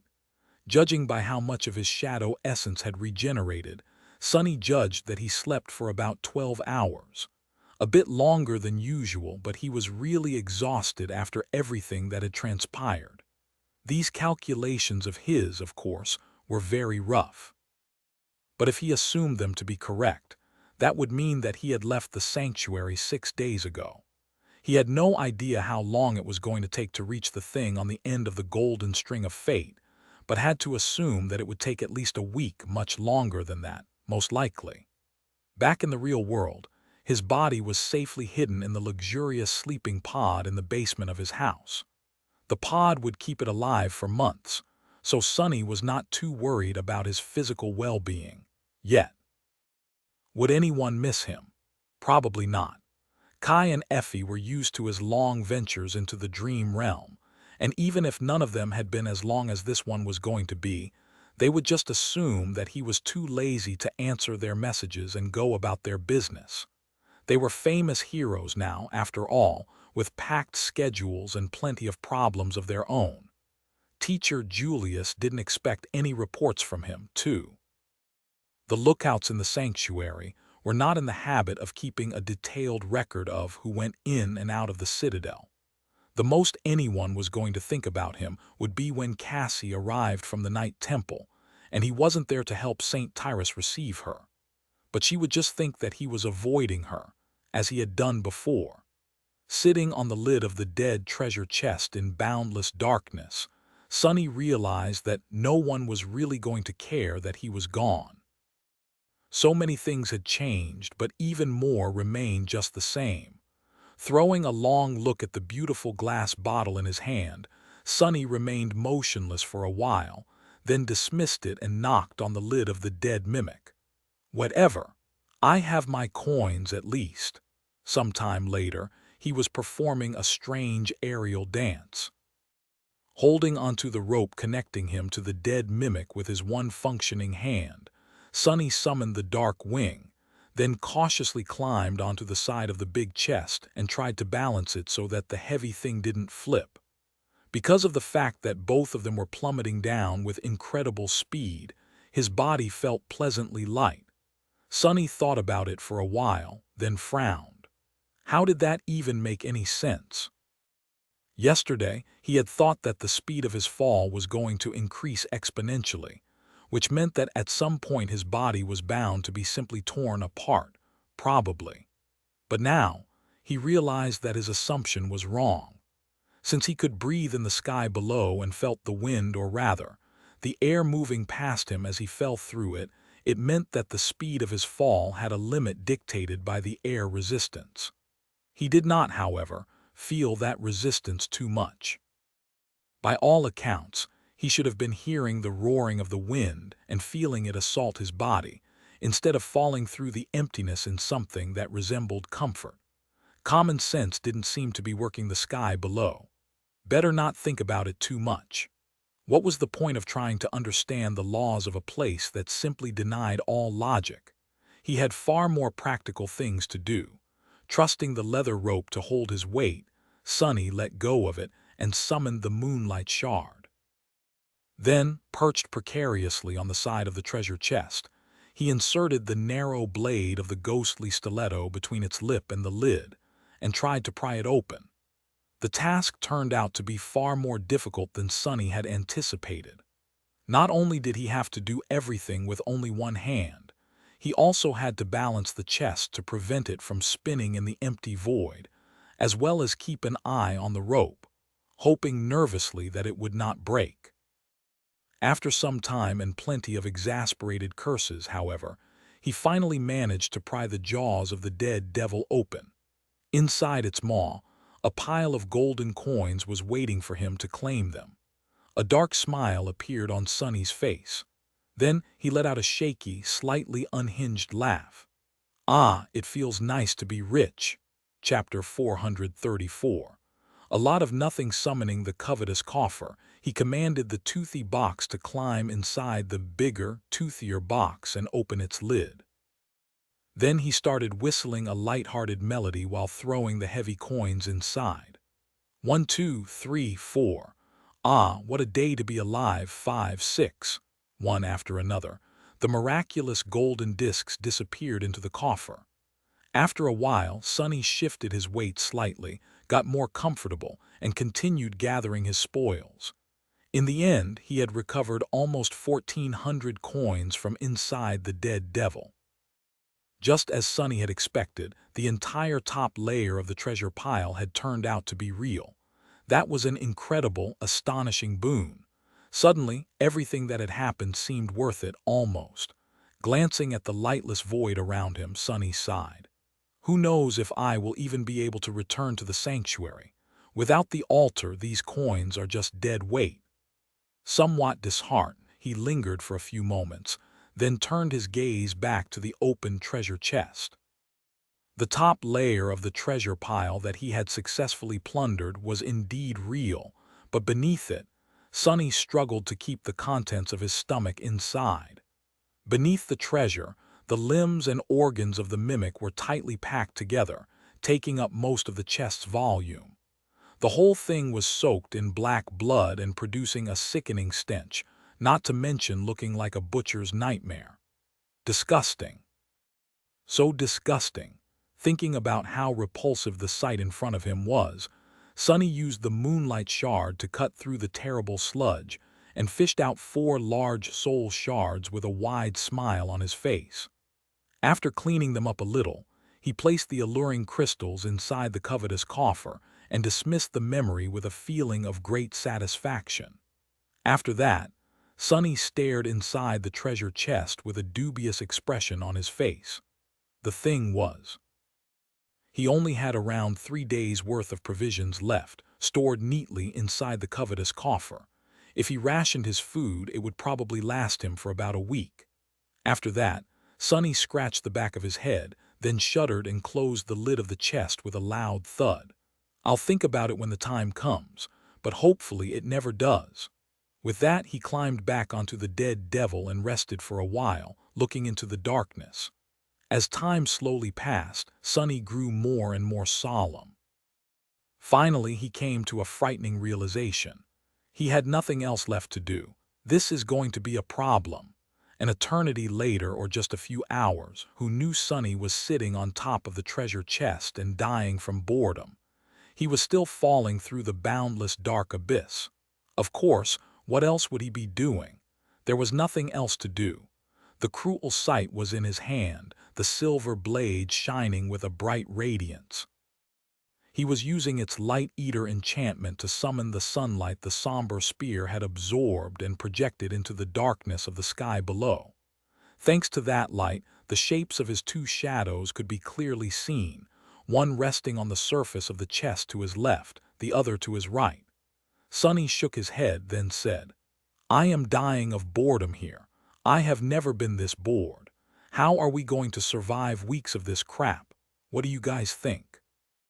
The happy shadow to his right hesitated, then raised a fist encouragingly. Its sentiment was quite clear. "You got this." The gloomy shadow to his left stared at him grimly, then simply shook its head. Its meaning was clear, too. "Just give up already." Sunny blinked a couple of times, then smiled. "Well, I think it's going to be fine. I'll just think about it as a vacation. Yeah. When was the last time I could just relax and do nothing? That's right, never." If you think about it, guys, this is a godsend opportunity, an opportunity to rest and laze about as much as I want. He remained silent for a while, then added, "I literally have no choice but to do nothing. Lucky me, right?" The gloomy shadow glanced at him, then covered its face with a palm. Even the happy shadow hesitated for a bit before giving him a timid shrug. Sunny frowned. "What do you mean, go crazy? I am not going to go crazy. I'm so done with being crazy. Been there, done that, as they say. There is zero possibility that I will go crazy." The shadows didn't answer, making him huff angrily. "Whatever, why am I even speaking to you too? It's not like you even have enough decency to pull your weight in the conversation." He scowled and dismissed the cruel sight, letting the darkness shroud everything once again. The shadows became invisible. After a while, Sunny said scornfully, "And it's not like I don't have better alternatives to talk to anyway." Where had he put the ordinary rock? By the time 3 days had passed, at least Sunny suspected that it had been 3 days, since that was how long his shadow essence usually took to fully recover without the aid of the soul serpent. He was, indeed, on the verge of losing his mind. It wasn't even the boredom that was the worst.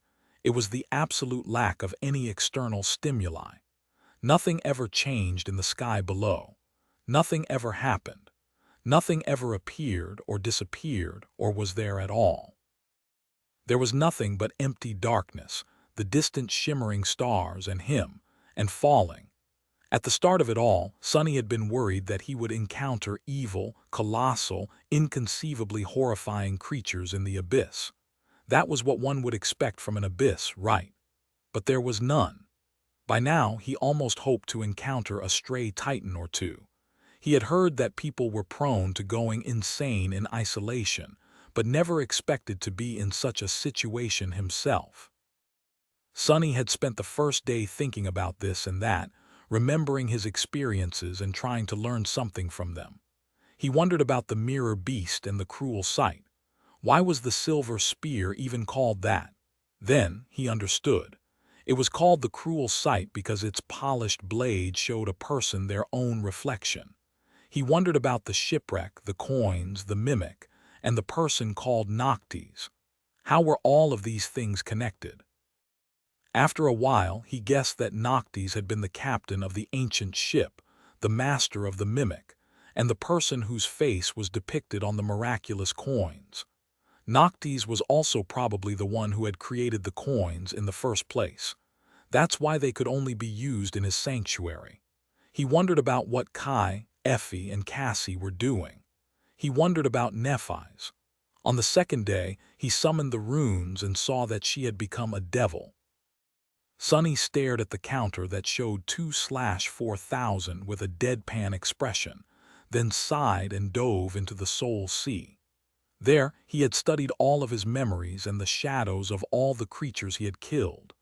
That only took him a couple of hours, or an eternity. On the third day, Sonny just lay on the lid of the dead mimic and stared into the void. His mind was starting to behave in strange ways. Although there was nothing around him, Sonny could sometimes see strange shapes and silhouettes in the darkness, as well as hear distant noises. He wanted to think that they were real, but knew that it was just the result of prolonged sensory starvation. Human minds were weird that way. They couldn't really withstand a lot of nothing. Suddenly, the story of a man who had to turn back after 7 days of descending into the sky below out of fear of going insane made much more sense to him. To make himself perceive at least something, Sonny summoned the silver bell and rang it in the darkness, listening to the melodious ringing as it disappeared into the abyss. And now he was sitting on the treasure chest, looking at the distant stars and speaking with the ordinary rock. "So how has your day been, Rock?" the memory answered in his own voice. "Same old nothing." "Yours." Sonny remained silent for a while, then said, "I am enjoying my vacation." The ordinary rock laughed. "Sounds wonderful." "How is your vacation going?" he sighed. "Splendidly. I've yet to hit the rock bottom." For a while there was nothing but silence. Then a new question came. "Why is it so dark?" Sonny smiled weakly. "Why wouldn't it be dark? This is the sky below after all." But then he froze. "What?" The voice that asked the question had not come from the ordinary rock. That voice was not his own. Chapter 435. Listening to nothing. Sonny shuddered. The voice he heard was not his own. It sounded pleasant and calm and seemed to have come from the darkness of the sky below itself. "Have I finally lost it?" His first thought was that he had gone crazy again and was now hearing things. His second thought was much less comforting: damnation. Had he summoned some unholy titan from the depths of the sky below after all? Sonny outstretched one hand, ready to manifest the cruel sight, but then hesitated. If the owner of the voice was not a figment of his imagination but some harrowing being of the void, was it really wise to agitate it? Would the silver blade even do anything against it? "Calm down, calm down. Maybe you just imagined the whole thing." As if to answer his thoughts, the void laughed softly. "Ah, my apologies. I seem to have startled you." Sonny gulped. The pleasant voice seemed to belong to a young man, but no matter how hard he looked into the darkness, he couldn't see anyone or anything nearby. He was reminded of his first meeting with Kai, only this time. This time things were much more frightening. "And no worries. I just didn't expect to hear another human's voice here. You are a human, right?" The void was silent for a while, then answered in a neutral tone. "A human. I used to be a human once, I guess." Sonny realized that he couldn't even pinpoint the direction from which the voice was coming. It was just there somehow, everywhere, around him. He tensed, then asked cautiously, "Used to, then what are you now?" The voice disappeared for a few moments, then sighed. Finally it answered, "Lost." Sonny blinked. What the hell does he mean? Lost, as in lost in the sky below? The darkness let out a sad laugh. "No, not in the sky below." As Sonny felt cold shivers run down his spine, it hesitantly added, "I am sorry. I haven't spoken to anyone in a long, long time." Instead of lost, it would be more proper to say that I am one of the lost. My body in the waking world was destroyed, but my soul continues to exist here in the dream realm. I hope that explanation is more clear. One of the lost. Sonny knew of these people, although he had never met one in person. Just like there were hollow people whose souls were destroyed, leaving an empty body behind, there were also the lost.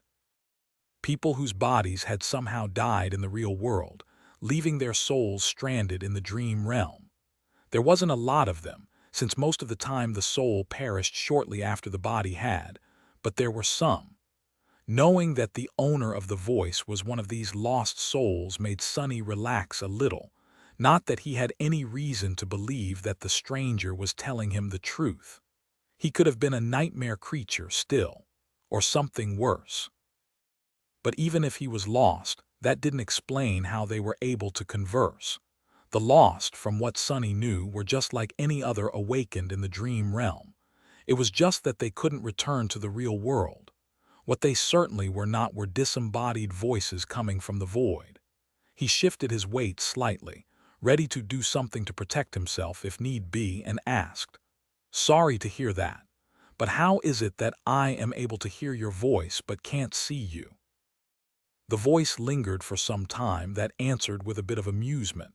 "That is a good question." Sonny waited patiently for him to expand on that answer, but that seemed to be it. A bit irritated, he said, "Well, aren't you going to explain?" Instead, the voice suddenly asked, "Why are you descending into the sky below? This is a very dangerous place." Sonny blinked a couple of times, then coughed.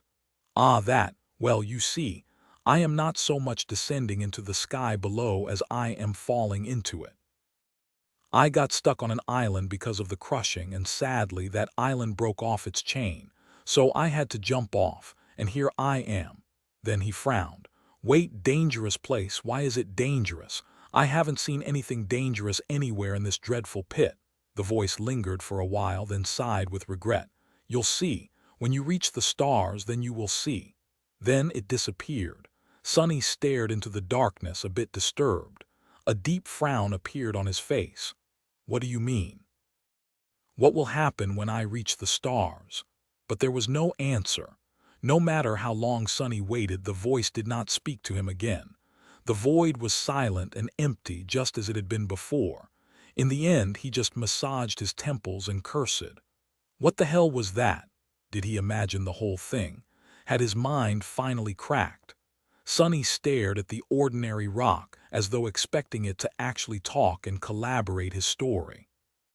Sadly, the memory could only repeat the sounds it had recently heard. Wait, the sounds it had heard. Sonny hurriedly commanded the rock to repeat everything it had recorded in the past few minutes. Then, feeling cold sweat appear on his forehead, he listened to his own voice speaking to nothing. His words were repeated, but where the words of the strange voice should have been, there was nothing but silence. Dismissing the ordinary rock, Sonny clutched his hair and groaned. "Crazy, I've gone completely crazy. Curse it all, it has been just 4 days and I'm already turning back into a lunatic." Not even a full week passed by, and he was already going insane. This is the worst vacation ever. After a while, he frowned. Despite being mostly sure that the whole thing was just a symptom of his sanity slowly breaking apart, Sonny cautiously crawled to the edge of the chest and looked down at the distant shimmering stars. Was he imagining things, or did they seem to be a little closer? Chapter 436. Nothing to worry about after the conversation with the disembodied voice of the void. Whether it was real or not, Sonny felt different. Not exactly better, but at least not as lost and unmoored as before. That would be really ironic if the voice was just a figment of my imagination, wouldn't it? The empty void around him didn't seem as empty anymore. Even if it was now full of potential danger, the danger was better than nothing. Anything was better than nothing. After 4 days spent in the endless silence of the dark abyss, Sonny realized just how terrible nothingness was. The human mind was simply not built to withstand it. In any case, he wasted some time staring at the distant stars and then got to thinking. Now that his cores were once again full of essence, he had no tool left to measure time. After considering his options for a while, he summoned the cruel sight and activated the dark mirror, enchantment. Even though he had no enemies to fight in the sky below, simply keeping the enchantment active was going to drain his shadow essence. Sonny felt that he could keep it going for about 2 hours straight. After his reserve of a scene became approximately half empty, he dismissed the cruel sight and sat cross-legged in the center of the dead devil's lid. Plummeting through the lightless void, Sonny inhaled deeply and closed his eyes. Then he concentrated on the flow of essence through his body, feeling it permeate every fiber of his being. Directing it into the coils of the soul serpent, he felt its flow accelerate and widen. By using the shadow, he was going to replenish all of the spent essence in about a day. That was going to be his clock from now on. Sonny exhaled, directed the shadow essence into his left hand, and concentrated it in his thumb, then in his index finger. Thanks to the soul serpent, his control of the essence was better than that of most awakened. However, it was still rather crude. Sonny innately knew how to enhance his physical attributes by expending it, but wasn't really efficient with how he did it. To him, it was a matter of instinct. He just thought about making his hands stronger, and the essence flowed like a torrent to achieve the desired effect. That was how all young awakened used it. True masters, however, were much more intricate in their control of essence. They could isolate every muscle, every nerve, every bone in their body, and only enhance those parts of it that they needed to perform an action. Their expenditure of essence was more akin to a trickle than a torrent, but achieved the same result. That's why between two awakened with similar soul core capacity, one could be able to fight at his peak physical prowess for much longer. Now that Sonny had nothing else to do, he decided to really work on this aspect of mastery over his own body and soul.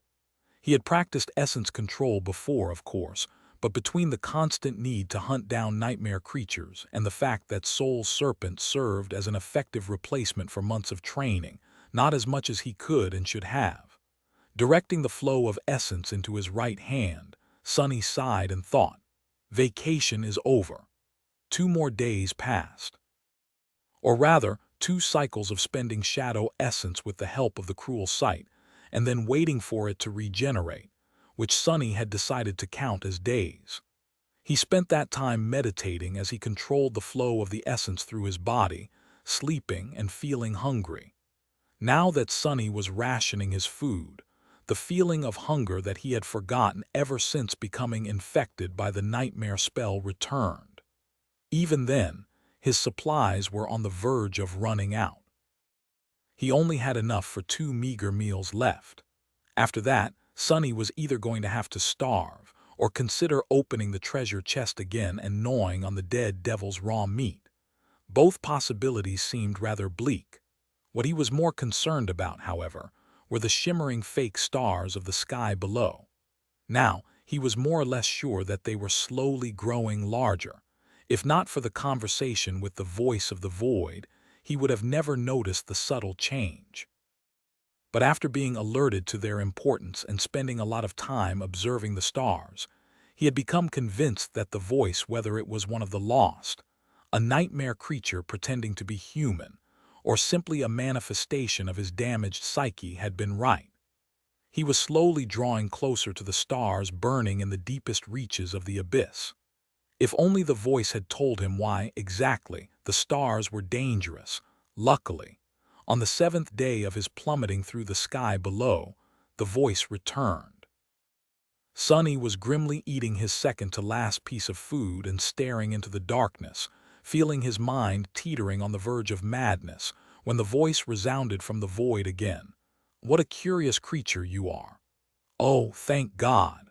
Sonny choked on a piece of dried meat, took a sip of water from the endless spring to chase it down, and glanced at the empty expanse of the sky below with a dark expression.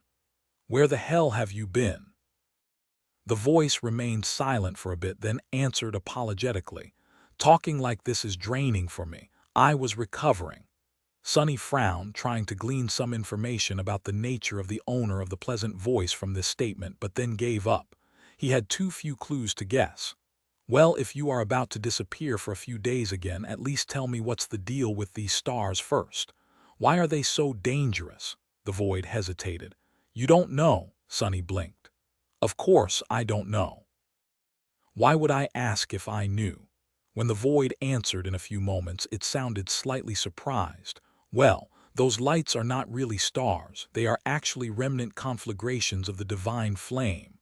Sonny thought about what he just heard, then tilted his head to the side. "Divine flame? What? Why would divine flame burn in the depths of the sky below?" The voice chuckled. Then it said with a bit of amusement, "How do you think the sky below came to be? A long time ago, this was a beautiful and prosperous land, you know." The amusement drained from its voice, replaced with something much darker. "But then its prideful ruler provoked the wrath of the Lord of Light. The Lord Ah, you probably only know him as Sun God, brought down his heavenly flame upon the lands, shattering the earth and burying an unquenchable fire beneath it. The void grew silent and then sighed. Over the ages, that fire devoured everything: the earth, the land, even reality itself. All that is left is this empty abyss, and the remnant fragments of the divine flame still burning deep below. So, I am sorry to say this, but unless you know a way to survive the searing heat of the all-destroying heavenly fire, you will probably burn to death in a few weeks. Chapter 437. Nothing. Sunny sat silently for a few moments, thinking. Sun God, so the ruler of this land had angered the gods, and one of them struck down her kingdom. He could just imagine it, a vast pillar of incandescent white flame falling from the skies, piercing the ground and causing the whole region to fracture, its fragments falling into the searing inferno of the divine flame one after another. Well, not all of them had fallen. He glanced up, wondering if the chained isles were created to save the citizens of the destroyed kingdom from annihilation. If so, that prideful ruler must have been not so simple herself. Who would be powerful enough to dare resist the wrath of the gods, and what had that being done to provoke it? But more importantly, how the hell did the voice of the void knew so much about it? A subtly suspicious expression appeared on his face. Really? This is very interesting. And how exactly do you know all this? Sunny hesitated and then cautiously added, did you perhaps have something to do with that prideful ruler? The voice was silent for a moment and then suddenly exploded with sincere laughter. Oh my, I wish. Wouldn't that be grand? But no, I am just an awakened who had studied the chained isles, probably the same way that you have studied them in your travels. The ruins here are all but destroyed by the endless cycle of the crushing, but if one knows where to look, there are still some answers left to find. Sunny smiled. True. But I am actually a research assistant for the Wilderness Survival faculty of the Academy, and yet I have never seen any of the information you possess in the database. With the level of access that I have, that is very strange, isn't it? The voice chuckled. How am I supposed to report my findings to the Academy? I can't even leave the dream realm. Sunny blinked. That actually made a lot of sense. Sort of. Lost or not, an awakened still had to survive somehow in the dream realm, so they were bound to live in one of the citadels. Probably. So it wasn't like they had no contact at all with the real world, even if it was only through the other inhabitants of their citadel. Unless the owner of the voice was not a usual lost, or was lying to Sunny, or was just a figment of his imagination. He frowned. By the way, where are you exactly? I haven't heard a voice like yours anywhere in the sanctuary. And I have spoken to most of the awakened there at least once. The voice lingered for a while, then answered, I am not in the sanctuary. What was that supposed to mean? There was another citadel on the chained isles, the Night Temple, but only those serving valor were allowed to anchor there. Well, excluding Cassie and her cohort. Did the owner of the voice have something to do with the great clan Valor? Sunny raised an eyebrow. Are you from the Night Temple then? But there was no response.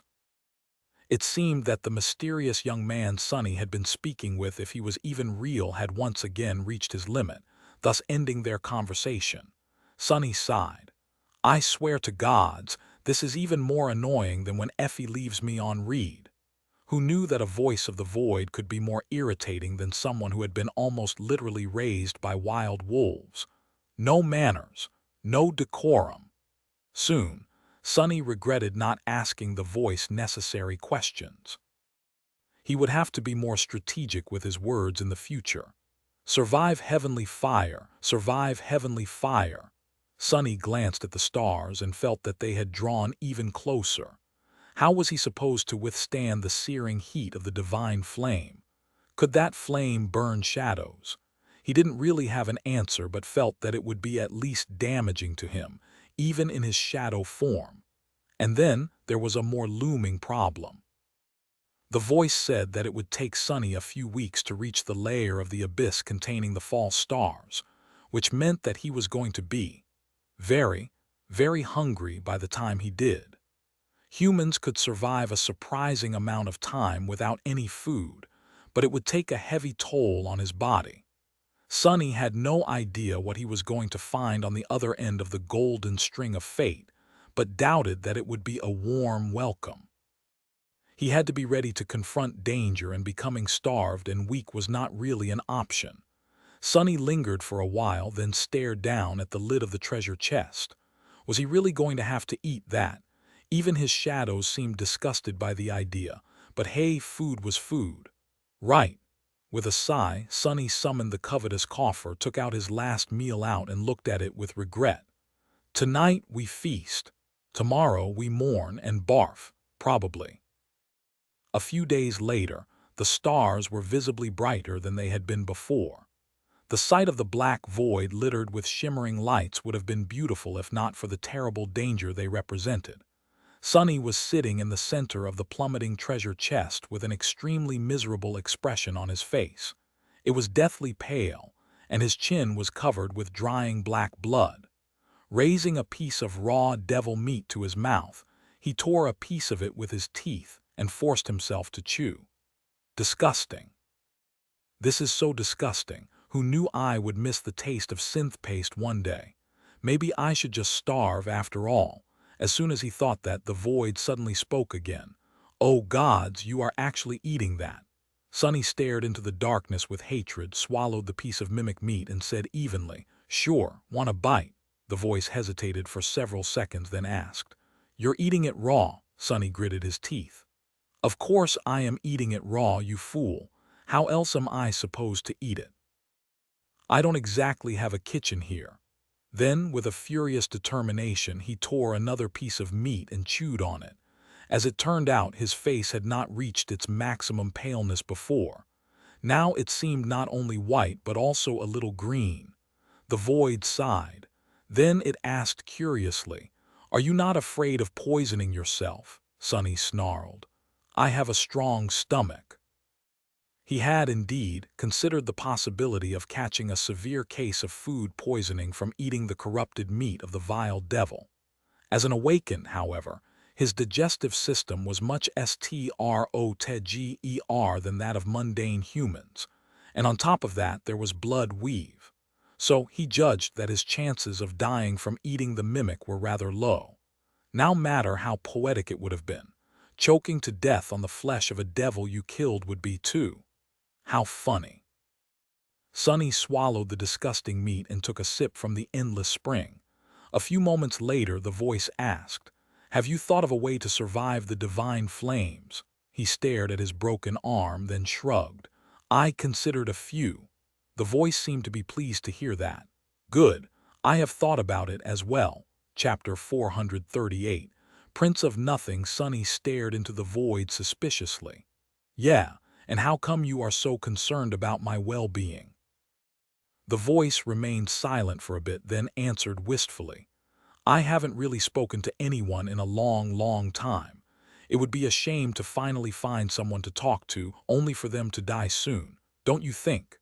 That guy is definitely not just a simple lost. What is his deal, really?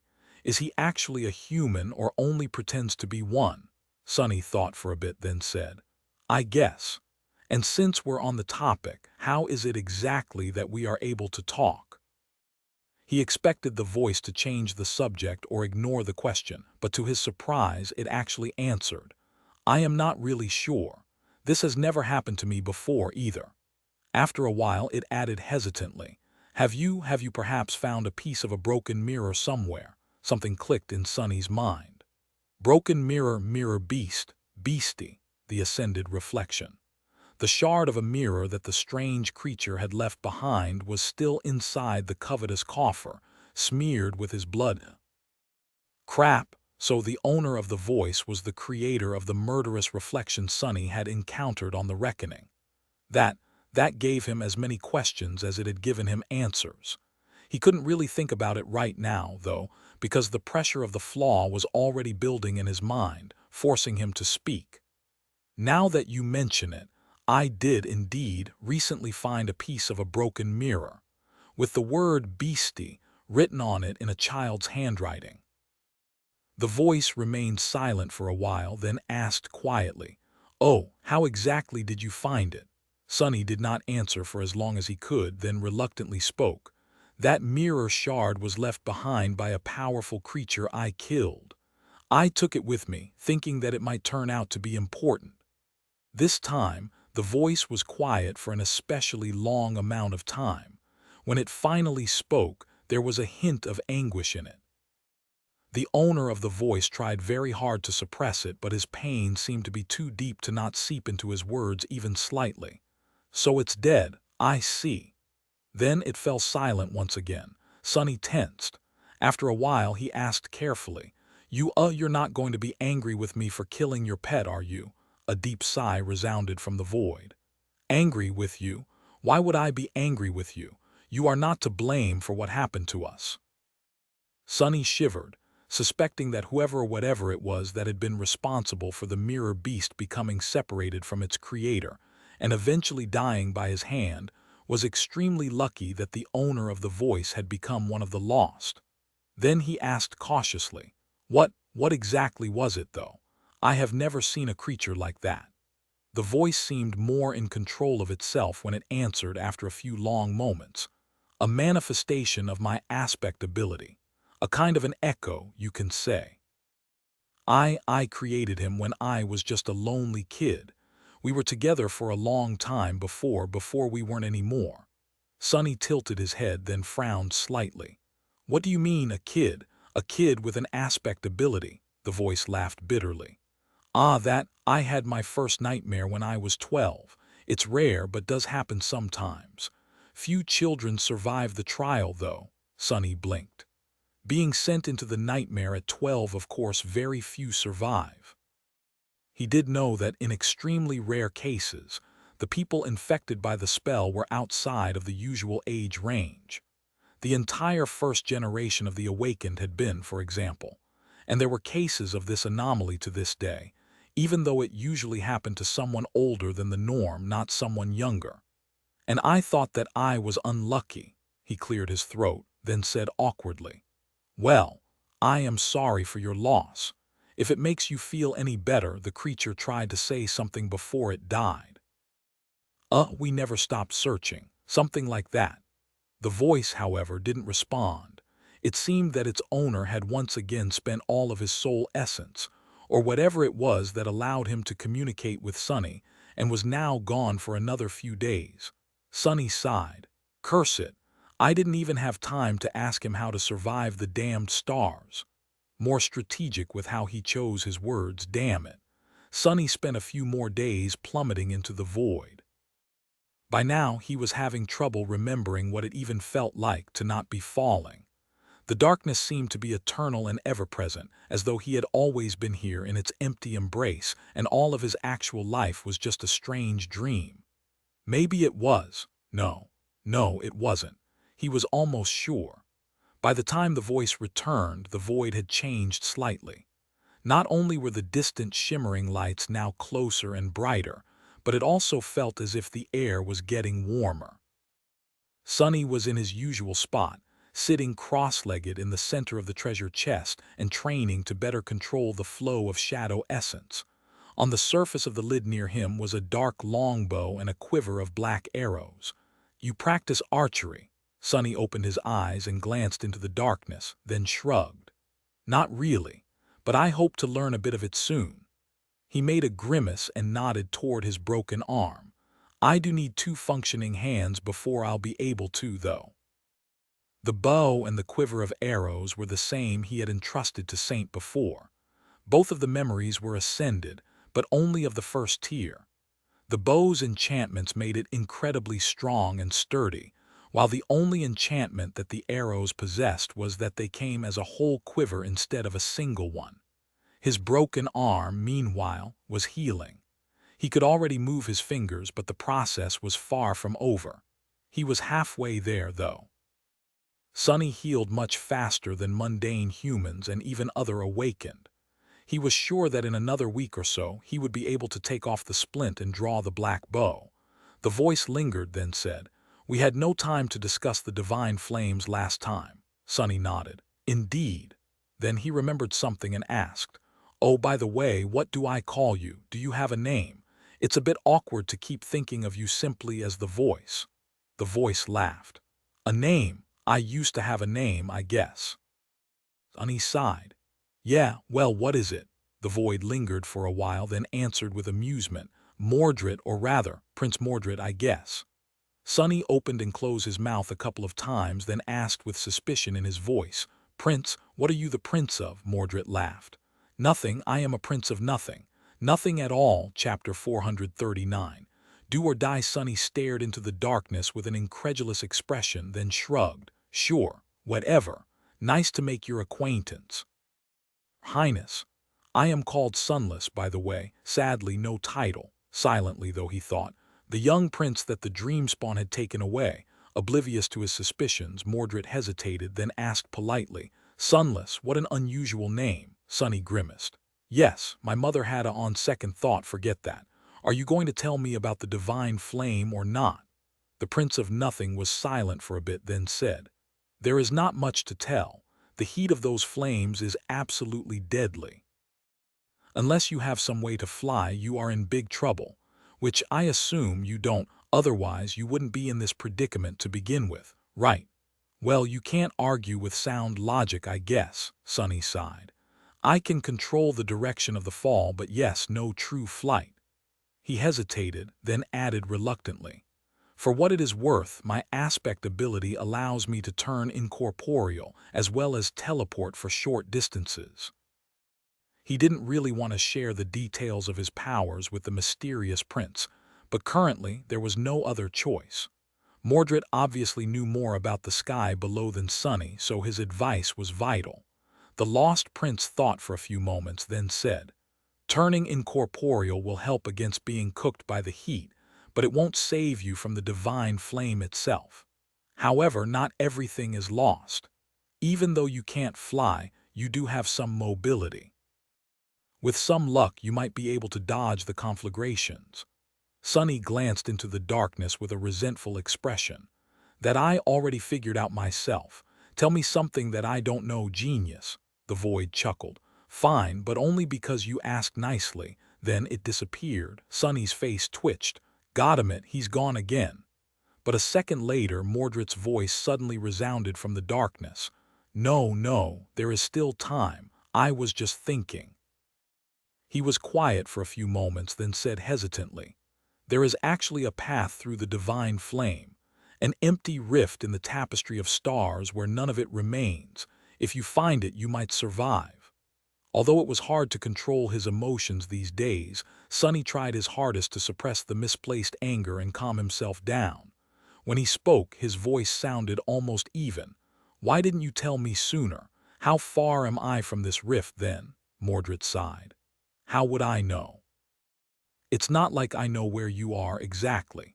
More than that, I had never managed to find the rift myself. The sky below is vast and deadly after all.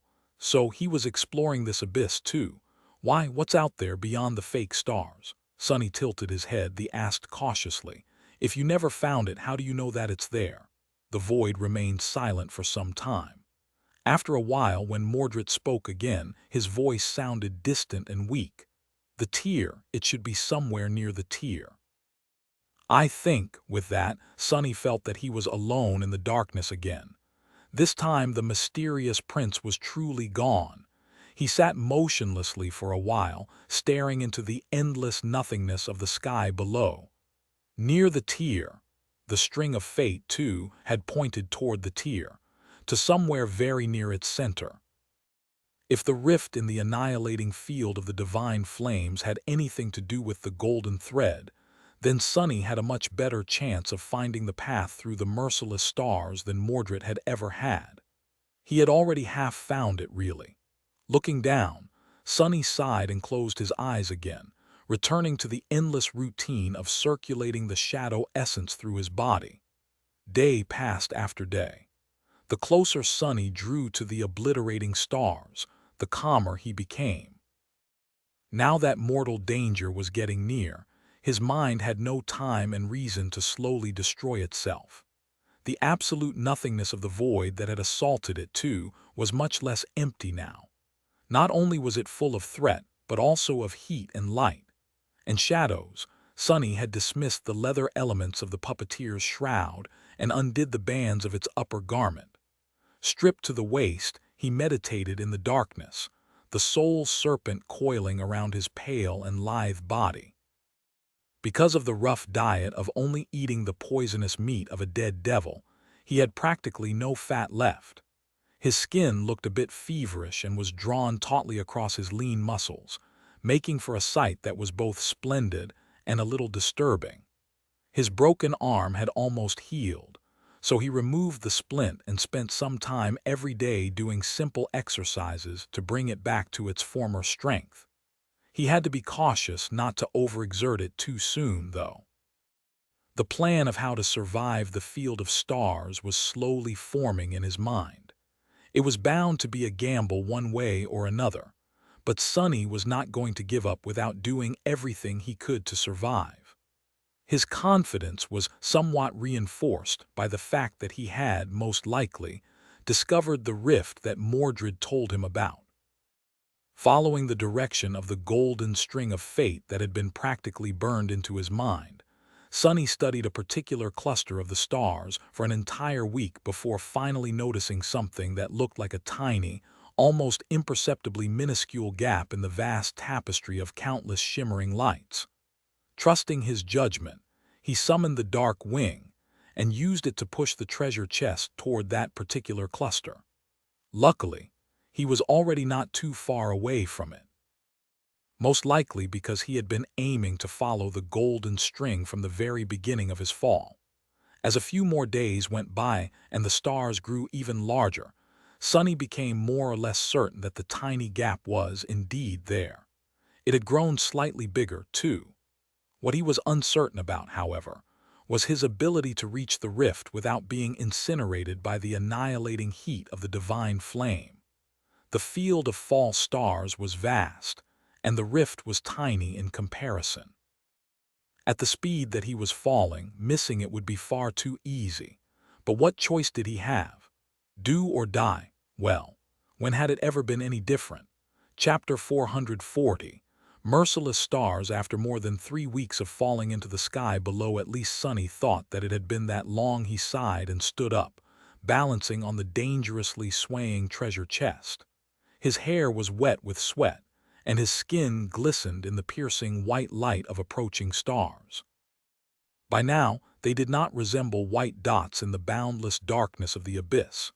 Instead, each was the size of a fist, surrounded by a furious, blinding halo. The heat permeating the void was suffocating. Sonny stared down at the ocean of white flames beneath him. If this was what remained of the inferno of heavenly fire after thousands of years of burning in an empty void, he shuddered to imagine what it must have looked like right after the hammer of divine punishment had fallen on the ancient land. His gaze was locked on a small, empty space between several radiant stars, the rift. This was his goal. As Sonny stared darkly at the tiny patch of emptiness amid the vast field of flame, the void suddenly spoke. "Have you, huh? Is that what a large tattoo you have?" Sonny glanced at the darkness, then shrugged. "What about it?" Mordred lingered for a few moments as though not sure what to say, then asked with amusement. "Sunless, are you sure that you are a research assistant?" Sonny grinned. "Of course I am. Do you know how many contribution points they give me every month? I scribbled a few words about this and that bought me a house. An entire house. Maybe being a researcher is not as swell as being a prince, but it's still a sweet gig, with all due respect, of course. Your Highness." The void laughed. "You are such an interesting person." Sonny stared into the void with an incredulous expression. "You are a bit of an enigma yourself, are you not?" Mordred remained silent for a bit, then asked, "Are you ready for what is about to come?" Instead of answering, Sonny pointed to the ocean of merciless stars. "Look there." When the lost prince spoke, his voice was strangely regretful.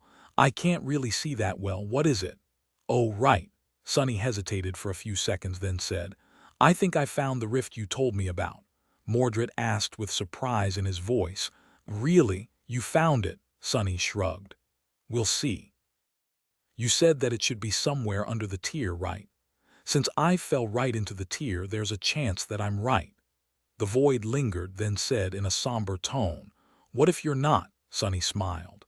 Then it has been nice knowing you. Anyway, anything else you want to tell me before you go? I doubt that we'll have the opportunity to speak again before I reach the stars.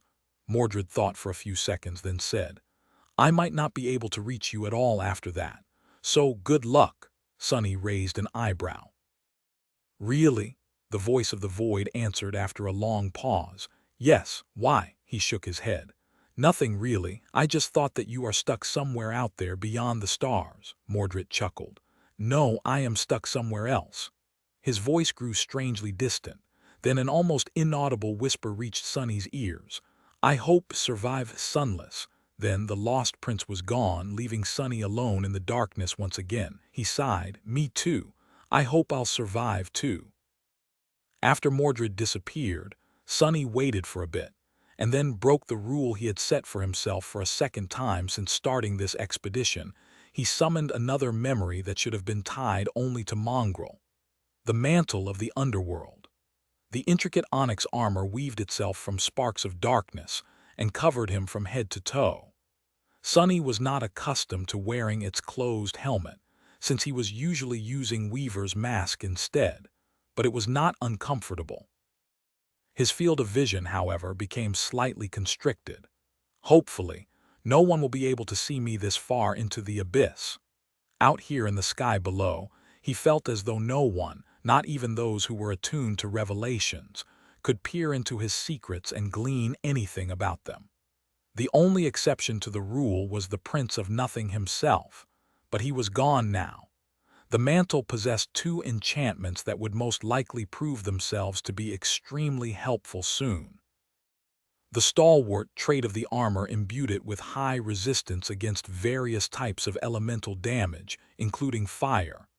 Just seconds after donning it, Sonny felt the suffocating heat retreat, replaced by a pleasant coolness. How long would that coolness last? He did not know. The living stone enchantment, on the other hand, allowed the mantle of the underworld to repair itself while being worn. This trait would come into play later, helping Sonny protect himself even after the divine flame became intense enough to damage the onyx armor. After that, Sonny summoned the dark longbow and the quiver of black arrows. By now, his hand had recovered enough for him to be able to draw the mighty bow. He just hoped that he would not need to. Finally, he summoned the cruel sight and attached it to his belt. All preparations were now done. Looking down through the narrow slit of the visor, Sonny sighed. Now everything depended on his resilience, luck, and how deep his reserves of shadow essence were. In the stark darkness of the empty void, deeper than even the memories of a blue sky could reach, a cracked treasure chest was plummeting toward an ocean of searing white flames. Its underside was bathed in the furious light, while its lid was drowning in the deepest of shadows. Wisps of smoke were slowly rising from its smoldering wood, and the strips of iron reinforcing it were slowly starting to glow as they turned orange. Sonny, who had become a shadow and was once again hiding on the lid of the dead devil, felt fine for now. Until the treasure chest was destroyed, he was protected from directly touching the light of the divine flame. But how long would the corpse of the mimic last? He was thinking about something else, though, something far more dreadful. The rift, the damned rift. I am going to miss it. Chapter 441. Ocean of Flame. Sonny almost managed to direct his endless fall toward the tiny gap between the remnant conflagrations of the divine flame. But on that incredible scale, even the smallest mistake was bound to take him many kilometers away from the goal. A mistake that he had inevitably made, since there were no lessons on navigating eternal voids, especially without any tools except for his own two eyes. Damn it.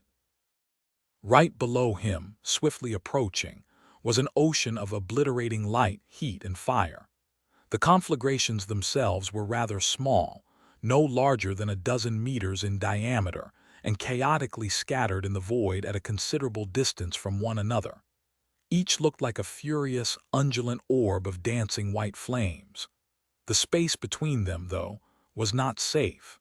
It was permeated by immolating heat that nothing could withstand, at least nothing Sonny had at his disposal.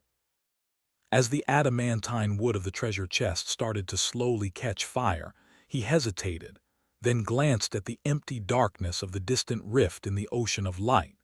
Whether by accident or by design, there was a point in the field of false stars where no conflagrations remained. A roughly circular breach was torn through them, promising him safe passage.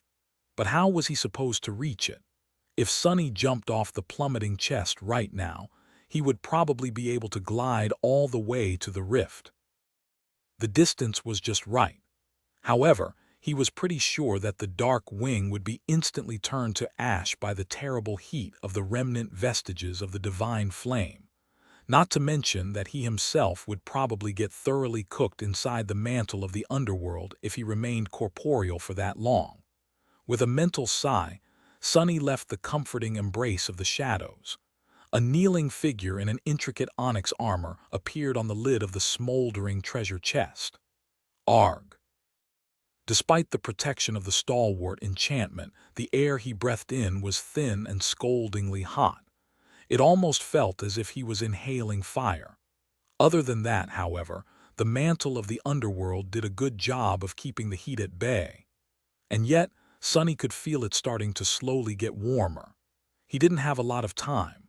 Standing up, he raised the dark longbow, knocked an arrow on its string, and gritted his teeth.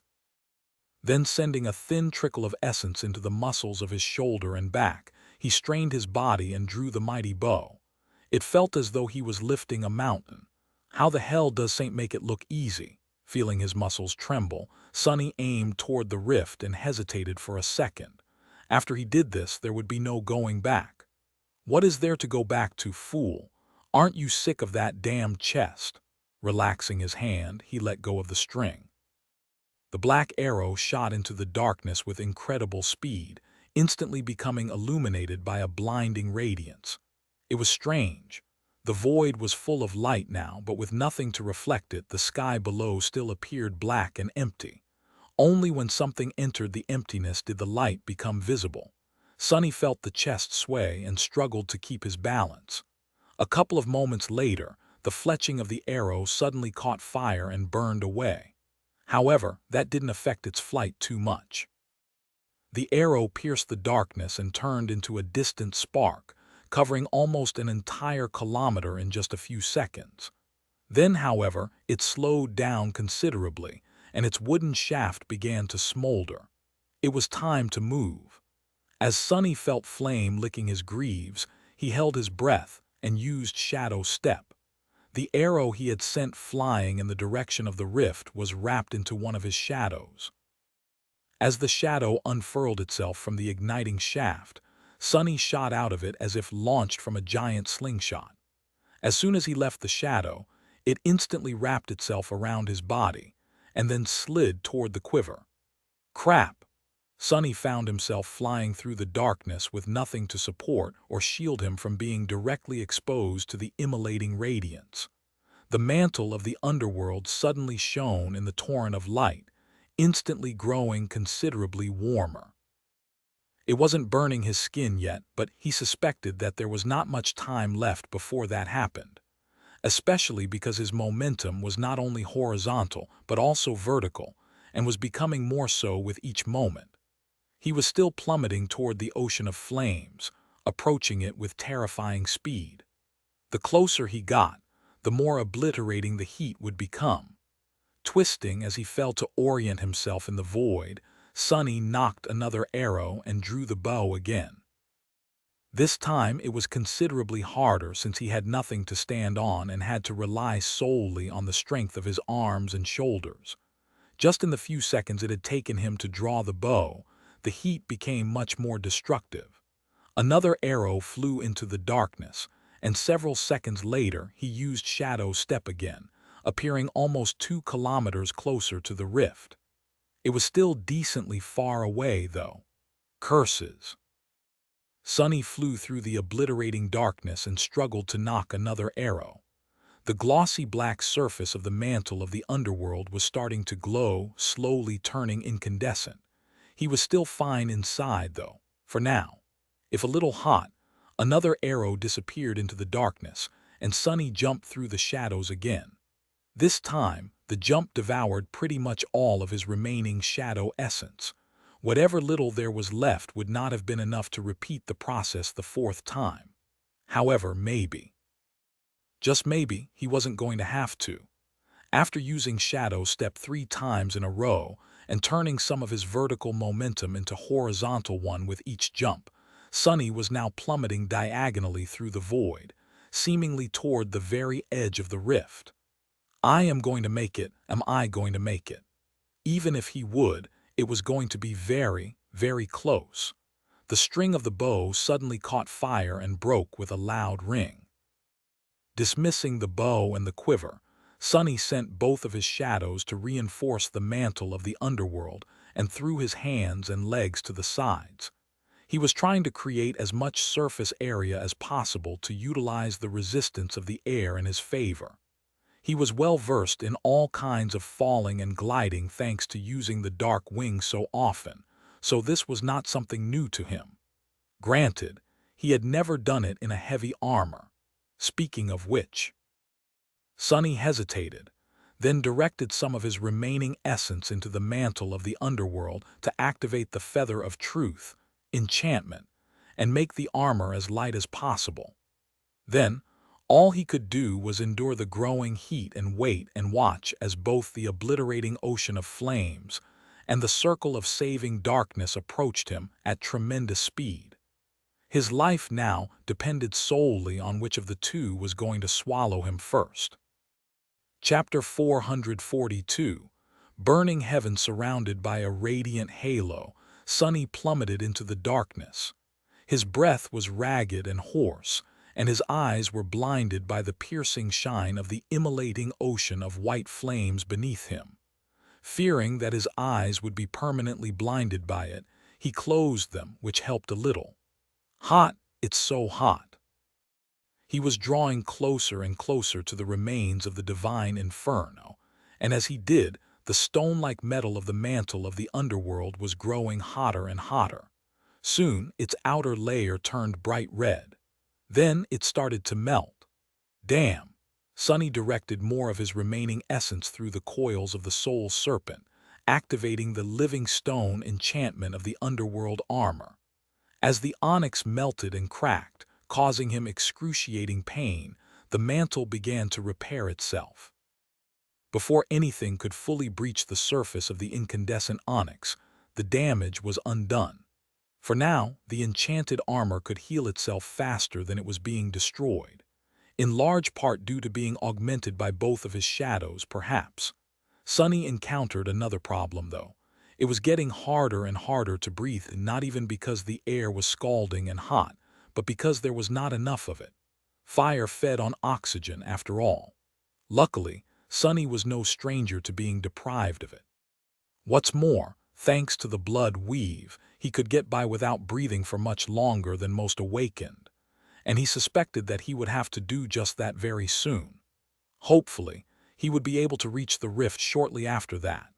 And speaking of the rift, he carefully opened his eyes a little and glanced into the blinding inferno beneath, trying to judge whether or not he was going to make it. For now, it seemed that he would easily pass the field of fire and enter the dark emptiness.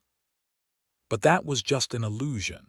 Sunny had to factor in that his forward momentum was constantly growing weaker, which meant that his trajectory would become more and more vertical the longer he fell through the searing abyss. It was too hard to tell whether or not he was going to make it. Gritting his teeth, he shifted his weight and lowered one hand, grabbing the hilt of the cruel sight.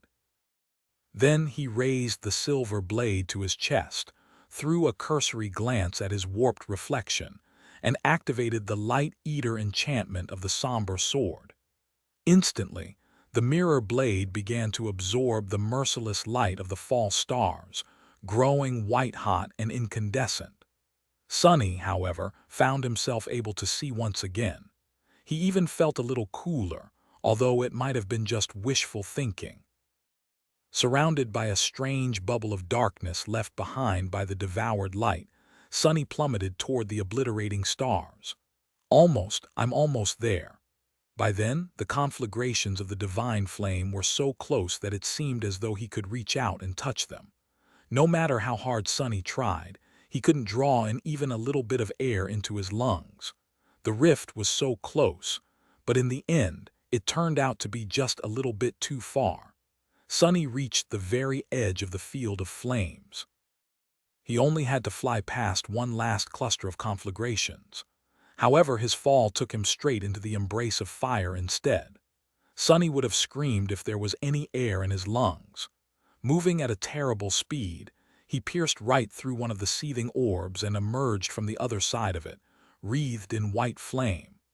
A terrible pain enveloped his whole being. But it wasn't physical pain. It was the similar kind of pain he had experienced while using the broken oath, only magnified 100-fold. Shadows, my shadows. His shadows were wrapped around the mantle of the underworld, and so they had been badly damaged by the divine fire. The armor itself had caught a flame and was now quickly disintegrating. The fire was spreading too, threatening to envelop him whole. Half blind from pain, Sunny did the only thing that could save him now. He dismissed the onyx armor. The mantle of the underworld fell into countless sparks of darkness, which then disappeared, causing the fire to be extinguished. Naked and hurting, Sunny fell into the darkness and saw the cruel sight crack, the silver of its blade becoming dull and tarnished. Following an instinct, he activated the dark mirror enchantment, and then dismissed that memory too. Finally, he wrapped the wounded shadows around himself and circulated what little shadow essence he had left through his entire body, spending all of it to make himself more resilient. And then, he felt cool wind touch his blistering skin. Sunny fought through the terrible pain and opened his eyes. Behind him there was a wall of ruthless radiance, but in front of him there was nothing but darkness. He had reached the rift. Hurts, everything hurts. Crap, this is so unfair. Sunny flew deeper into the rift, creating more distance between himself and the conflagrations of the divine flame. Of course, they were too close for him to feel comfortable, but at least he could breathe again and wasn't being cooked alive. Well, at least not very fast. Before being badly hurt by the divine flame, Sunny had hoped that somehow, miraculously, he would turn out to be immune to it. He was technically a shadow of a sun god's descendant after all. Why wouldn't he be immune to the manifestation of his master's domain? Well, his master's indirect ancestor's domain, to be precise. Plus, he was not just any shadow, but a divine one left behind by Shadow God himself. Light and shadows were two sides of the same coin, weren't they? As it turned out, the divine flame didn't care. Arg! Currently, Sunny was falling through the rift. He had reached its center and dove straight down, hoping to stay as far away from the surrounding stars as possible. It was as though there was a tunnel of empty darkness torn through the very heart of the field of flames, and he was following it down. Down, down, down. It was hard to even conceive of a world where he wasn't constantly falling down. Now that he had no mantle of the underworld to protect him from the blaze, Sunny was suffering a lot. Rift or not, the air was still permeated by the unbearable heat. His skin was red with patches of it blistering. Some of it was badly burned by his unfortunate clash with the divine flame and because he had not dismissed the burning mantle of the underworld fast enough. It was not life-threatening, though. Yet, come on, end, got him it. But the field of flames showed no signs of ever ending. Until it did. After a while, when Sunny was on the verge of losing conscience from the constant heat, he noticed that the scattering of the immolating stars around him became a bit thinner, and then even more so. And then, suddenly and without any warning, he fell out of the field of divine flame and found himself surrounded by nothing but blessed nothing once again. The radiant inferno was now above him, growing further away with each second. It looked as if heaven was on fire. And beneath him, Sonny looked down and shivered. What? How? His eyes widened in shock. Chapter 443. Secrets of the void. Out there in the empty darkness of the void, something even darker loomed, hidden from the radiant light of the ocean of flame above. Sonny peered at the distant black silhouette and shivered. What the hell? What is it doing here?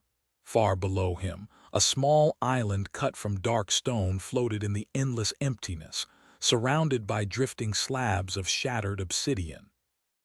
A tall and magnificent pagoda stood in its center, built of a flawlessly black material that was neither wood nor stone. Its lusterless walls seemed to devour any light that touched them. It was the perfect replica of the ivory tower, but at the same time its opposite. The two pagodas were so alike that for a moment, Sonny even thought that he had somehow found himself high up in the sky above. But no, the island that the obsidian tower stood upon was different. It was larger than the one every awakened on the chained isles was used to observing in the skies, and had no broken chains hanging from its stone slopes. On its desolate surface, remains of mysterious structures could be seen, turned to ruin by the passage of time. Several obsidian pillars protruded horizontally from its edges, stretching into the empty void like strange wharves. From high above, Sonny couldn't see much of the island in detail, but he was approaching it fast. Crap, too fast.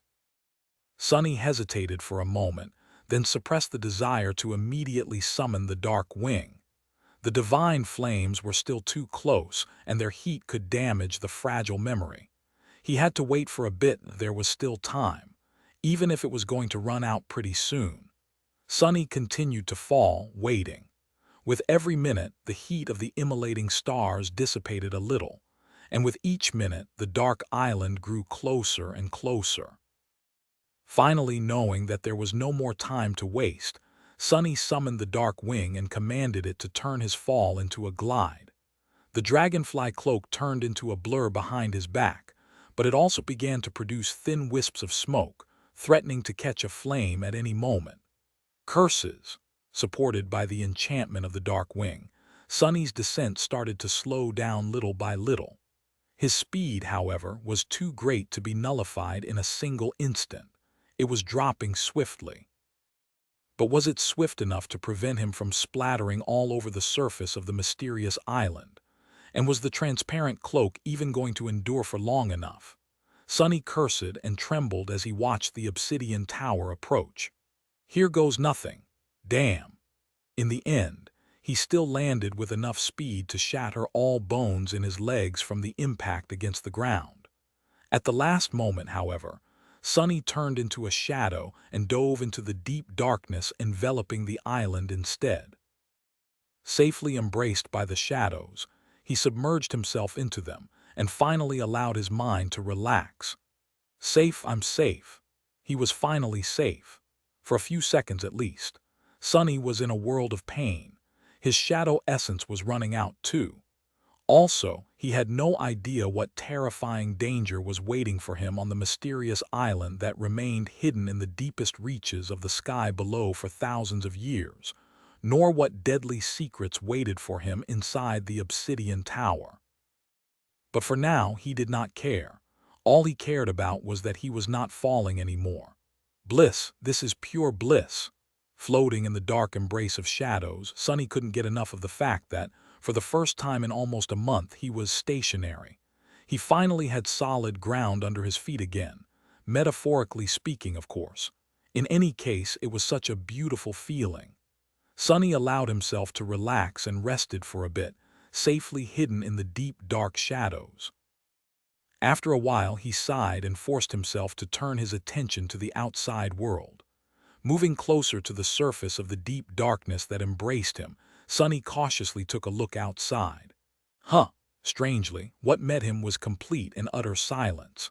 There were no nightmare creatures on the island, no abyssal horrors, no terrifying beings to devour him whole. Not even a single unholy titan slumbered nearby, ready to wake up at the slightest disturbance. The island seemed empty, which was very fortunate, considering that Sunny was running very low on shadow essence and was going to have to assume his physical form soon. He hesitated for a few moments, then took stock of his equipment and himself. His soul was seriously wounded, but not beyond its ability to heal itself in time.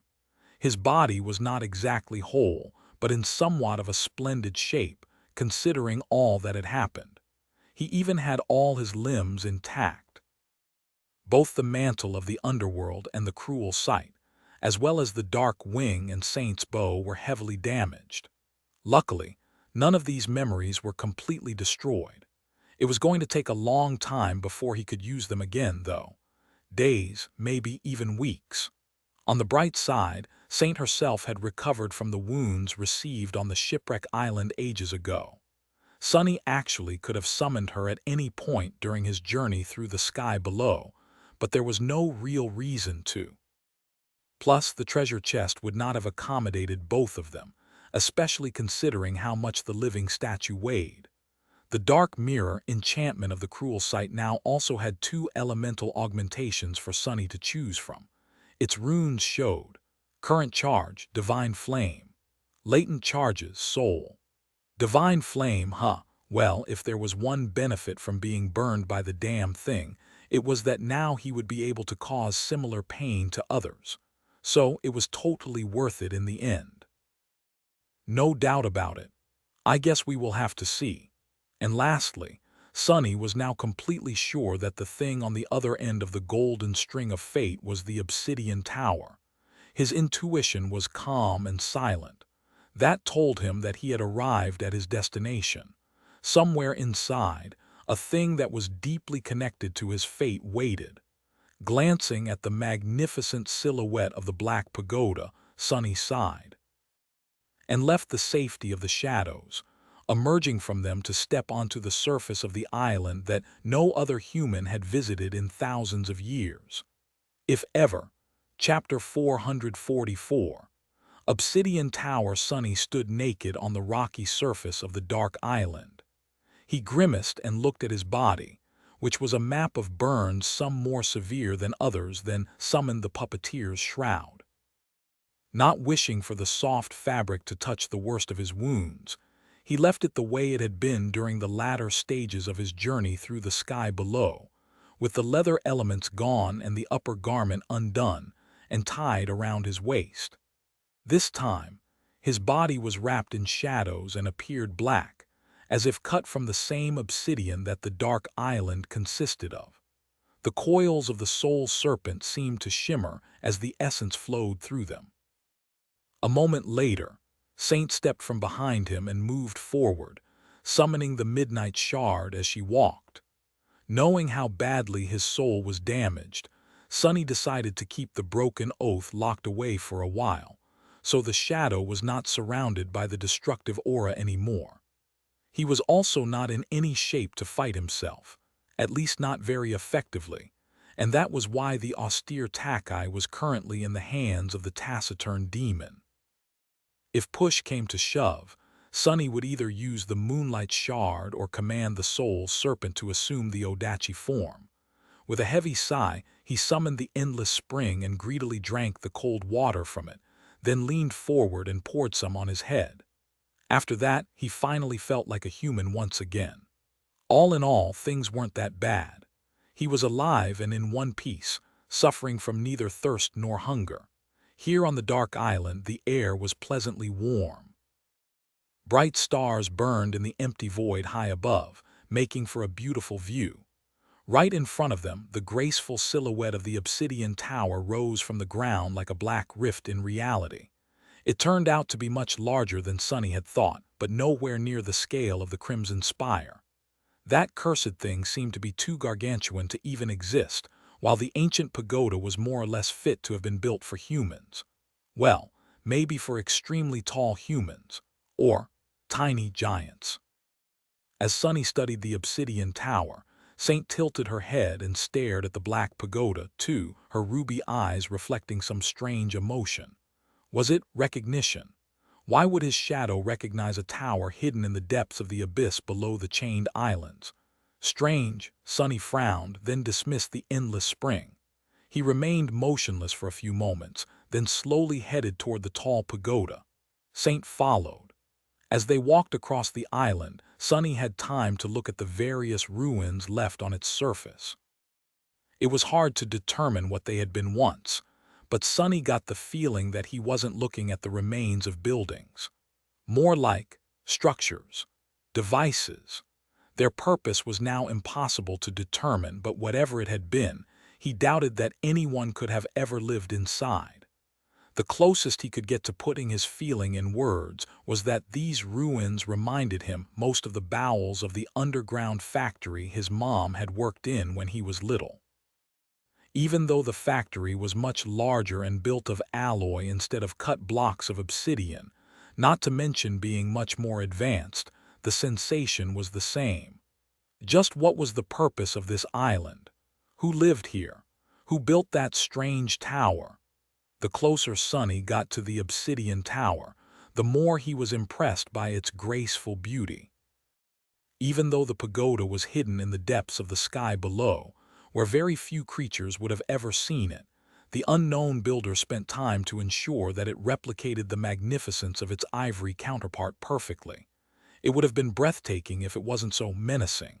Surrounded by nothing but emptiness and silence, the obsidian tower appeared ominous just by virtue of existing. "I am not scared at all."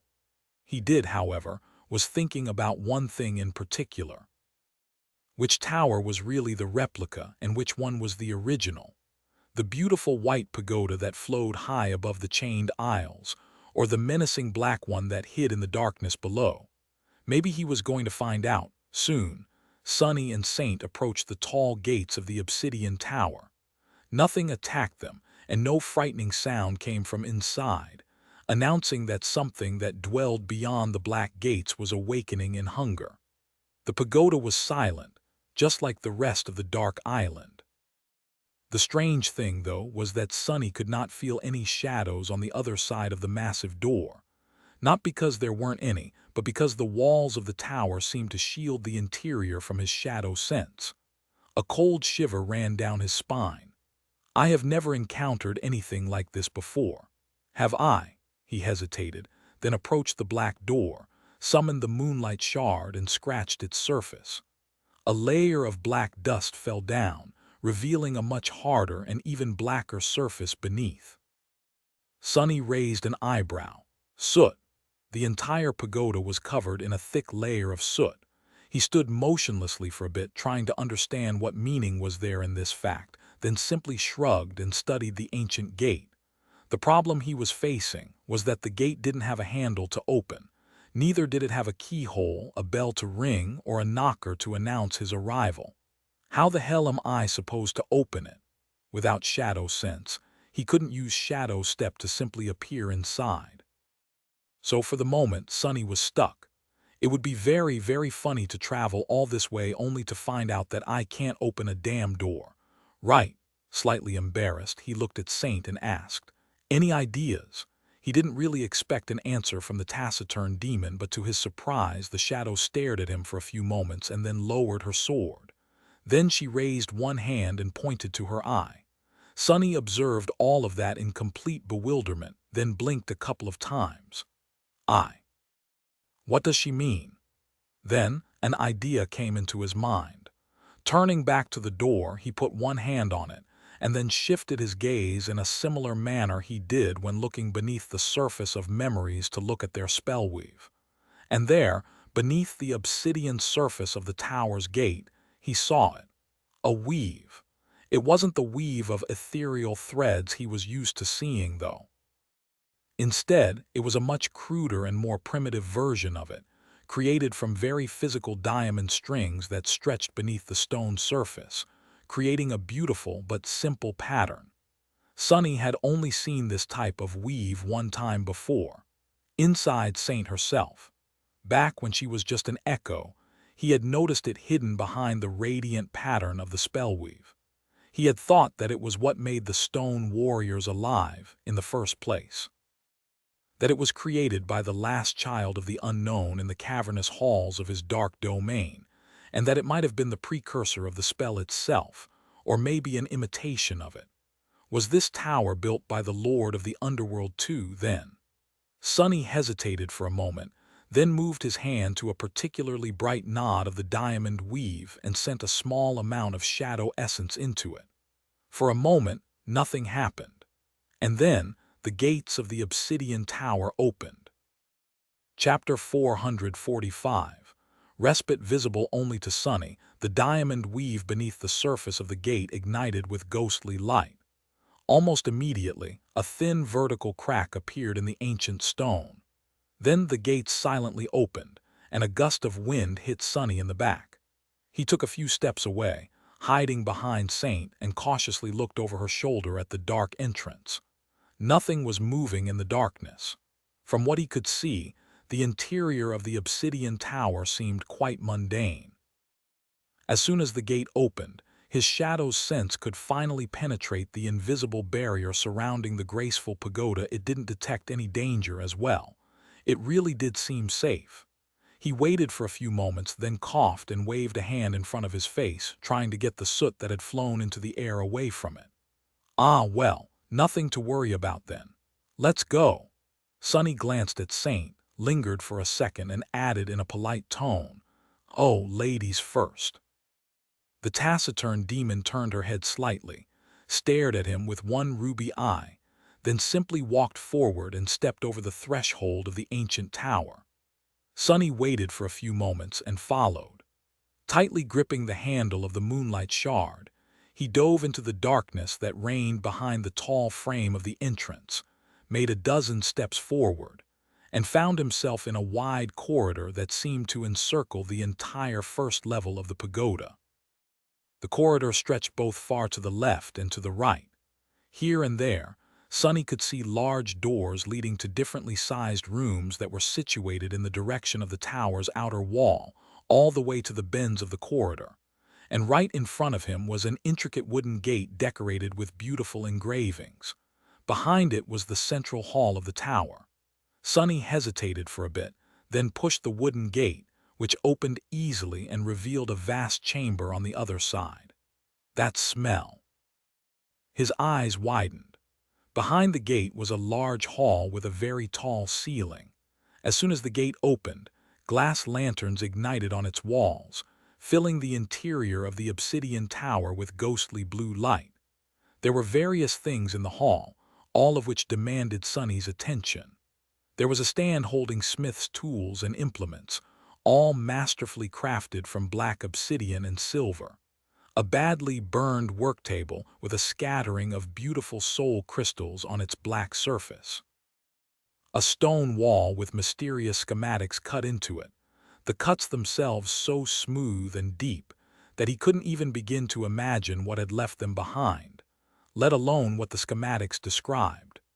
There were strange devices forged from silver and black steel, some of which reminded him of astronomical instruments, but also very mundane things like chairs, tables, and even something that resembled a very long bed.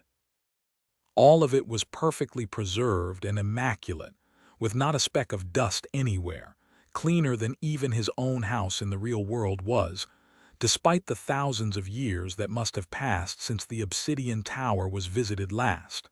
It also all felt slightly wrong. The sizes of everything were almost fit to be used by a human, but slightly different. The shapes of the handles of all the tools were slightly strange.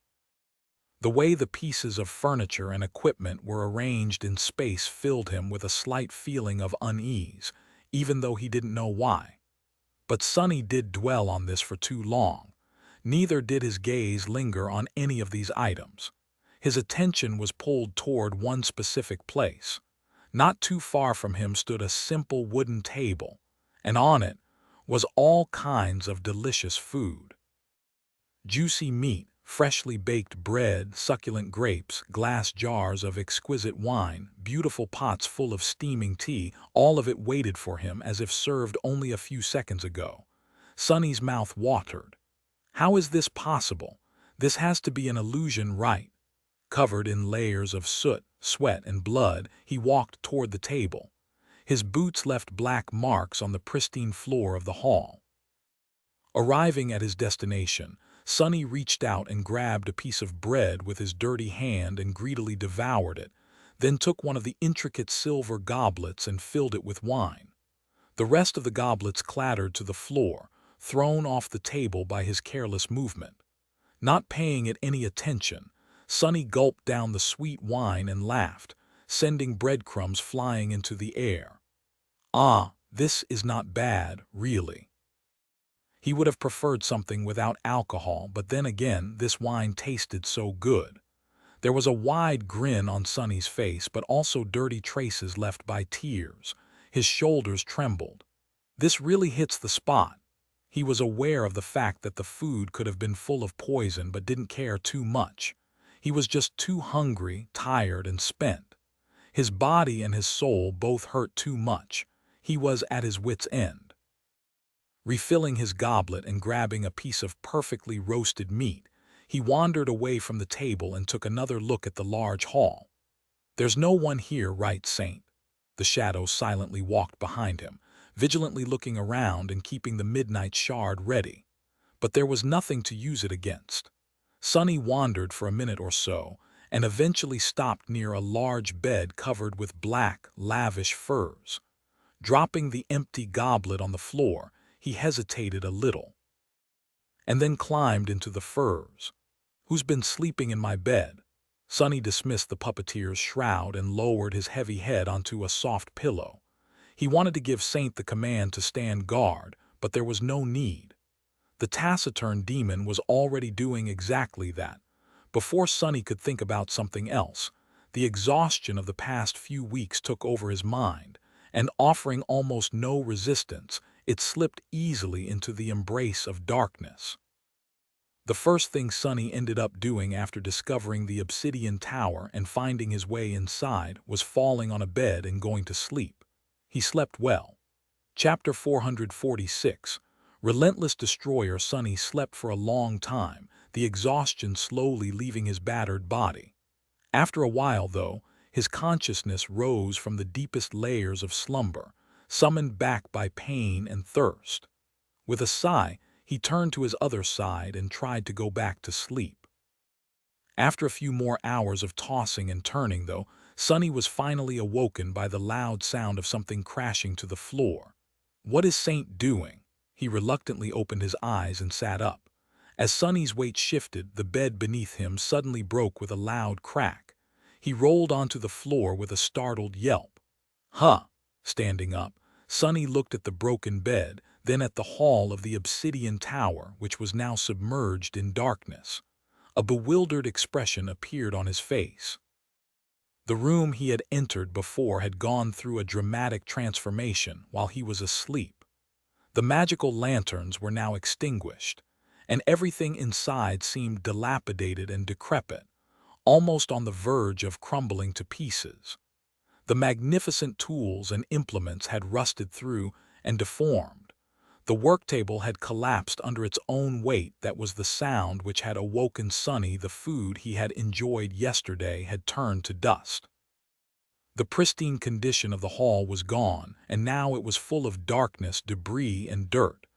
It was as though eons had passed since he fell asleep. A cold feeling appeared in his chest. Have I slept for 1,000 years? Remembering fairy tales where similar things often happened, Sonny felt a hint of horror, but then thought about it for a few moments and calmed down. No, he had not. Judging by how much shadow essence had accumulated in his cores, he slept for about 24 hours straight, which was a lot, but nowhere near 1,000 years. Saint, who was keeping watch nearby, also didn't look as if she had been guarding him for a few centuries. Instead, it was the pagoda itself that had aged. as if an invisible seal that had kept it untouched by the passage of time for all those thousands of years was now broken, and time was finally catching up with it. Time was the most relentless destroyer after all. Sonny sighed with relief, then grimaced. Curses! I should have eaten more yesterday, much, much more. All that delicious food wasted. Shaking his head dejectedly, Sonny looked around, then accessed his own state. His wounds were already much better than they had been the day before. The burns were still rather painful, but within his capacity to endure without being slowed down in battle too much. A couple more days of rest, and he would be close to being fully functional again. He was really hungry, though, but that was going to have to wait. Summoning the Moonlight Shard, Sonny gave Saint a command to follow and went to explore the Obsidian Tower. It took Sonny about an hour to fully explore the first level of the ancient pagoda. Some of the doors in the outer corridor had collapsed and turned to dust.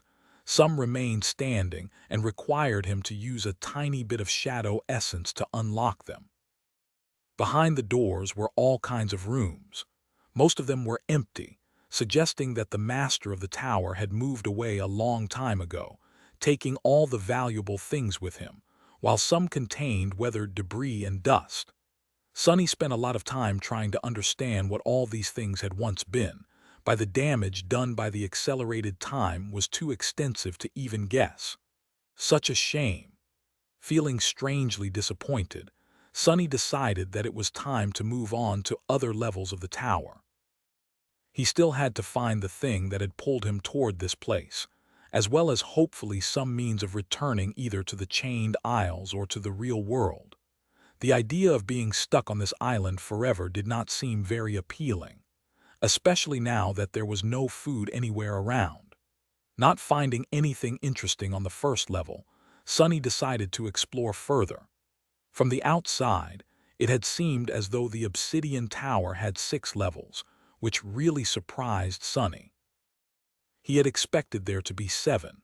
However, after finding 2 stairwells, one stair leading up, the other down, he realized that there was an underground level too, which explained this small discrepancy. Everything having to do with the spell and the dream realm had a tendency to be tied to the number 7, except the gods, of whom there had been only 6.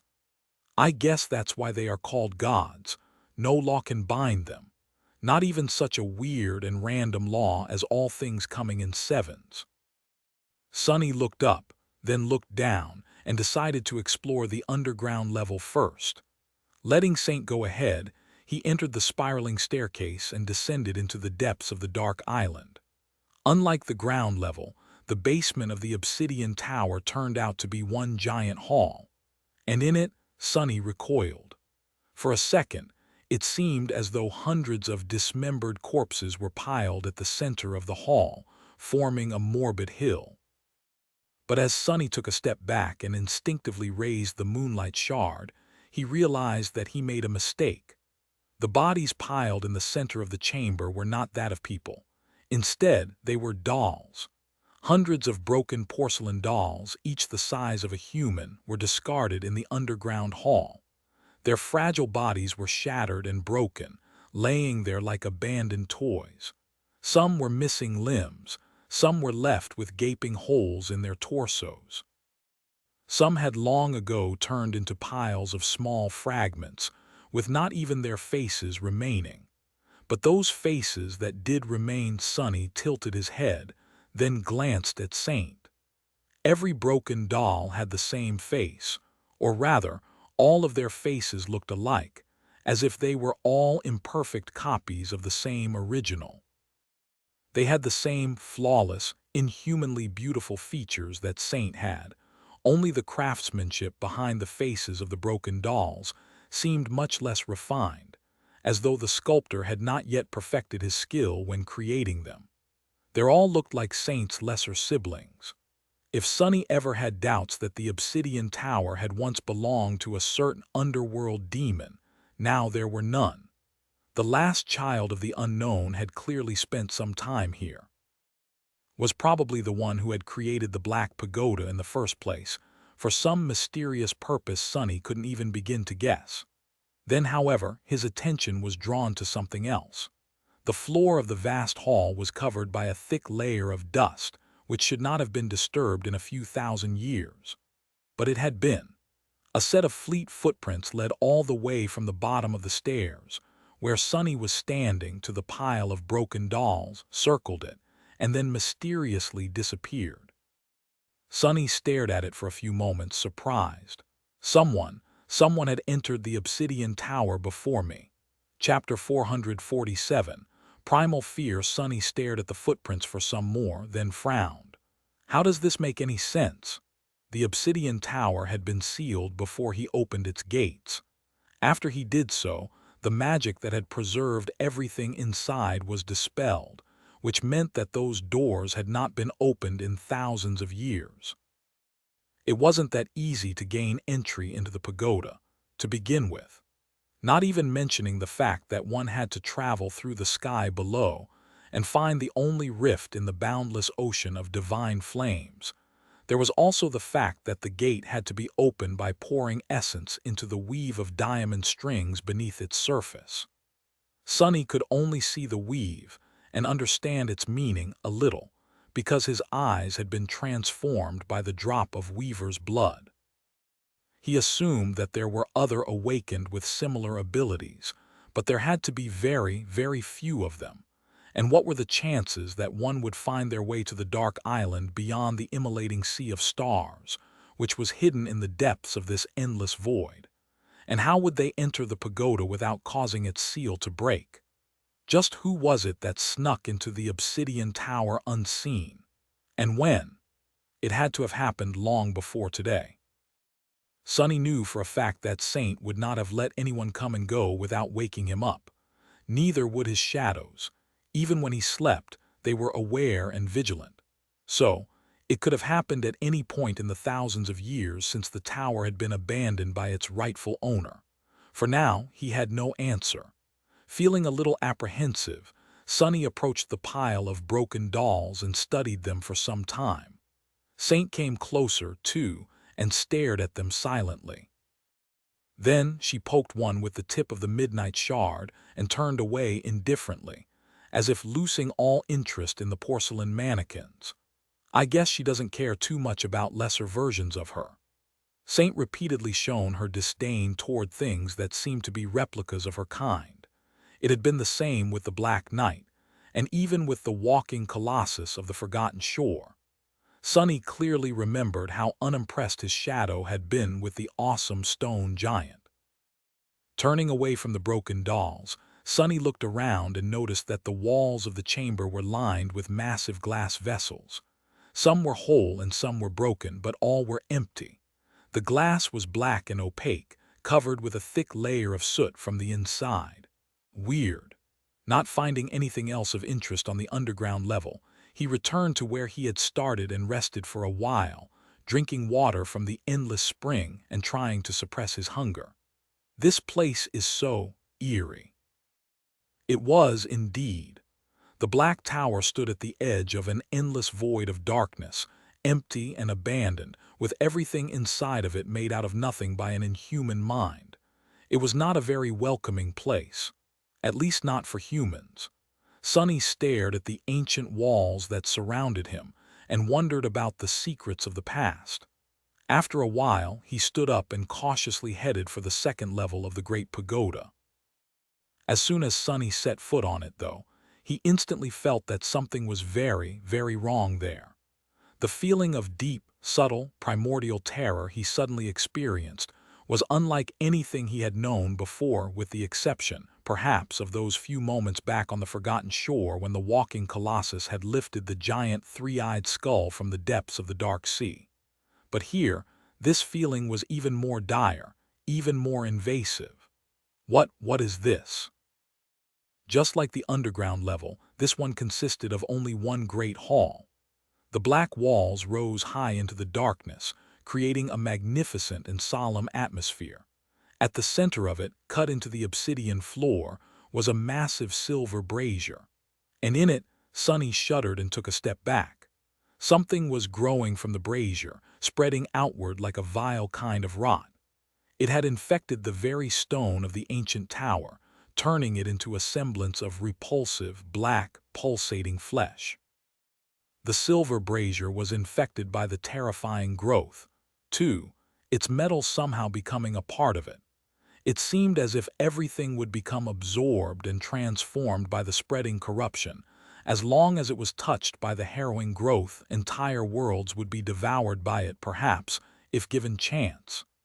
The thing slowly spreading from the ancient brazier felt like pure evil. Sonny shivered, gave Saint a signal to stay back, and shifted his gaze slightly. He was looking past spreading black flesh at the source of this harrowing infection. At the very center of the brazier, blackened by the flames that must have raged in it once, lay a severed human arm. Well, it resembled that of a human at least. The arm was much longer than it should have been, and the hand had 7 fingers that ended with sharp claws. The rot seemed to be spreading from a terrible torn wound on the forearm, to the charred and emaciated flesh, and then outward to everything else around it. Despite the repugnant state of the severed arm, the cut that separated it at the shoulder seemed clean and perfectly smooth, as if delivered by a steady and unfaltering blade. But Sonny was more affected in something else. A deep frown appeared on his face when he noticed it in his mind's eye. The vile arm was radiating a blindingly bright, overwhelming, beautiful golden radiance. It was awash in the light of divinity. A frightening thought appeared in Sonny's head. Can it be? In front of him, stricken by the harrowing rot, was a severed arm of a deity. It was also the reason why fate had brought him to this lost and forgotten corner of the abyss. Chapter 448. Golden Needle. Sonny stared at the severed arm of an unknown deity, then at the harrowing, profane rot spreading from it. Then he tiredly rubbed his face. Why can't anything ever be easy? He was sure that his fate was somehow connected to that arm, which meant that he was going to have to get to it somehow. But Sonny was also sure that there weren't enough rewards in all of the universe to make him go anywhere near that rot, let alone touch something infected by it. He had the feeling that this thing was way out of his league. In fact, he suspected that a divine being had ruthlessly severed their own arm, because even someone as powerful as that had no means to resist that spreading corruption. What was Sonny supposed to do then? Well, trying to remain as far from the rot as possible, he studied it for a while before coming to a strange conclusion, or rather, a strange question. If the corruption was so terrible, then why had it not spread through the entire tower? Why had it only managed to crawl a few meters out of the silver brazier, turning a small portion of the second level of the pagoda into its flesh? Scratch that. Why didn't the whole island become one giant chunk of rotten black? Whatever the hell that thing is. The answer was not hard to guess. It was because the rot, just like everything else inside the tower, had been sealed away from time for thousands of years. And now that Sonny had broken that seal, his frown deepened as he glanced at the silver hearth that was overgrown and had become a part of the spreading rot. Now, there were only 2 possibilities. Time was going to catch up to the devouring corruption, and it was either going to slowly consume everything or starve and die. Could that thing last for thousands of years with nothing to feed on except for cold stone? Did it need to feed on flesh and souls, or would anything do? I guess I am going to find out. Keeping an eye on the patch of harrowing rot, Sonny tried to suppress his fear and took a step forward. It didn't seem like the rot was spreading. At least not yet. In any case, he wasn't going to get closer to it. But he also knew that if the worst happened, he had no tool at his disposal that would save him. If that thing began to grow, slowly spreading across the whole of the obsidian tower, and then across the whole island, Sonny was simply going to die. Probably jump down into nothingness to avoid becoming a part of that thing. There was nowhere else to retreat to in the sky below, after all, and he doubted that he would be able to find a second secret island out there in the void. So, his only hope was to find something inside the pagoda to save him. He had to explore further. Plus, there was a possibility that the rot would swiftly wither and die. Not that Sonny would bet on it. Pressing his back against the cold obsidian, Sonny dismissed Saint and skirted around the outer wall of the great hall until he reached the staircase that led higher, to the third level. There, he summoned the taciturn demon again, hesitated for a bit, and then left one of his shadows to keep an eye on the devouring rot. Feeling irrational panic at the thought of turning his back to the silver brazier, Sonny gritted his teeth and then cautiously ascended the spiraling stairs. As soon as the terrible thing disappeared from view, he let out a relieved sigh and realized that his entire body was covered in a cold sweat. Raising a trembling hand, Sonny wiped his face and then continued to climb higher. Saint being by his side gave him a little confidence at least. The shadow seemed absolutely unperturbed by the horrific visage they had left behind. I bet fear can't even fit into that stone head of hers. Do shadows have the ability to be afraid? He didn't know whether or not Saint could feel fear, but the gloomy shadow certainly could. In fact, behind its haughty exterior, it was rather cowardly. He was sure that the bastard would have been trembling all over if not for the fact that it was currently wrapped around his body. Trying to distract himself with these thoughts, Sonny entered the third level of the obsidian tower and froze, dumbfounded by what he saw there. I see. Wait, no. What the hell am I looking at? The chamber he found himself in was smaller than the previous 3 halls he had explored, mostly because the pagoda narrowed the higher it went, but also because the level was separated into several chambers. And in that chamber in particular, dozens of porcelain's arms floated in the air, each at a different level of being disassembled into tiny parts. It was as though someone had stolen them from the pile of broken dolls in the basement of the obsidian tower and then brought them here to do what, exactly? Sonny stared at the floating garden of disassembled arms and then walked closer. He felt as though he was in some bizarre anatomy museum. As it turns out, the porcelain dolls were much more complex than he had thought. In their disassembled state, their limbs showed how intricate the design was, and how many moving parts went into making each one as functional and articulated as that of a human. The joints, in particular, seemed like a marvel of engineering, not to mention the incredibly delicate weave of the diamond string beneath. Even Spelltech automatons could not boast of that level of ingenuity and intricacy. But why were these arms brought here and taken apart? Who had done it? The prince of the underworld himself. It didn't look like it. Why would he need to study his abandoned creations? It all became clearer when Sonny reached a stone pedestal standing at the far end of the chamber and saw a faint golden light emanating from a small object laying on it. On the surface of the table were numerous parts that had been scavenged from the disassembled porcelain arms, several skeins of beautiful diamond string, and a long, narrow needle. It was the needle that gave off a faint, weak radiance. Sonny looked at the needle, then glanced at the floating porcelain arms, noting for the first time that each was missing a part or two. Finally, different pieces of information connected in his mind, and he felt that he understood something about what had transpired in the obsidian tower. Sometime after the prince of the underworld had left this hidden island, perhaps years, or perhaps thousands of years, an uninvited guest had snuck into the Black Pagoda like a thief, somehow getting past the closed gates without ever opening them, or disturbing the seal that had been preserving this place from being ravaged by time.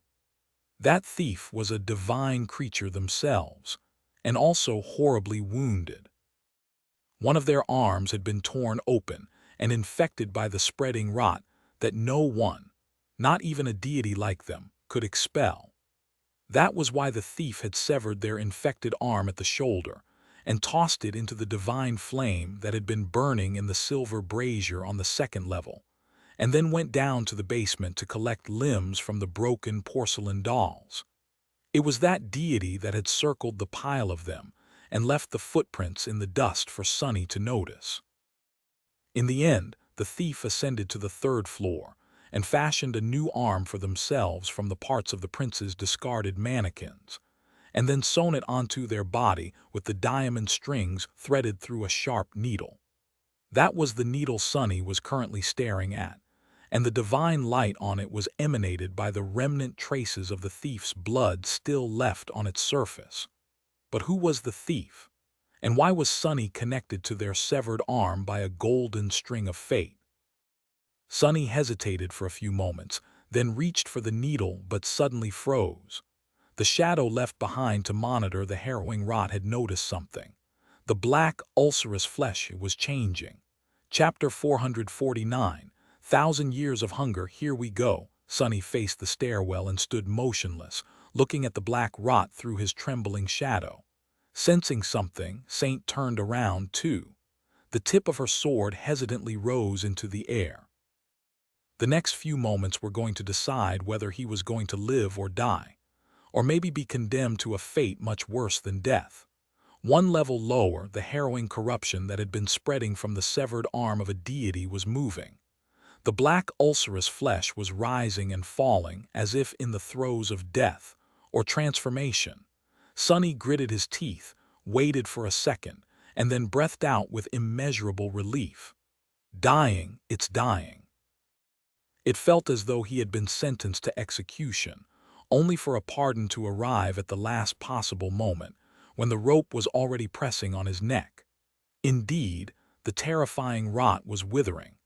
As thousands of years that passed since it was locked in the obsidian tower caught up with it, the devouring corruption appeared to be dying of starvation. The stone's surface assimilated into it, convulsed and wriggled, as if consumed by pain. The silver brazier was melting. The growths of the bulbous black flesh were slowly receding, their color turning ashen. The process was slow, but at the edges of the patch of corruption, the rot was already turning into wisps of darkness, which then disappeared without a trace. As tension left Sonny's body, he couldn't help but sway a little. Good. Something has gone my way at last. Before, he had been considering his options and finding no possible way to escape from the rot if it was to start spreading.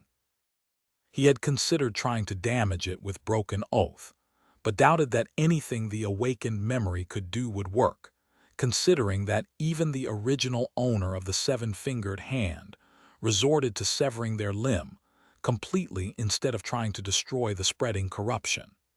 He had also entertained the idea of using the cruel sight, which was now infused with divine flame.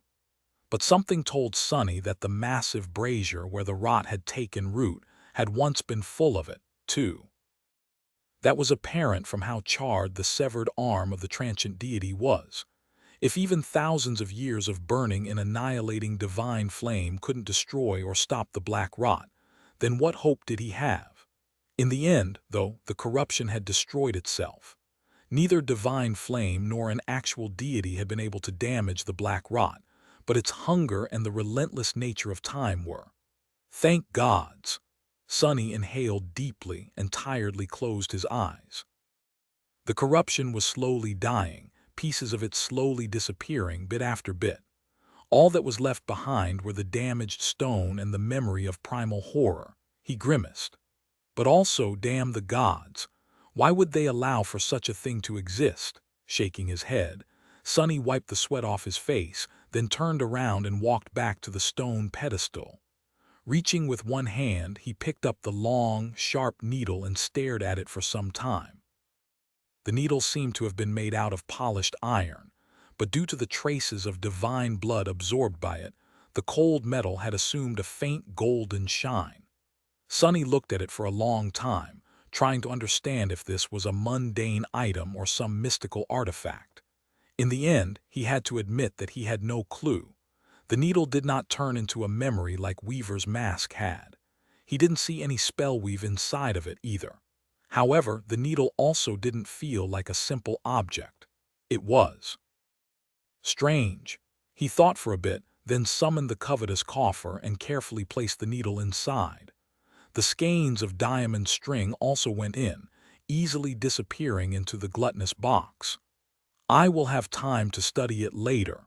With that, Sonny hesitated for a bit, then reluctantly headed back toward the second level of the Great Pagoda. He was going to watch the harrowing rot die, and then try to approach the severed hand of the mysterious deity. Sometime later, Sonny was sitting on the lowest step of the stairs leading to the great hall, staring at the massive brazier in its center. What was left of it, to be precise. The devouring corruption took its sweet time dying. Even the hunger of thousands of years could not destroy it so easily, it seemed. The black flesh writhed and pulsated, disappearing little by little. Several times, veins of rot tried to spread outward, clearly sensing the presence of a living being nearby and lusting to absorb it. But the profane infestation was too weak to overcome the entropic power of starvation. The silver brazier, which had long ago become a part of the horrid corruption, melted and fell apart, then disappeared into wisps of pure darkness. Soon, it was clear that the rot was not long for this world. All that remained from its vile flesh were a few growths infused into the severed arm itself. Staring at the disintegrating rot, Sonny felt both deep, primal terror and a strange compulsion to try and damage it, a little in hopes of being credited for the kill by the spell. Who knew what reward he would receive? But in the end, Sonny remained still. Firstly, because he wasn't even sure that the corruption would be acknowledged by the spell as a creature. He didn't really know if that thing was alive, for the lack of a better word. If it was an entity, a process, or a manifestation of some profane law that he didn't know of. Secondly, because he was absolutely unwilling to approach the rot, even now that it was dying. He wasn't even willing to let his memories get anywhere near it. The memories were connected to his soul, after all. Who knew if that thing was capable of spreading to a memory, and then to his very soul through the invisible link? So, Sonny simply sat silently and waited. After a while, the corruption finally died. The charred flesh of the severed arm became ashen, crumbled into dust, and finally disappeared in wisps of deep, impenetrable darkness. All that remained was the empty hall, the patch of mangled obsidian in its center, a single piece of pristine alabaster bone shining with blinding gold radiance, a sole phalanx of a finger. Sonny waited for a few minutes, gathering his courage, then sighed and stood up. He glanced at the small bone, scowled, and walked toward it. It was time to see what fate had in store for him. Chapter 450. Alabaster Phalanx. Sonny stepped into the patch of mangled obsidian and slowly approached the alabaster phalanx, then kneeled beside it and lingered, studying its golden shine. He was trying to determine if any sign of the harrowing rot remained, but also felt pulled toward the radiant bone and found it hard to look away. All of this insanity, just for that little piece of bone. What secrets does it hold? He hesitated for a moment, then reached down and picked up the phalanx. Sonny had instinctively expected it to crumble into a torrent of white sparks, and hear the spell proclaim that he had acquired a new memory, just like what had happened with Weaver's mask, that memory being perhaps another drop of ichor. But nothing of the sort happened. The bone felt cold and smooth to the touch. There was still marrow inside, wet and infused with bright golden radiance. Sonny tilted his head, stumped. What was he supposed to do now? In hindsight, the fact that the phalanx was not going to turn into a memory was rather sensible, obvious, even.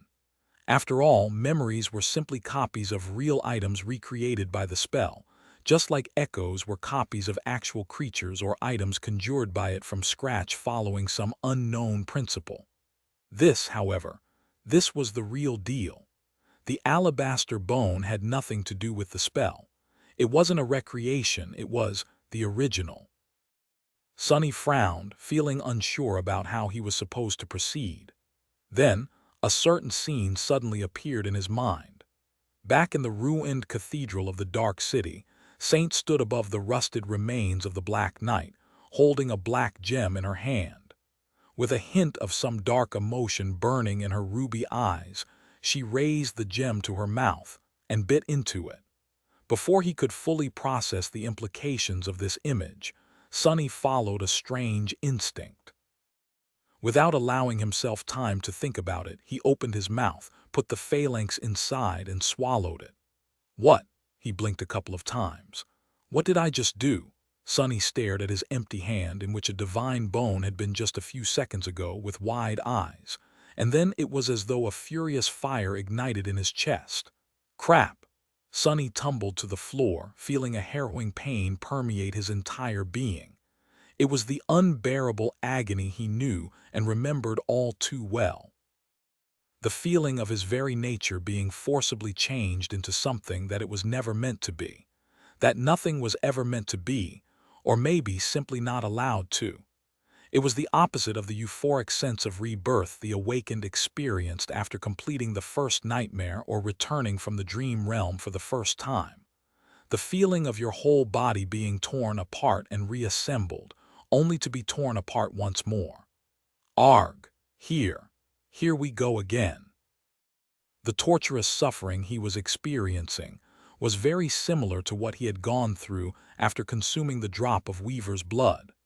Back then, it had felt as though every muscle, every fiber, every molecule in his body were destroyed and recreated over and over again, becoming slightly different with each time. The agony had been especially excruciating when it came to his eyes, which had felt as though two white-hot rods were inserted into them. This time was different. The pain was concentrated in his spine, in his bones, in the marrow permeating them.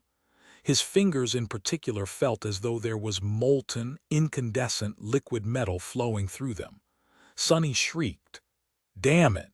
God damn it! Damn it all!" It hurt so much, however. The torture did not last as long as it had back in the branches of the soul-devouring tree. After a few more minutes of it, Sonny felt the blood weave suddenly come alive and rush through his veins, absorbing the harrowing heat and then carrying it to every cell of his body. Slowly but surely, the pain lessened. But the process of transformation continued. Sonny sprawled on the floor, covered in sweat and breathing heavily. He could feel himself changing. It was a strange and extremely unpleasant sensation, one suffused with a feeling of profound wrongness, but not as devastatingly excruciating as it had been just a few seconds ago. Hell, that was rough. His voice was hoarse and creaky. Sonny glanced to the side and noticed Saint, who was standing silently above him and looking away with cold indifference. Such heartlessness. No sympathy at all.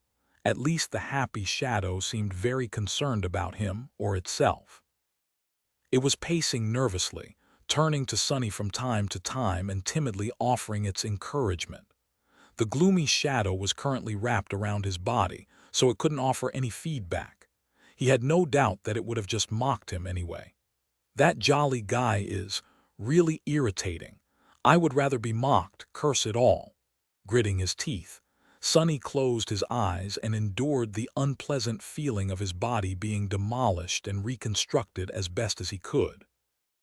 After a long while, which felt like an eternity, it was all finally over. A deep feeling of relief spread through Sonny's body. It felt more solid somehow, strong, firm, resilient. Just what have I, the voice of the spell suddenly thundered in the solemn dark hall, interrupting his thoughts. Was he imagining it, or had there been a note of dark excitement in it? It said, "One of your attributes has evolved. You have acquired a new attribute. You don't say." Sonny struggled to sit up and then hurriedly summoned the runes. What have I done to myself this time? The runes shimmered in the air in front of him, and Sonny quickly looked at the cluster describing his attributes. Attributes: faded, ember of divinity. Wait, ember, this was new. He concentrated on the ember of divinity and studied the string of runes, attribute description. Deep within your soul, an ember of divinity shines, almost ready to erupt into a radiant flame. Huh. So I have an even higher affinity to divinity now. Makes sense. He had just swallowed a phalanx of an actual deity after all. Impatient, Sonny turned back to the list of attributes where 3 more remained.